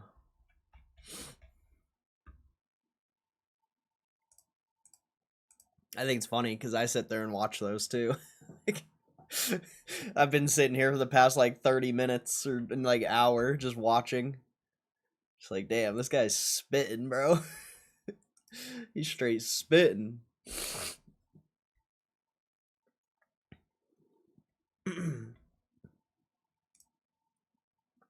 Kind of interesting.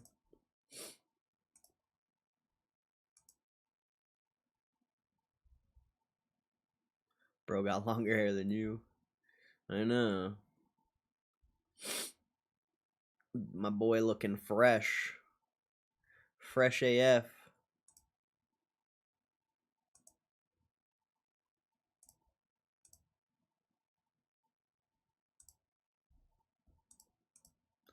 Why am I even looking at this? Oh yeah, I wanted to look at this.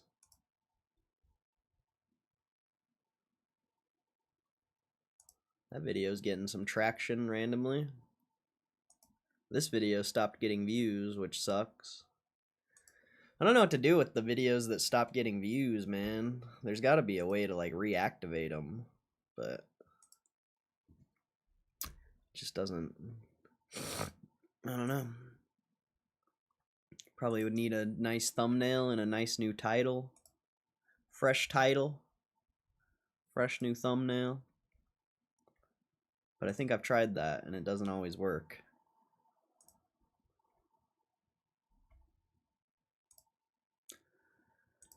Okay.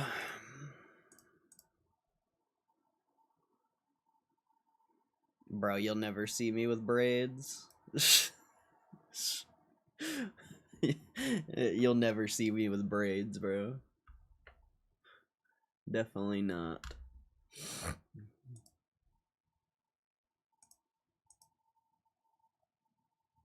Not happening.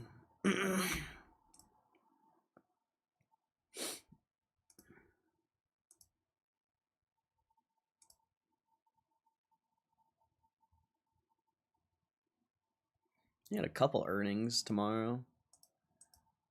Maybe we'll stream about that. Who knows? Wait, the FOMC minutes are today? I didn't know that. Oh, shows how little shows how little that stuff matters. I didn't even know FOMC minutes were today.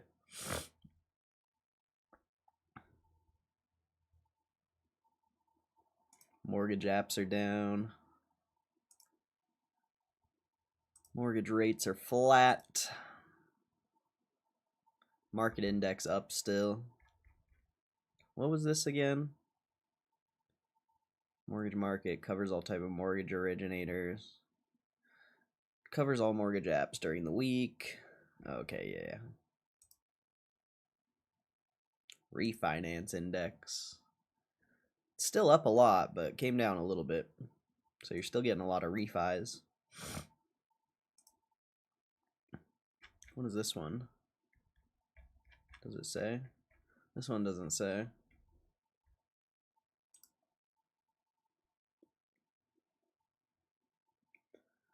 But yeah, FOMC minutes. I don't know when that starts.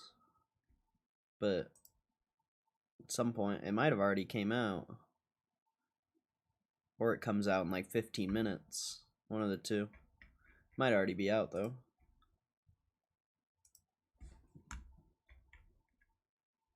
Tech's up, industrials are up, consumer discretion, pretty much everything's up.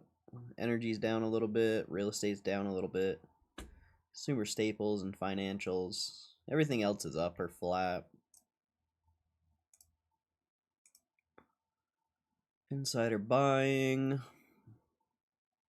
Damn, more insider buying on Sportsman's. Getting a lot of insider buying on that.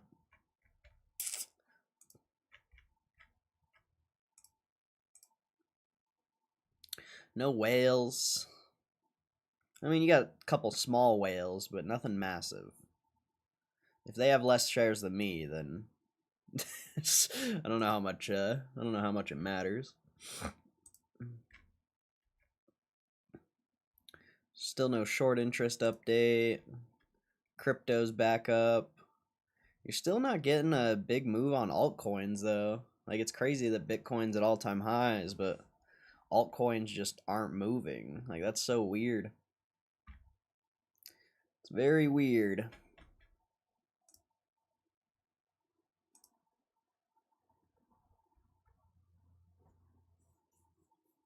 Oh look, a GameStop news. Let's see what this says. Probably nothing.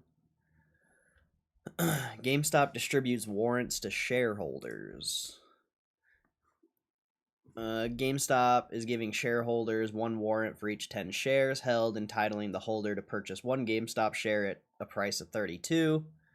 Investors who own GameStop's 2030 notes and 2032 notes as of October 3rd record date also receive warrants based on the same ratio, and on an as converted to common stock basis, the exercise price represents a 24% premium to Tuesday's closing price.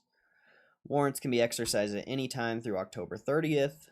The distribution of additional shares pressured GME after the close, resulting in a loss of 0.3. Well, it is definitely down more than that, so that was a pretty garbage article, as is most articles about GameStop. Divided Fed officials saw another 2 interest rate cuts by the end of 25, the minute shows. Senate rejects funding bill as government shutdown enters second week. CoreWeave stock rallies as it introduces new AI tools for developers. Air traffic control shortages add to U.S. flight delays. AMD's deal with OpenAI gives NVIDIA a much-needed challenger in the market it dominates. Borrowers head back to riskier mortgages looking for any potential savings. What does that mean?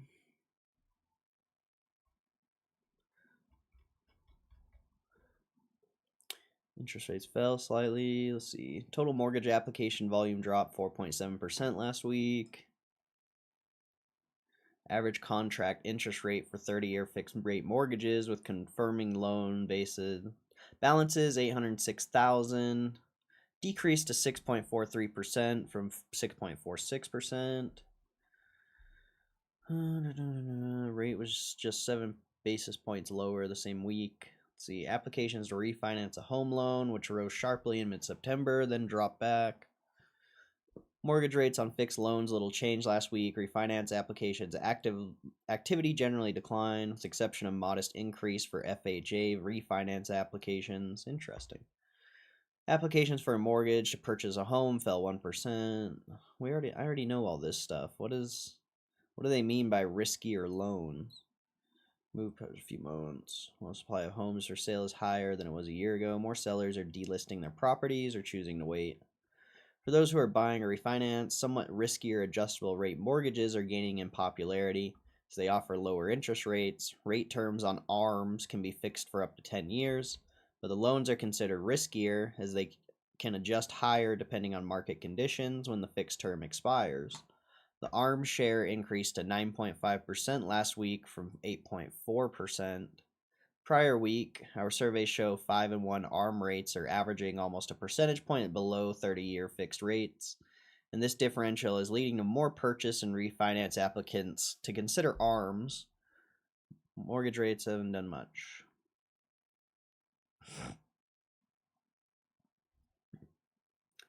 ARMs is the risk. That's what I figured, but I just don't know I don't know much about it. I wouldn't see a adjusted mortgage being risky in this environment though. Personally, rates are not going up anytime soon.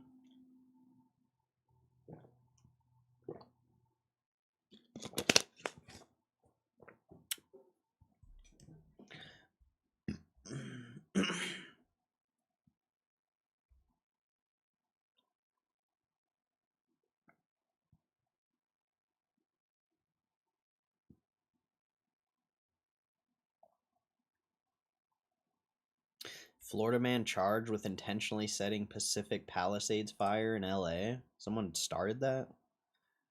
Florida man with maliciously starting the deadly Palisades fire. Destruction of property. Listening to a rap song, which music video, listening to a song. He lit California on fire because of a song. Damn. Crazy.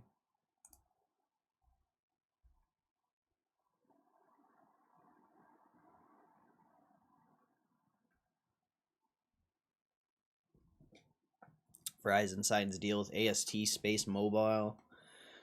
Provides cellular service from space.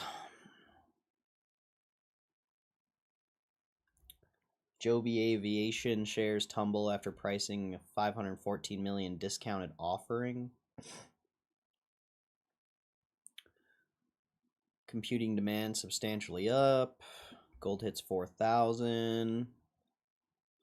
Musk settles ex-Twitter executives, 128 mil severance pay.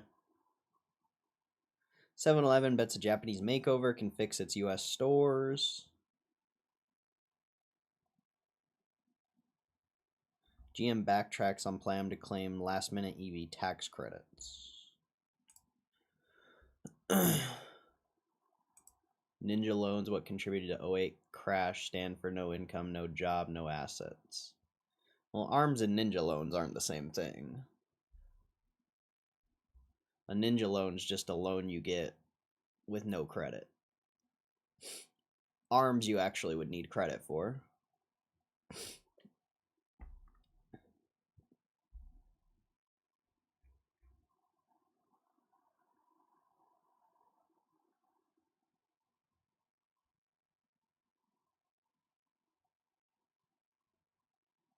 But yeah. And as far as the '08 crash, it's the mortgage-backed securities with shitty loans like that mixed in with good loans.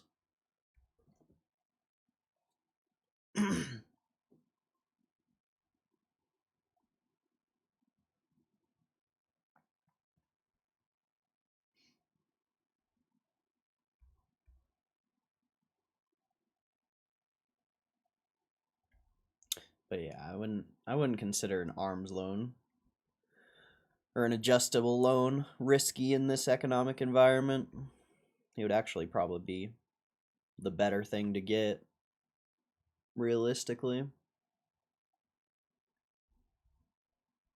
But obviously no loans the best thing to do.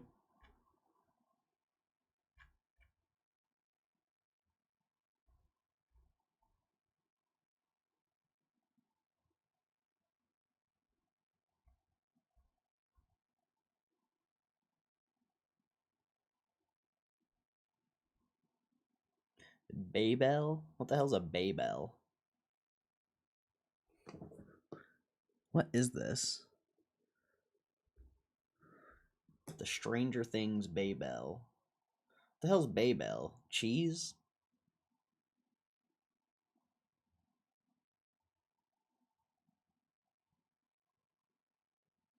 Oh, it is cheese. Trying to get some fucking Stranger Things cheese, bro.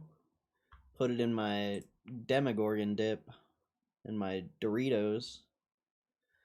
You could have a whole smorgasbord of fucking Stranger Things food. Florida bar goes viral as live streams of customers becomes TikTok's favorite show. What?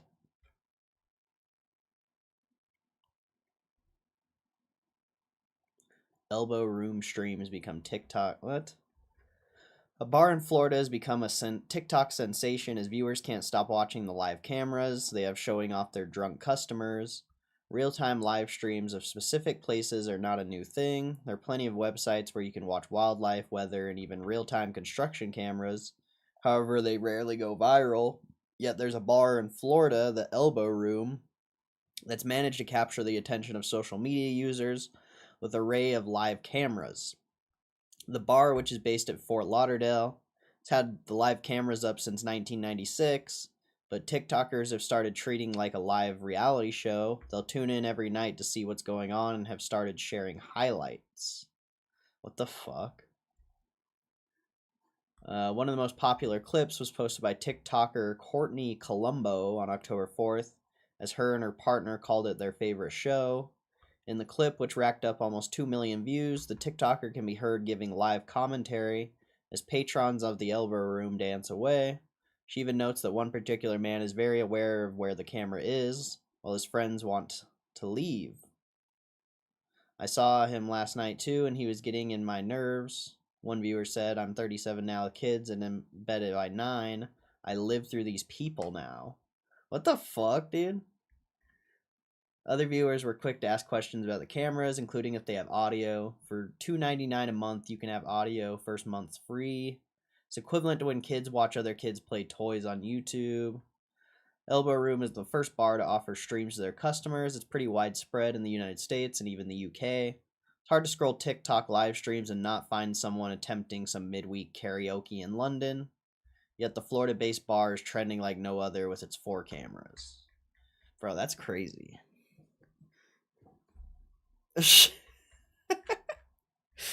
That's wild, bro. People are living vicariously. Like, that's crazy that people want to, like, go out that bad. that they watch people being out. Like, that's wild, bro. That's actually wild. I don't get it, because I hate being out, but whatever, I guess. Whatever floats people's boat. It makes me want to, like, get a bar. Like, fuck, bro. You need to buy a bar ASAP.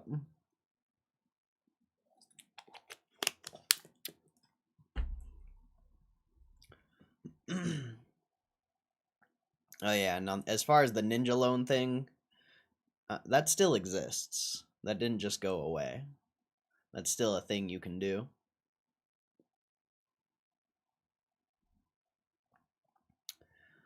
Let's see. This chick gave birth live on stream. Good lord.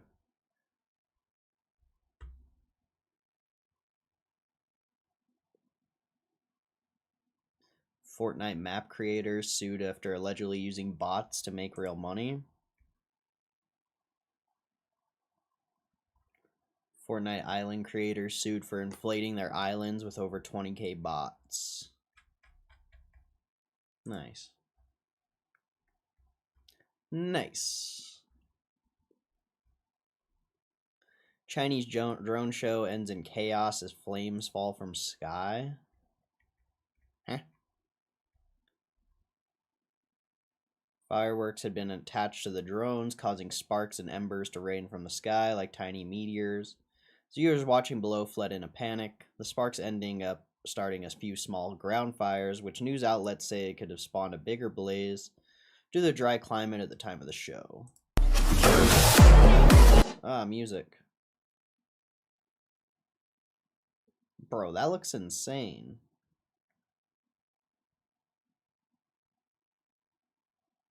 What the hell?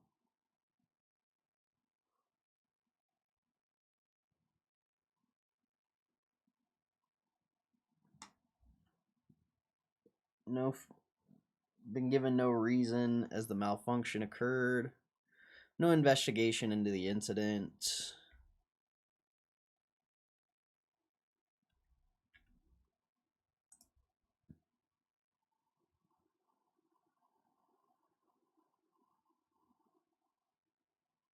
A bar with power packs, pull stations with multiple screens. That'd be pretty sick.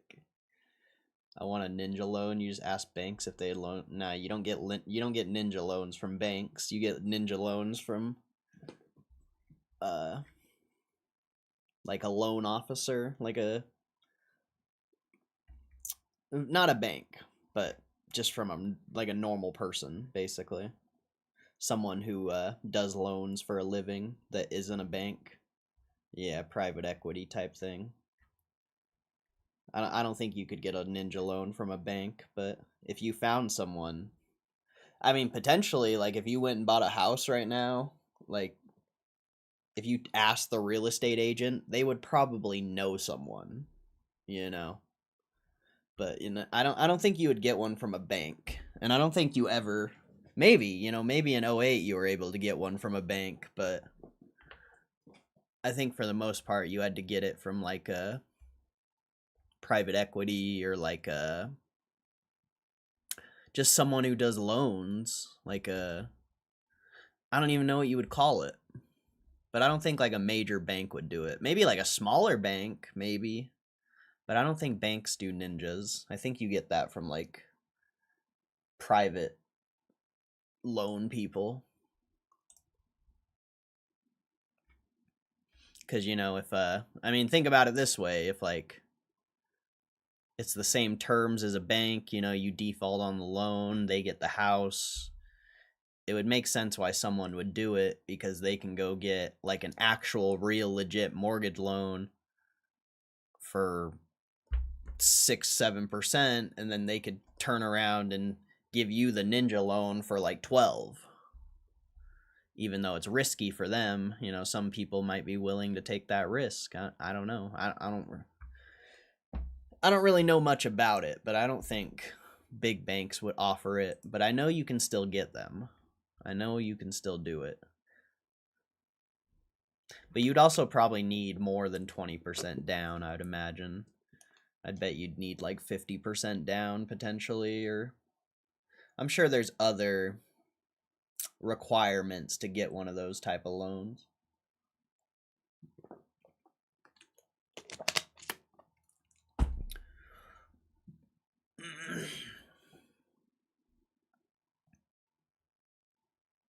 Scientists say they found alien DNA in humans who claim they were abducted. Huh? Huh? New study claims to have uncovered non-human alien DNA. Could potentially be affecting millions of people. They found non-human genetic sequences in 11 families while analyzing data from the 1,000 genome projects. Rempel claims that in those families, large DNA sequences appeared that didn't match either parent. The anomalies, 348 in total, can't be explained by known genetic recombination or by gene editing tech, since some cases date back before the 90s. Rempel suggests unusual DNA segments could result of extraterrestrial interference, possibly explaining reports of people with heightened perception or even telepathic ability. Humanity may be undergoing genetic transformation. If confirmed, it may be possible to detect which human carries alien DNA. Foundation also analyzed data from 23andMe users who claim to have been abducted by aliens.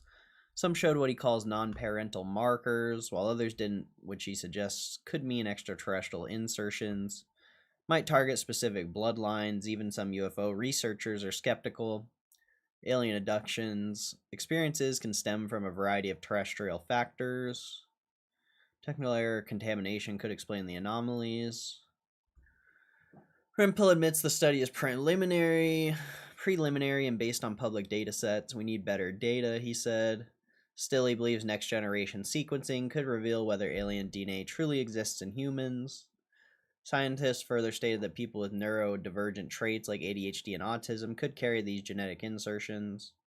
It's the Tylenol. What are you talking about? It's fucking Tylenol, bro. Trying to tell me it's aliens? It's the Tylenol.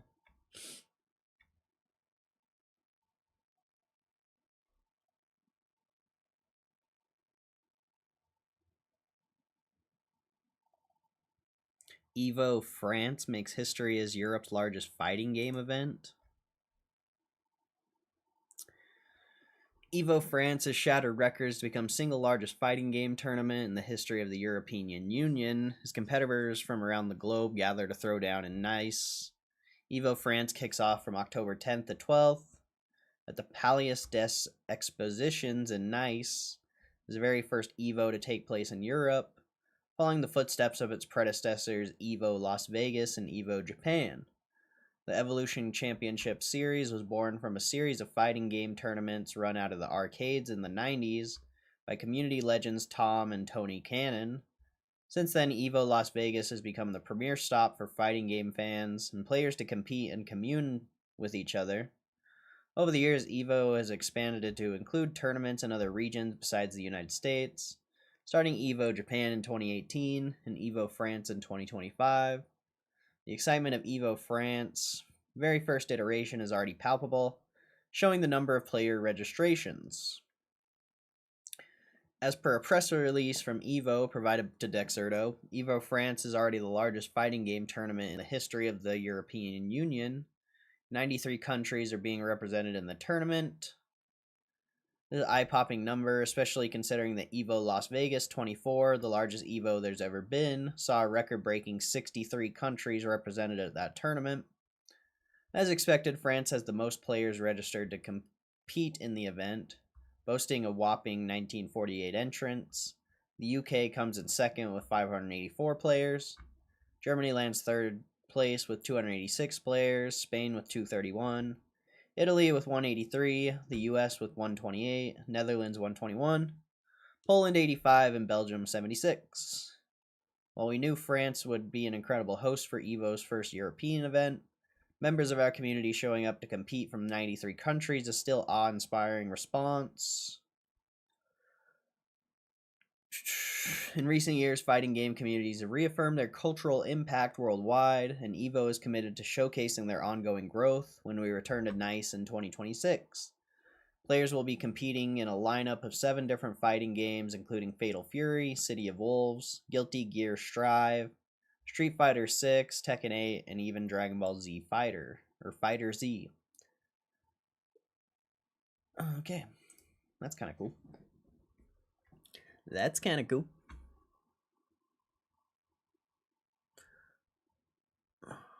Did Kai Cenat finally finish his subathon? Following his record-breaking Mathiathon. Yeah, I guess he finished it. I haven't been paying attention.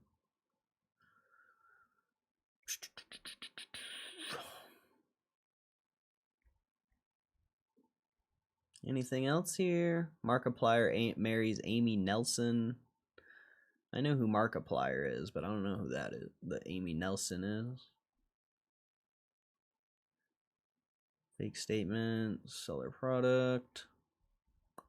Okay, we've read the rest of that. Live. That's crazy. This chick live streamed her birth, or her child's birth. Oh, it's just, you can literally watch it. It's an 8-hour stream. Wait, they did it at her house? What the fuck? That's crazy. They just fucking... That's crazy, man.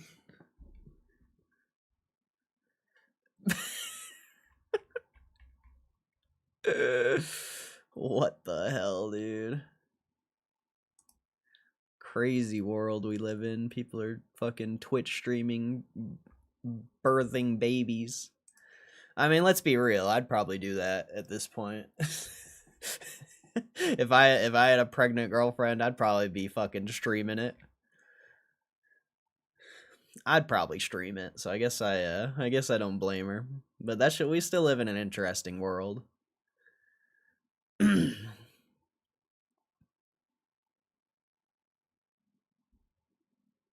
Live home birth, that's unbelievable. Yeah, it's pretty interesting. Pretty interesting. A streamer since birth. Amen.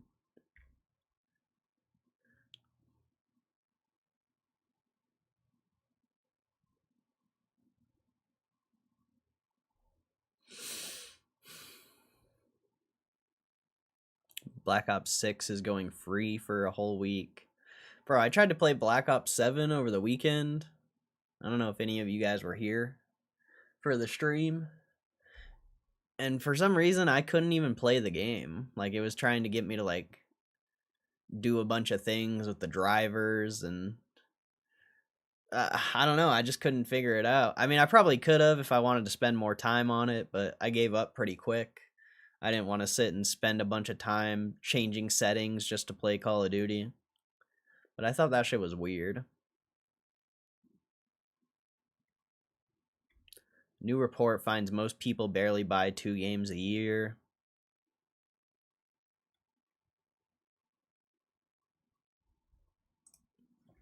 What is this?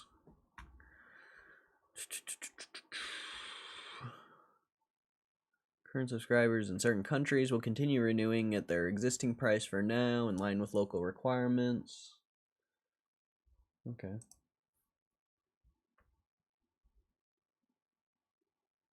That game's trash. It plays like you running through water.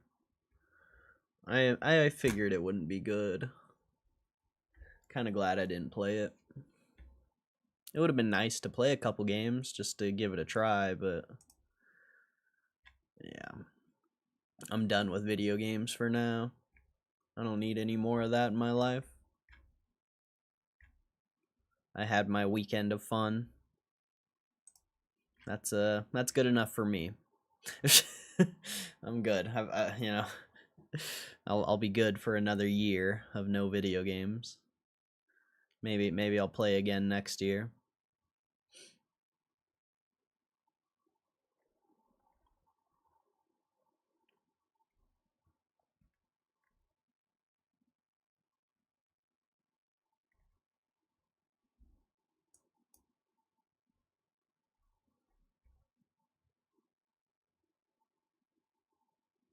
Verizon by Starry. Whatever that is. Expedition 33 has sold 5 million copies. Wow. Amazon will start dispensing prescription drugs through vending machines. That's kind of interesting.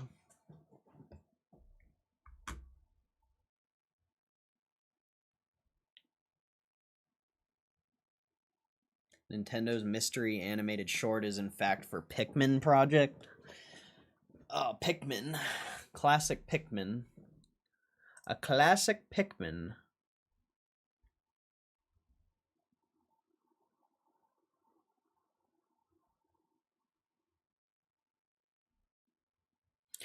Nintendo Switch 2 compatible microSD express cards are on sale for the first time.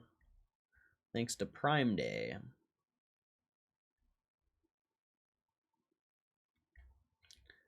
Yeah, a lot of deals right now on Prime Day. Looks like. It's like what most of these articles are, just Prime Day. Prime Day, Prime Day, Prime Day, Prime Day, Prime Day. Prime Day. Hey, look. Oh wait, that's not Prime Day. It's all the articles uploaded today are about Prime Day. Battlefield's gonna be good. Yeah, I'm sure Battlefield will be good. I ain't gonna play it though. I'm good on video games. I just don't like the way video games make me feel. I don't know if yeah. I just don't like the way it makes me feel. It's like way too much stimulation. I don't know how people just like play video games. I mean, I definitely get it, you know. I understand how people do it and why people are so addicted to video games, and it definitely you know, opened my eyes to why I don't play video games and why I quit playing. But yeah, I couldn't live life like that. I couldn't do it.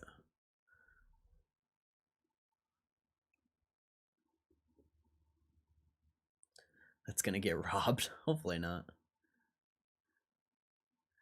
Spend that money, give guys like me OT. I feel useless after 4 hours. That's why I play maybe one time every 6 months. When I'm at a friend's place or something. Yeah, that's a good way to do it. It's a good way to do it for sure. I just, I don't know, bro. It's a weird thing that like you can be tired as fuck and still just play because there's just so much like stimulation and dopamine being poured into your brain. It just makes you want to stay awake and keep playing even though you want to go to sleep. Like I don't know, video games are a hell of a drug. That's all I'm going to say, bro. Video games are a hell of a drug. You might not look at video games like a drug, but bro, video games are 100% a drug. They might be more powerful than drugs.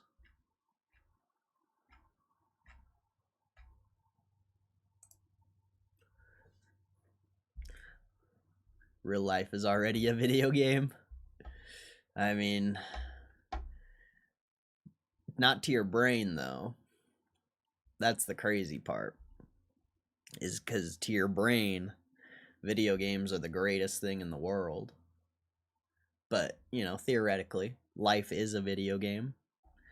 But your brain finds the video game of life extremely boring.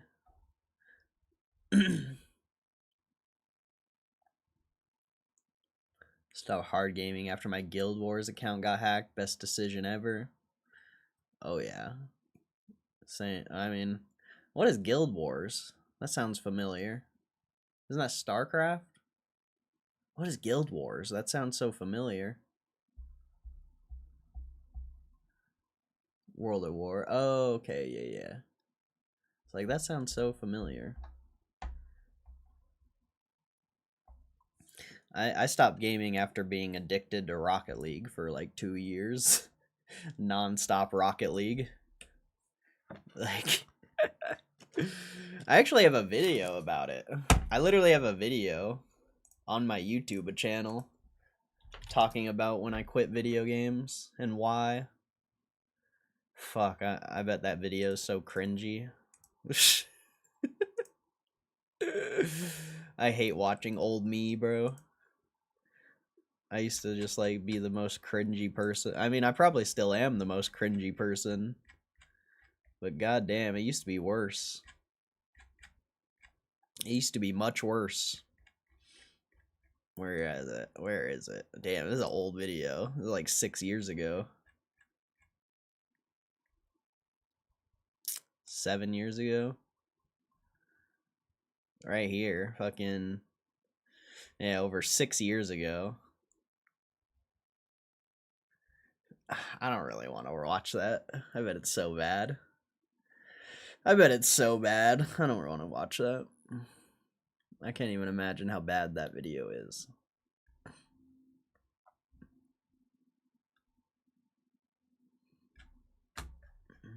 I'm not watching it. You guys can go watch it if you want, but I'm not watching it. I hate watching my old videos, I'll be honest. I don't like it.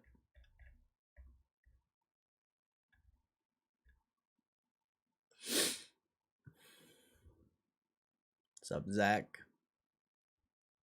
I woke up in a new Bugatti. Started rollerblading and wanted to get a girlfriend. That's two things I never would have thought I'd ever see in the same sentence. I never thought I would ever see rollerblading and girlfriend in the same sentence. That's crazy.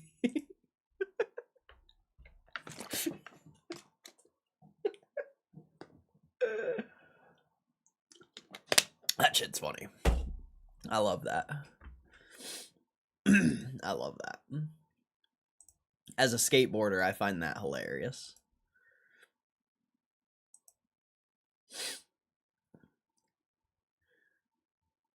Wanted to avoid that time being wasted. Yeah, it's good. It's good, bro. It's a good thing.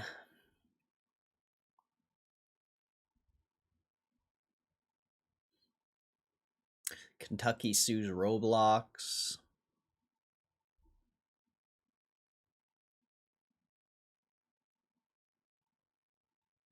The fuck? UK police arrest 2 teenagers suspected of the nursery hack and ransom that saw images and the information of 20 toddlers posted to the dark web. That's wild. Research firm estimates that North Korean crypto hackers have already made off with over $2 billion this year. Reckons the regime has stolen over $6 billion in total.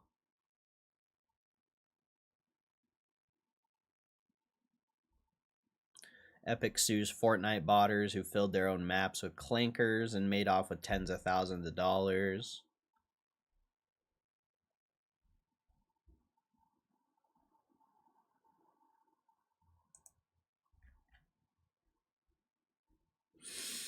Prime Day, Prime Day, Prime Day, Prime Day. Prime Day. Yeah, I wonder if it's Prime Day. I wonder if it's Prime Day. It's like 90% of the articles. Prime Day, Prime Day, Prime Day, Prime Day. It's like, huh. I wonder if it's Prime Day.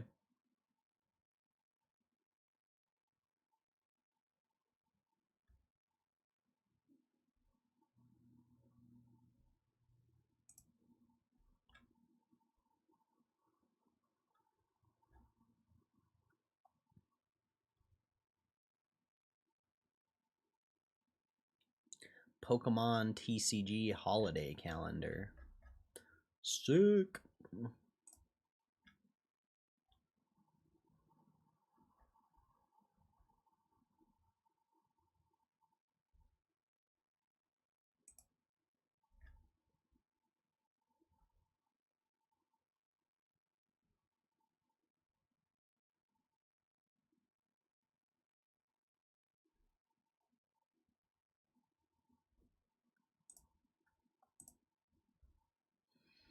No news release. No filing. It's probably just going to be quiet for the next whenever earnings is. I don't know when earnings is, but it's probably going to be quiet until that point.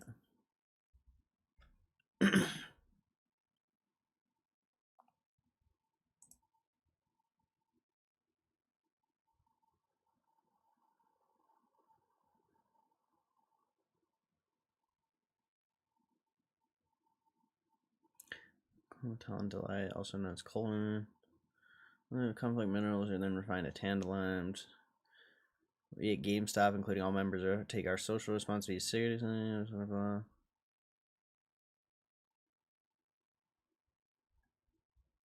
That's weird.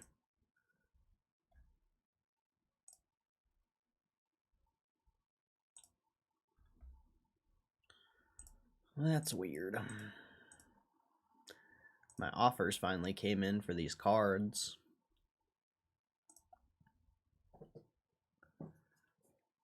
I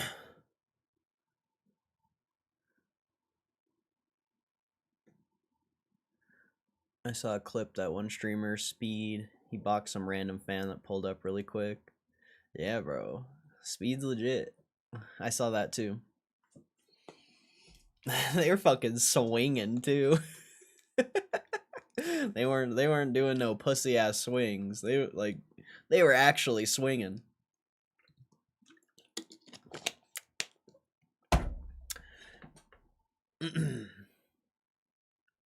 I can't believe we got 2 Iono watch rolls. Like, that is so annoying.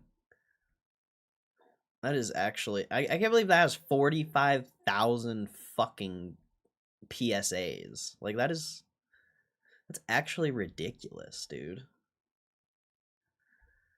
It's fucking a joke. It's actually a joke, honestly. It's actually a joke.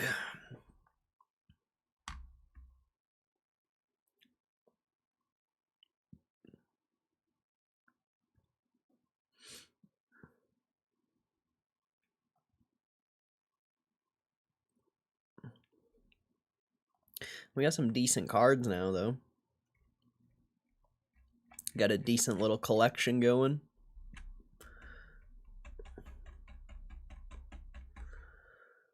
What time is it? It's not even 1:30 yet. I came back too early. I came back too early.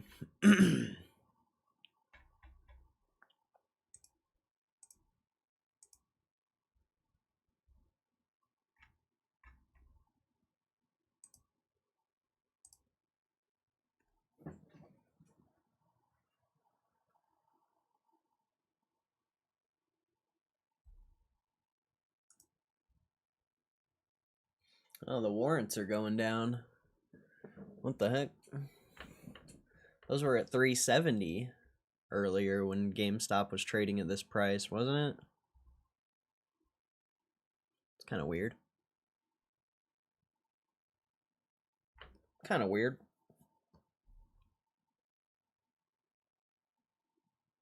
Is Fed expected to cut rates again?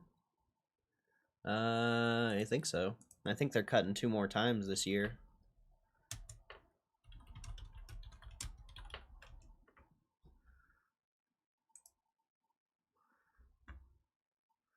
Has decay? Bro, it's been out for 7 hours. It's been out for 7 hours, bro. The time isn't decaying yet. It's literally been out for 7 hours. Not even 7 hours, probably like 6.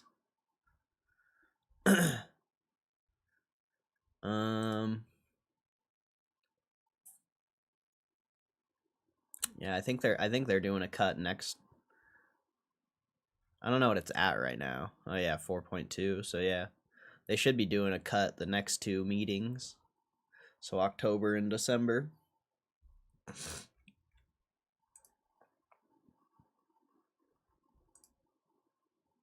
Then it looks like your next cut will be in like March or April.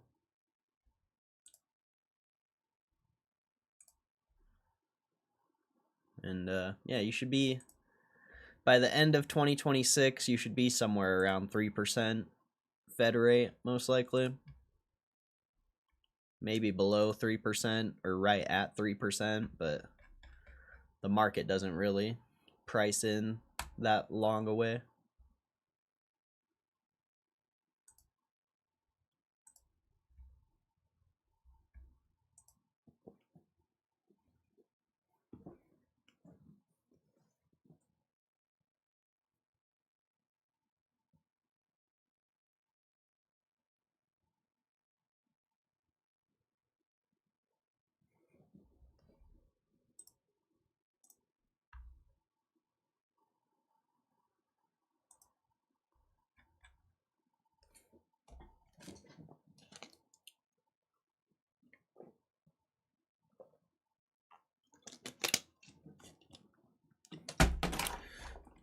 About 350.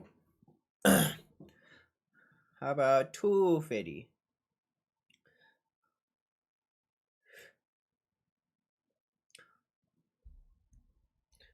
Thank you for flying shitty airline. We know you had other choices for airlines you could have flown, and it seems you've chose the wrong one.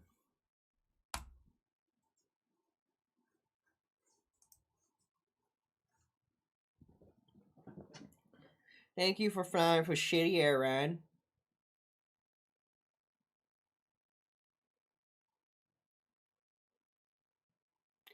The shitty airline.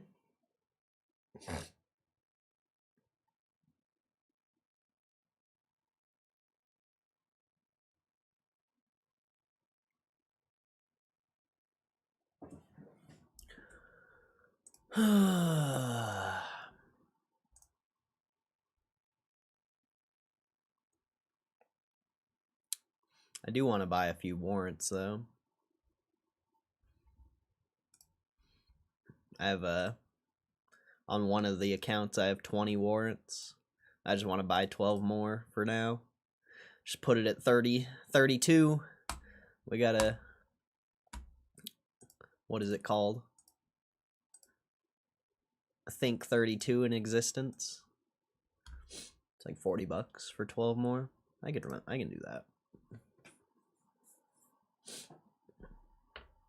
can do that.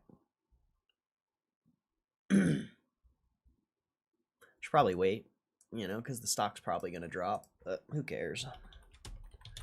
Honestly, who cares? Not me.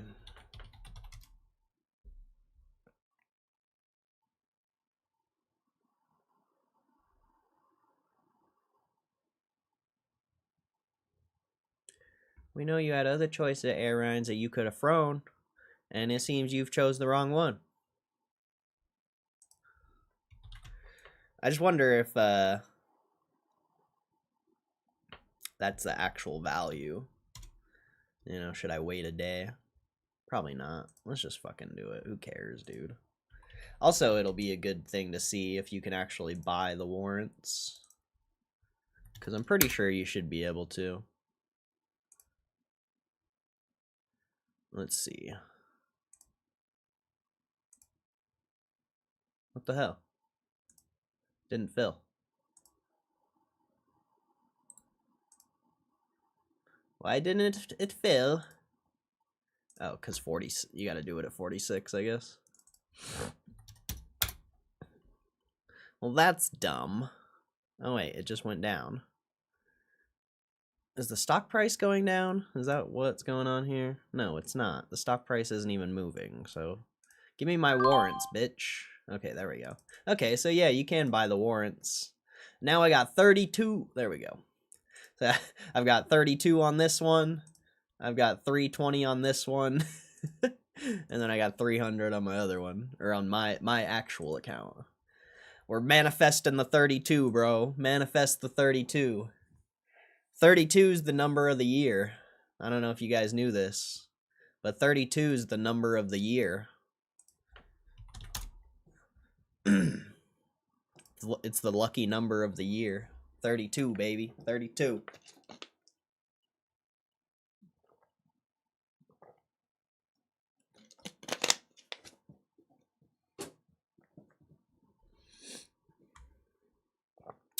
32, baby. 32. All right. And I have just so you guys know, if you guys care, I have a 50 buy at 23.69, another one at 22.69, and then I have a 50 sell at 25.69, 26.69, and 27.69. Even though I don't think it's going to go up there anytime soon. And I bought 50 shares at 25 and then 100 at 24.20. So what would that be? 69 minus 20. So 49. So 0.4 and whatever times 50. So I made a whopping $24 trade. Killing the fucking game out there, bro. Killing the game. And we'll see what happens. But the trading whatever I used to call it. What did I used to call it? The trading something. Trading whatever. It's back on. We're back to trading. So we'll see how that goes. I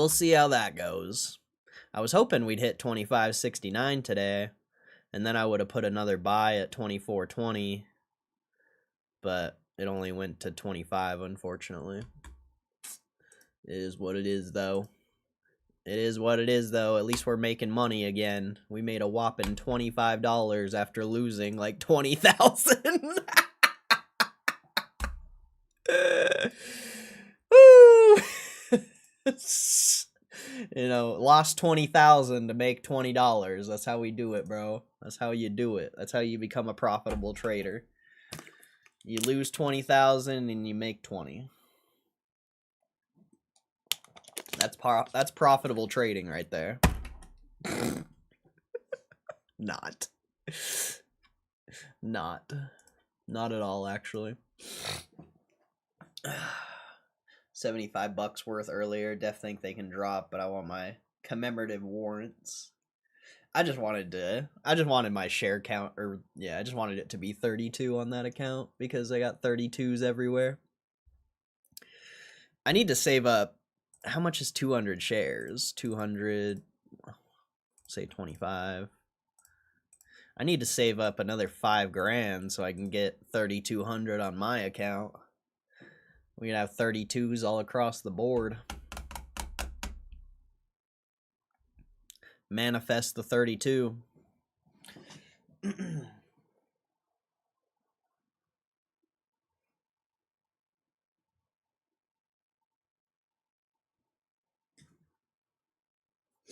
Right now, it looks like it's manifesting 23, but we'll see what happens.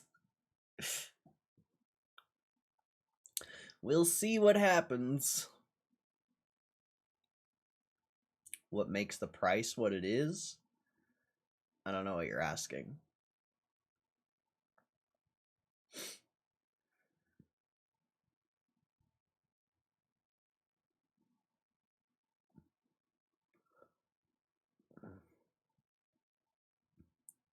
It's the same price as the options.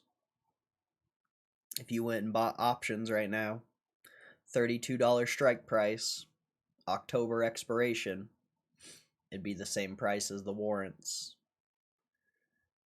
But how you get that price is a combination of option deltas, actual value of the stock, a lot of factors. Mostly time, though. I would say the warrants aren't really worth anything besides the time for now. They're not actually really worth anything until you're trading above $32.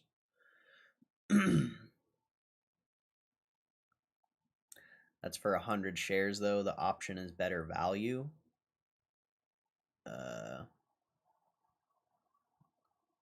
Okay.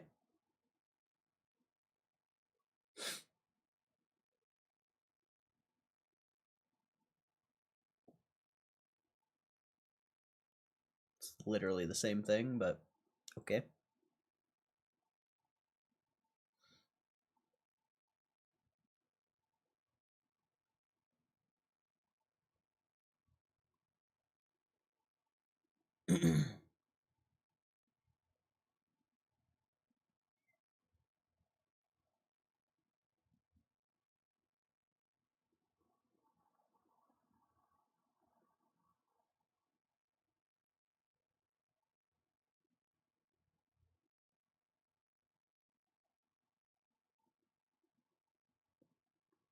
Like how is it better value? Explain. You can't just say stuff and think that it's real. Like explain how it's better value.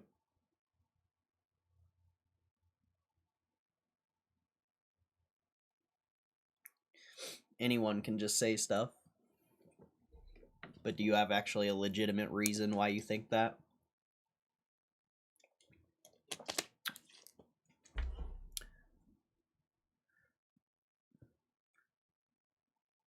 To have the right to purchase 1 share exactly, or an option contract for the right to purchase 100 shares. How's that better value? Either way, you have to purchase the shares. I mean, I guess I get what you're saying.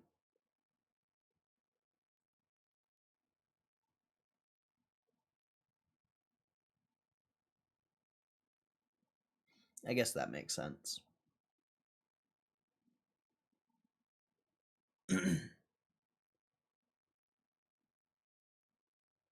But the thing about the thing about options though is you can't exercise the option until it's in the money.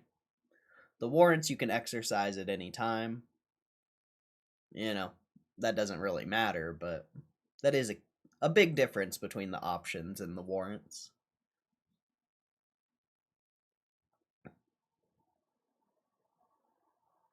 They don't decay with time. I'm not sure. I think warrants have theta decay.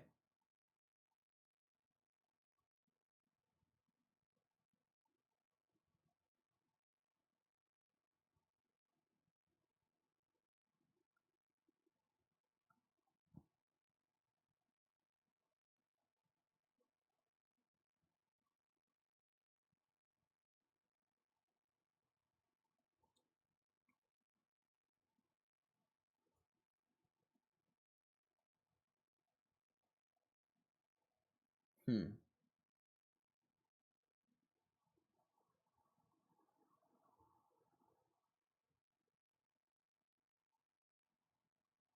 Yeah, that's interesting, Bob. It's interesting to think about it that way. Because if you were to buy 100 warrants, that'd be $3,500. Or no, that'd be $350. Or wait, you're actually wrong, Bob. You're actually wrong. Because buying 100 warrants would be $350. If you went and bought 1 option contract, it would be $350. So you're actually they're legitimately the same exact thing. So you're actually not correct.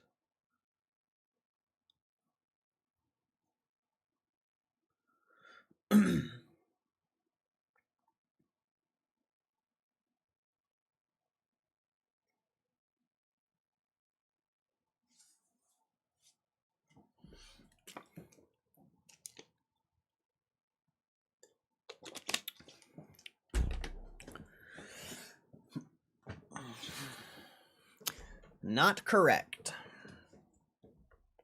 This is why you got to be careful with what you read on the internet, because a simple math equation shows you that that's not actually real.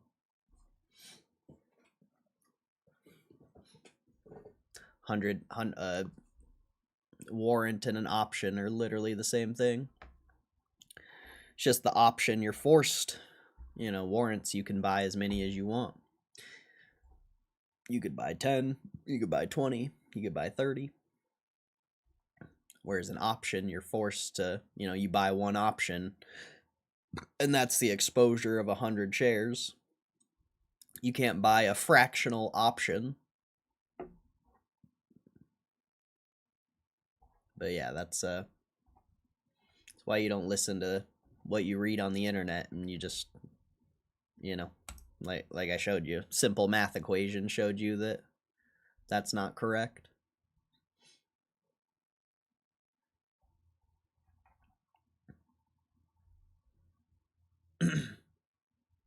They don't, let's see. I have no idea what's going on with the stock. It's a number on a screen that goes up and down. So there's not much to know. Sometimes it's up, sometimes it's down. But you know, there's a lot of things you can know about the business behind the stock, but the stock's a number on a screen.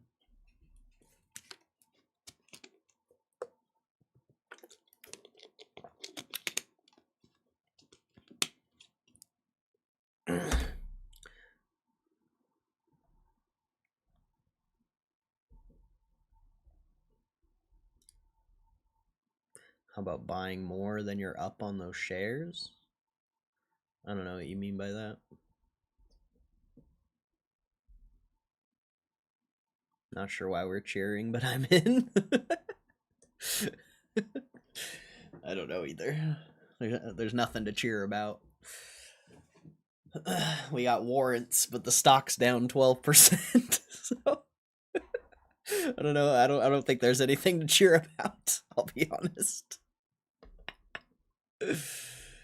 Oh man. Oh, I see. Yeah, it'll be fine.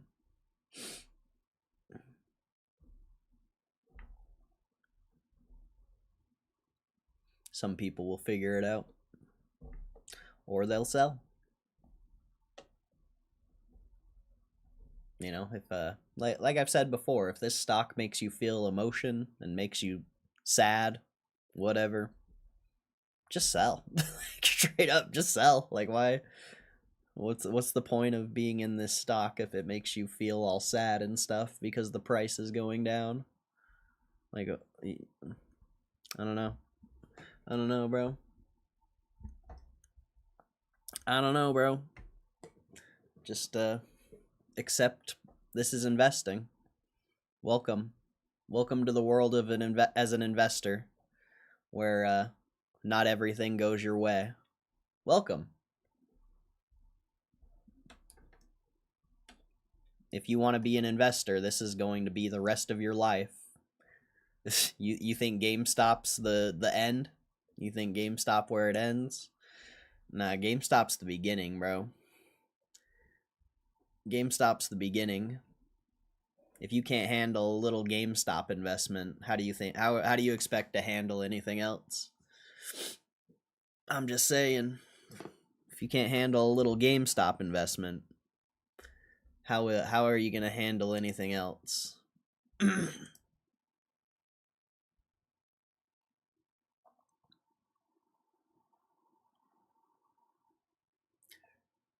I don't understand why people are going on about buying warrants. It's a bit of a share. I'm sure it's some like shills shit because everyone who buys options loses. So, you know, anyone who buys the warrants is probably going to lose, you know, even though I have faith that it can work. Historically, every person who's been buying options for the past year has gotten clapped. So, you know, it would make sense why people are talking about buying the warrants because they like losing money. They love losing money for some reason.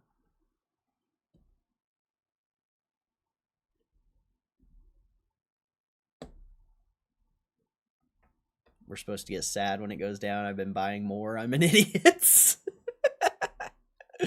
Stupid. Stupid.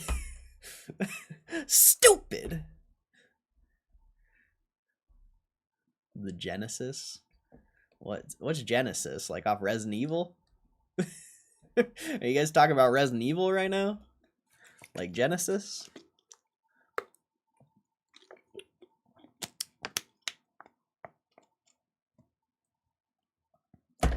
On the flip side, if you've been selling options on GME, you've been doing the clapping. Yeah, that's fair.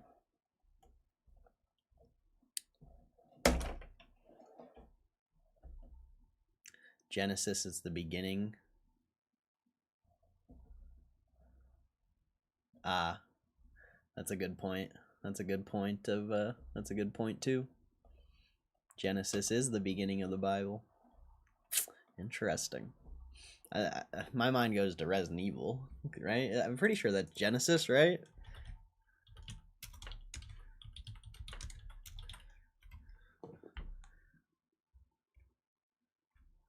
Oh, maybe that's just the game. I thought Genesis was the big guy. This fucking guy. What's his name then?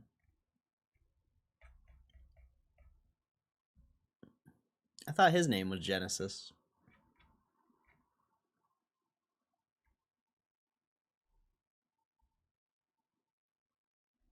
Ah, Nemesis. Yeah, okay. See, I'm an idiot. Nemesis, that's what it is. Thank you for that, Jeremy R. Hope you're doing good, bro. GameStop's getting in bed with Sega. When you get a wife, that's an investment. It's a dead cert about losing money. Damn.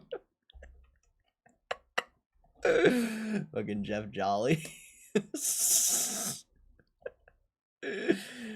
like a good investment, though.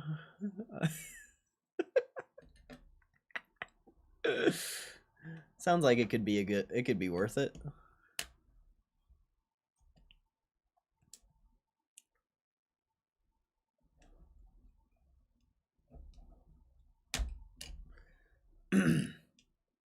That's funny.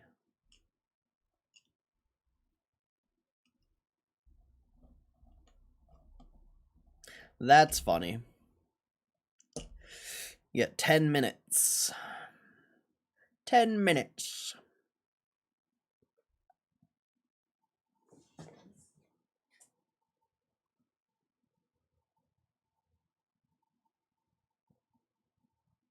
Not a very exciting day. It was almost exciting. You know, when we were pushing 25.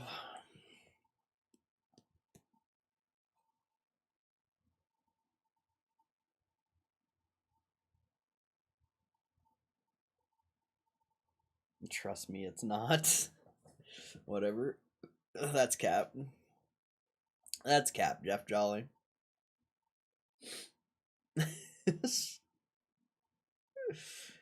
You know how much hookers cost? Just kidding. Hookers are not cheap, bro. I would say a wife is a good investment. Oh, shit.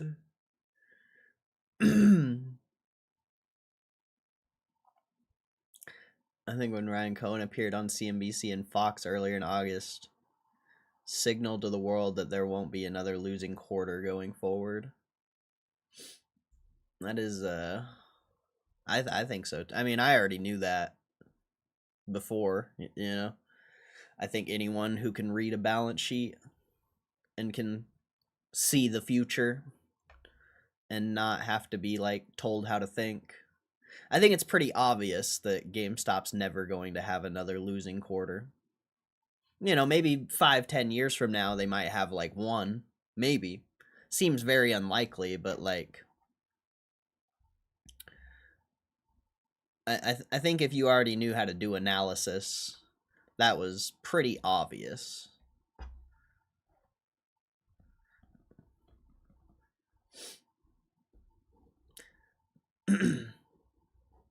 But I agree. I don't think there'll be another losing quarter either. And, you know, as the business grows, the stock price should grow along with it. And that's, you know, that's the beauty of this investment is, you know, there's a whole bunch of potential upside because of a lot of different factors, but the fundamentals should continue to rise. And, you know, in theory, the stock price should continue to rise, or the floor of the stock price should continue to rise. It's a very interesting investment. I would say there's not many investments where your downside is potentially protected in the case of like a market crash or something. And you have a lot of dedicated GameStop investors, so whenever the stock does drop, like people are just gonna buy it. Like I don't know, man. I'm curious to see the next market crash. Like straight up, the next market crash is going to be so interesting. Especially if GameStop is still trading around this price. It's going to be so interesting. I think I'll take an AI woman, please. Nah, you don't want that. You don't want that. They're cheaper than mine.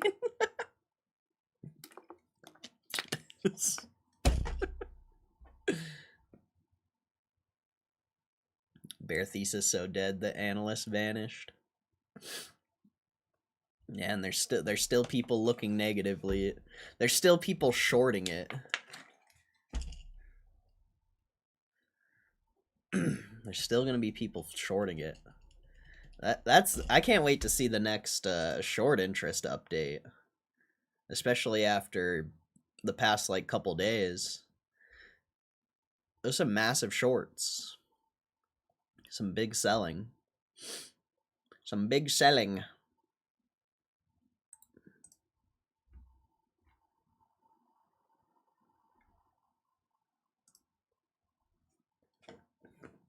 What's the downside of GME? Who knows? It could, you know, fundamentally the downside's protected, but it could still drop. I don't think it will. You know, seeing GameStop trade below $20 would be crazy at this point, I think. But never say never. This is the stock market. Anything's possible. But yeah, I couldn't tell you. Couldn't tell you the downside. The downside is it's there. It has potential. The downside has potential, but it doesn't seem likely. I don't understand why you would appear on 2 separate media channels for any other reason, other than him being extremely confident that he completely turned it around.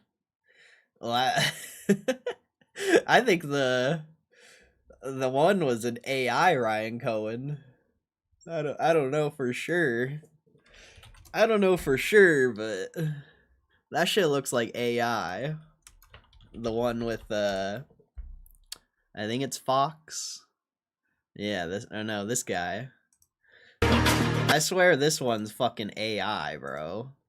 Like this one looks so weird. I swear this one's AI. I swear this is AI Ryan Cohen right here. And just like if you like watch his eyes, I don't know, it just looks so weird, bro. This one looks so weird. Especially when you go to this one and it's like things all like the camera is like quality HD, like this one just looks so weird compared to the other one, bro. Like this has to be AI. That has to be AI, bro. I don't know. I don't know if it actually is, but it just looks so weird, bro. It just looks so weird.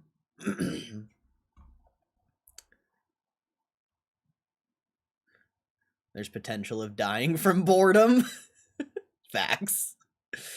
Hey, I mean, the longer it stays trading at $20, the more shares you can buy, so is it really that big of a deal if it keeps trading? You know, if they keep raising money and it keeps trading down here? I would say no. I would say it's extremely positive if it keeps trading down here.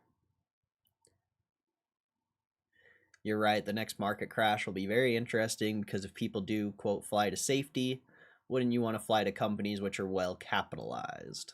Yeah, for sure. Or just, you know, they're trading at their fundamental value, or there's a lot of companies that are trading under their fundamental value. So, you know, people will flock to GameStop, and maybe they'll flock to other things that are trading below fundamentals. But yeah, the next market crash will be extremely interesting.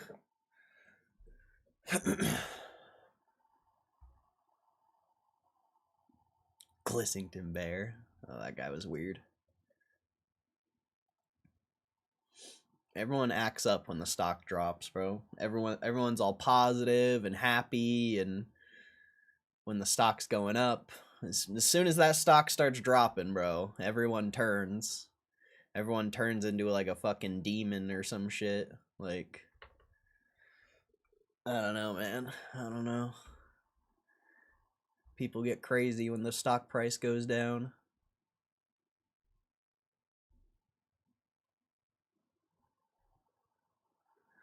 Isn't there a certain level with their cash holdings that the stock in theory cannot go under, or should not go under, and if it does, something happens? No, it can go under.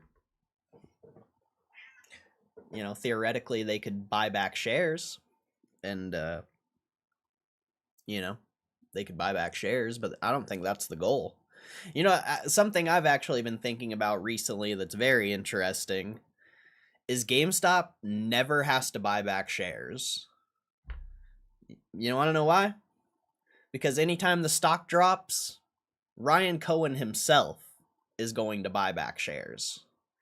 The board is going to buy shares. GameStop, the business, never has to buy back shares, ever. It's actually more beneficial for GameStop to the business to keep raising money and let retail investors buy the shares. So you might never see buybacks on GameStop ever. Because, you know, Ryan Cohen can just use his own money and buy back the shares.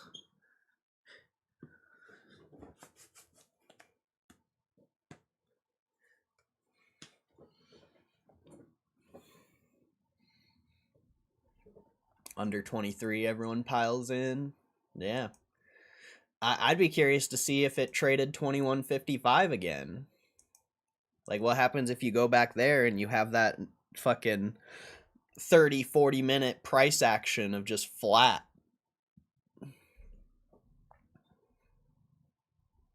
Like, there's so much support for the stock in the lower 20s.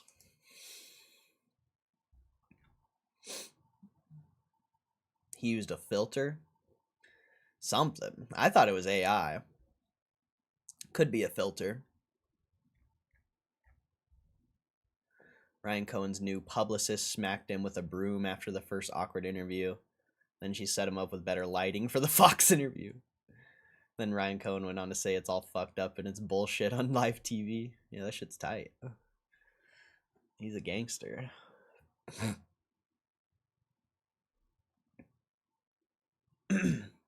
GameStop bought back shares before the squeeze. They're just selling them back now at a huge profit.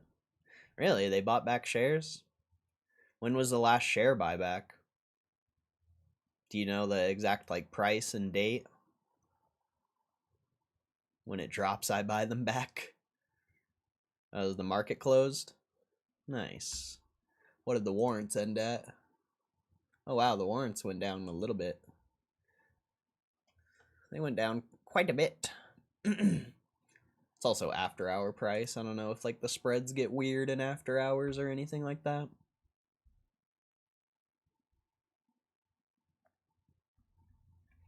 $20.19. Do you know the price they bought back at?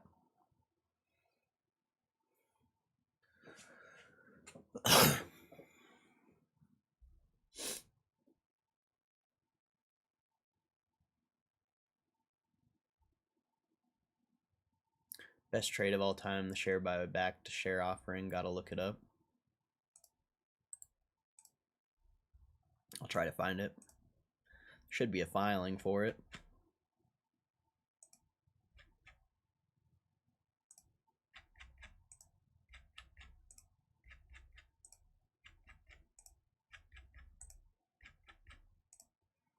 You guys are sure it's 2019?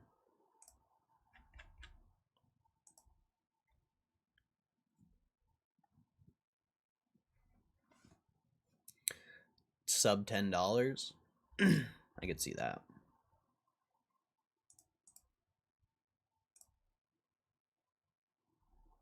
Let's see.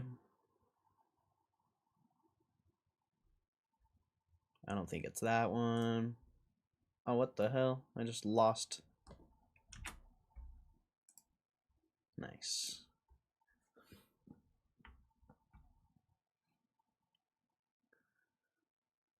$5.11 a share? Damn. How many did they buy back? Do you know how many they bought?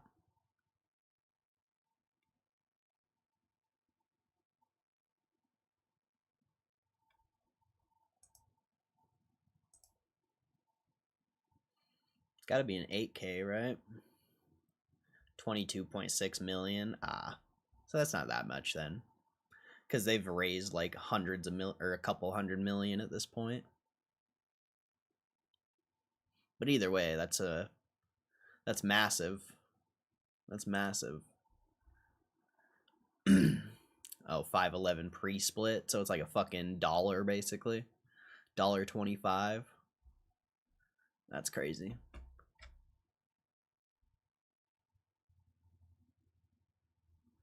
Hey, later, Jeff. Have a good one, bro. Appreciate you supporting the stream. God bless. God bless, bro. YOLO update would be hilarious. That'd be interesting. I don't think you'll hear from Kitty for a long time, though, if ever again.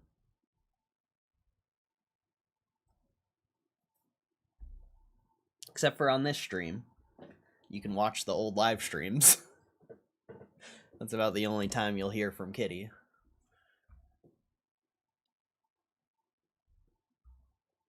When you make something disappear, you have to make it reappear.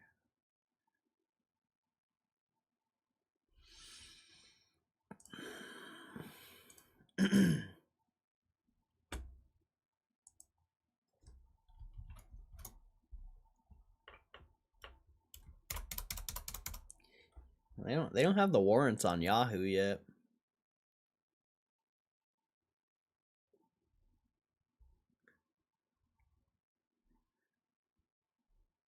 I thought you already said ding ding, Mr. Moose. Was that Hugh G? I thought that was you.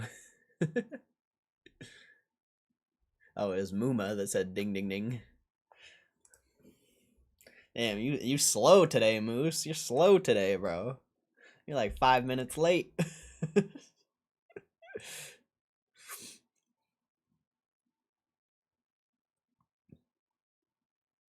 GameStop buys back crazy amount of stock, Motley Fool. I was hoping I could find their actual filing, but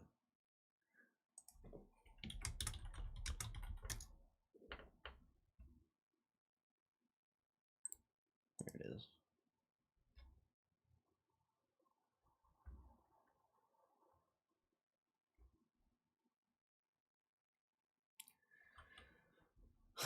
Management bought back a whopping 22.6 million shares for 115.7 million.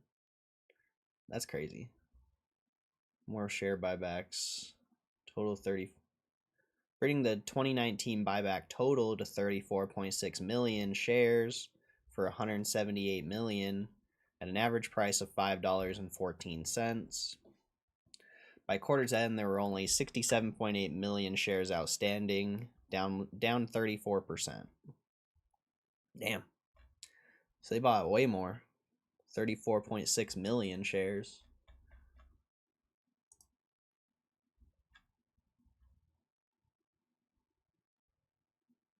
How much did they raise back last year?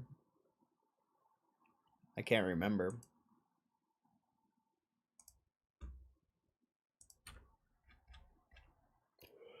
Let's see. What is this 144? No. That's not what we're looking for. I don't think it's this.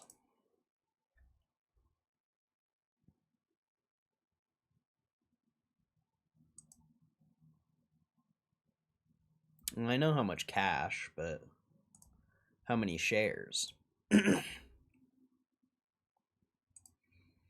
Because if they made $4 billion off of,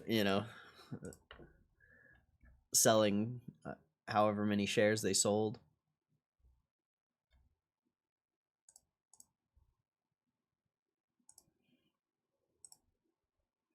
I just don't remember.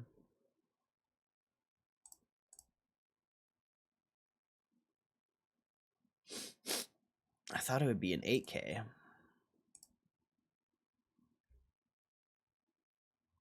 Yeah, right here. At the market offering program for the sale from time to time, 75 million shares. The company has sold an aggregate 45 million shares of common stock for gross proceeds of approximately 933.4 million. So I don't know if this is the first one or not. This was, what was the date on this? June 7th. I think that's right, isn't it? I think June 7th when they diluted.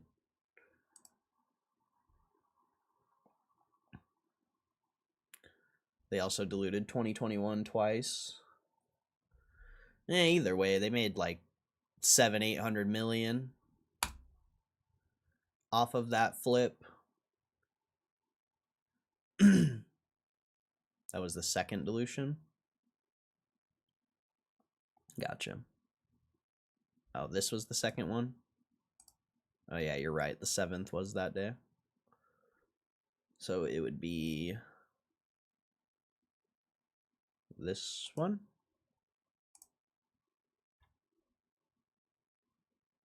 Oh no, this is the 45 million one right here.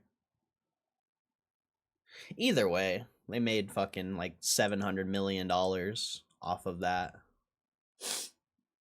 Either way. That's crazy. Like, that's massive. That's massive, bro. Took a few years, but it worked out, right?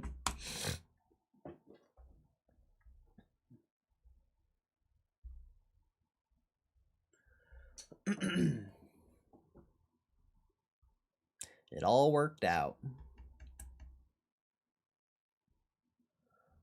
Well, I imagine we're not going to get anything special. So, I guess I'm out of here. We do have Levi and Applied Digital earnings tomorrow, so maybe we'll stream that. Maybe. We'll see. You know, the Roaring Kitty streams might start tomorrow. I don't really know. But we'll see. You know, we'll play it by ear. We'll see what happens. But either way, I appreciate you guys supporting the stream. God bless you. I hope you have a good rest of your day. Congrats on anyone who got their warrants and didn't buy a bunch of shares at $27 like I did. Hopefully you didn't do what I did. Because I'm an idiot. You know, I might be smart sometimes, but most of the time I'm an idiot. So it is what it is. But I'll see you guys later. Have a good rest of your day. God bless you.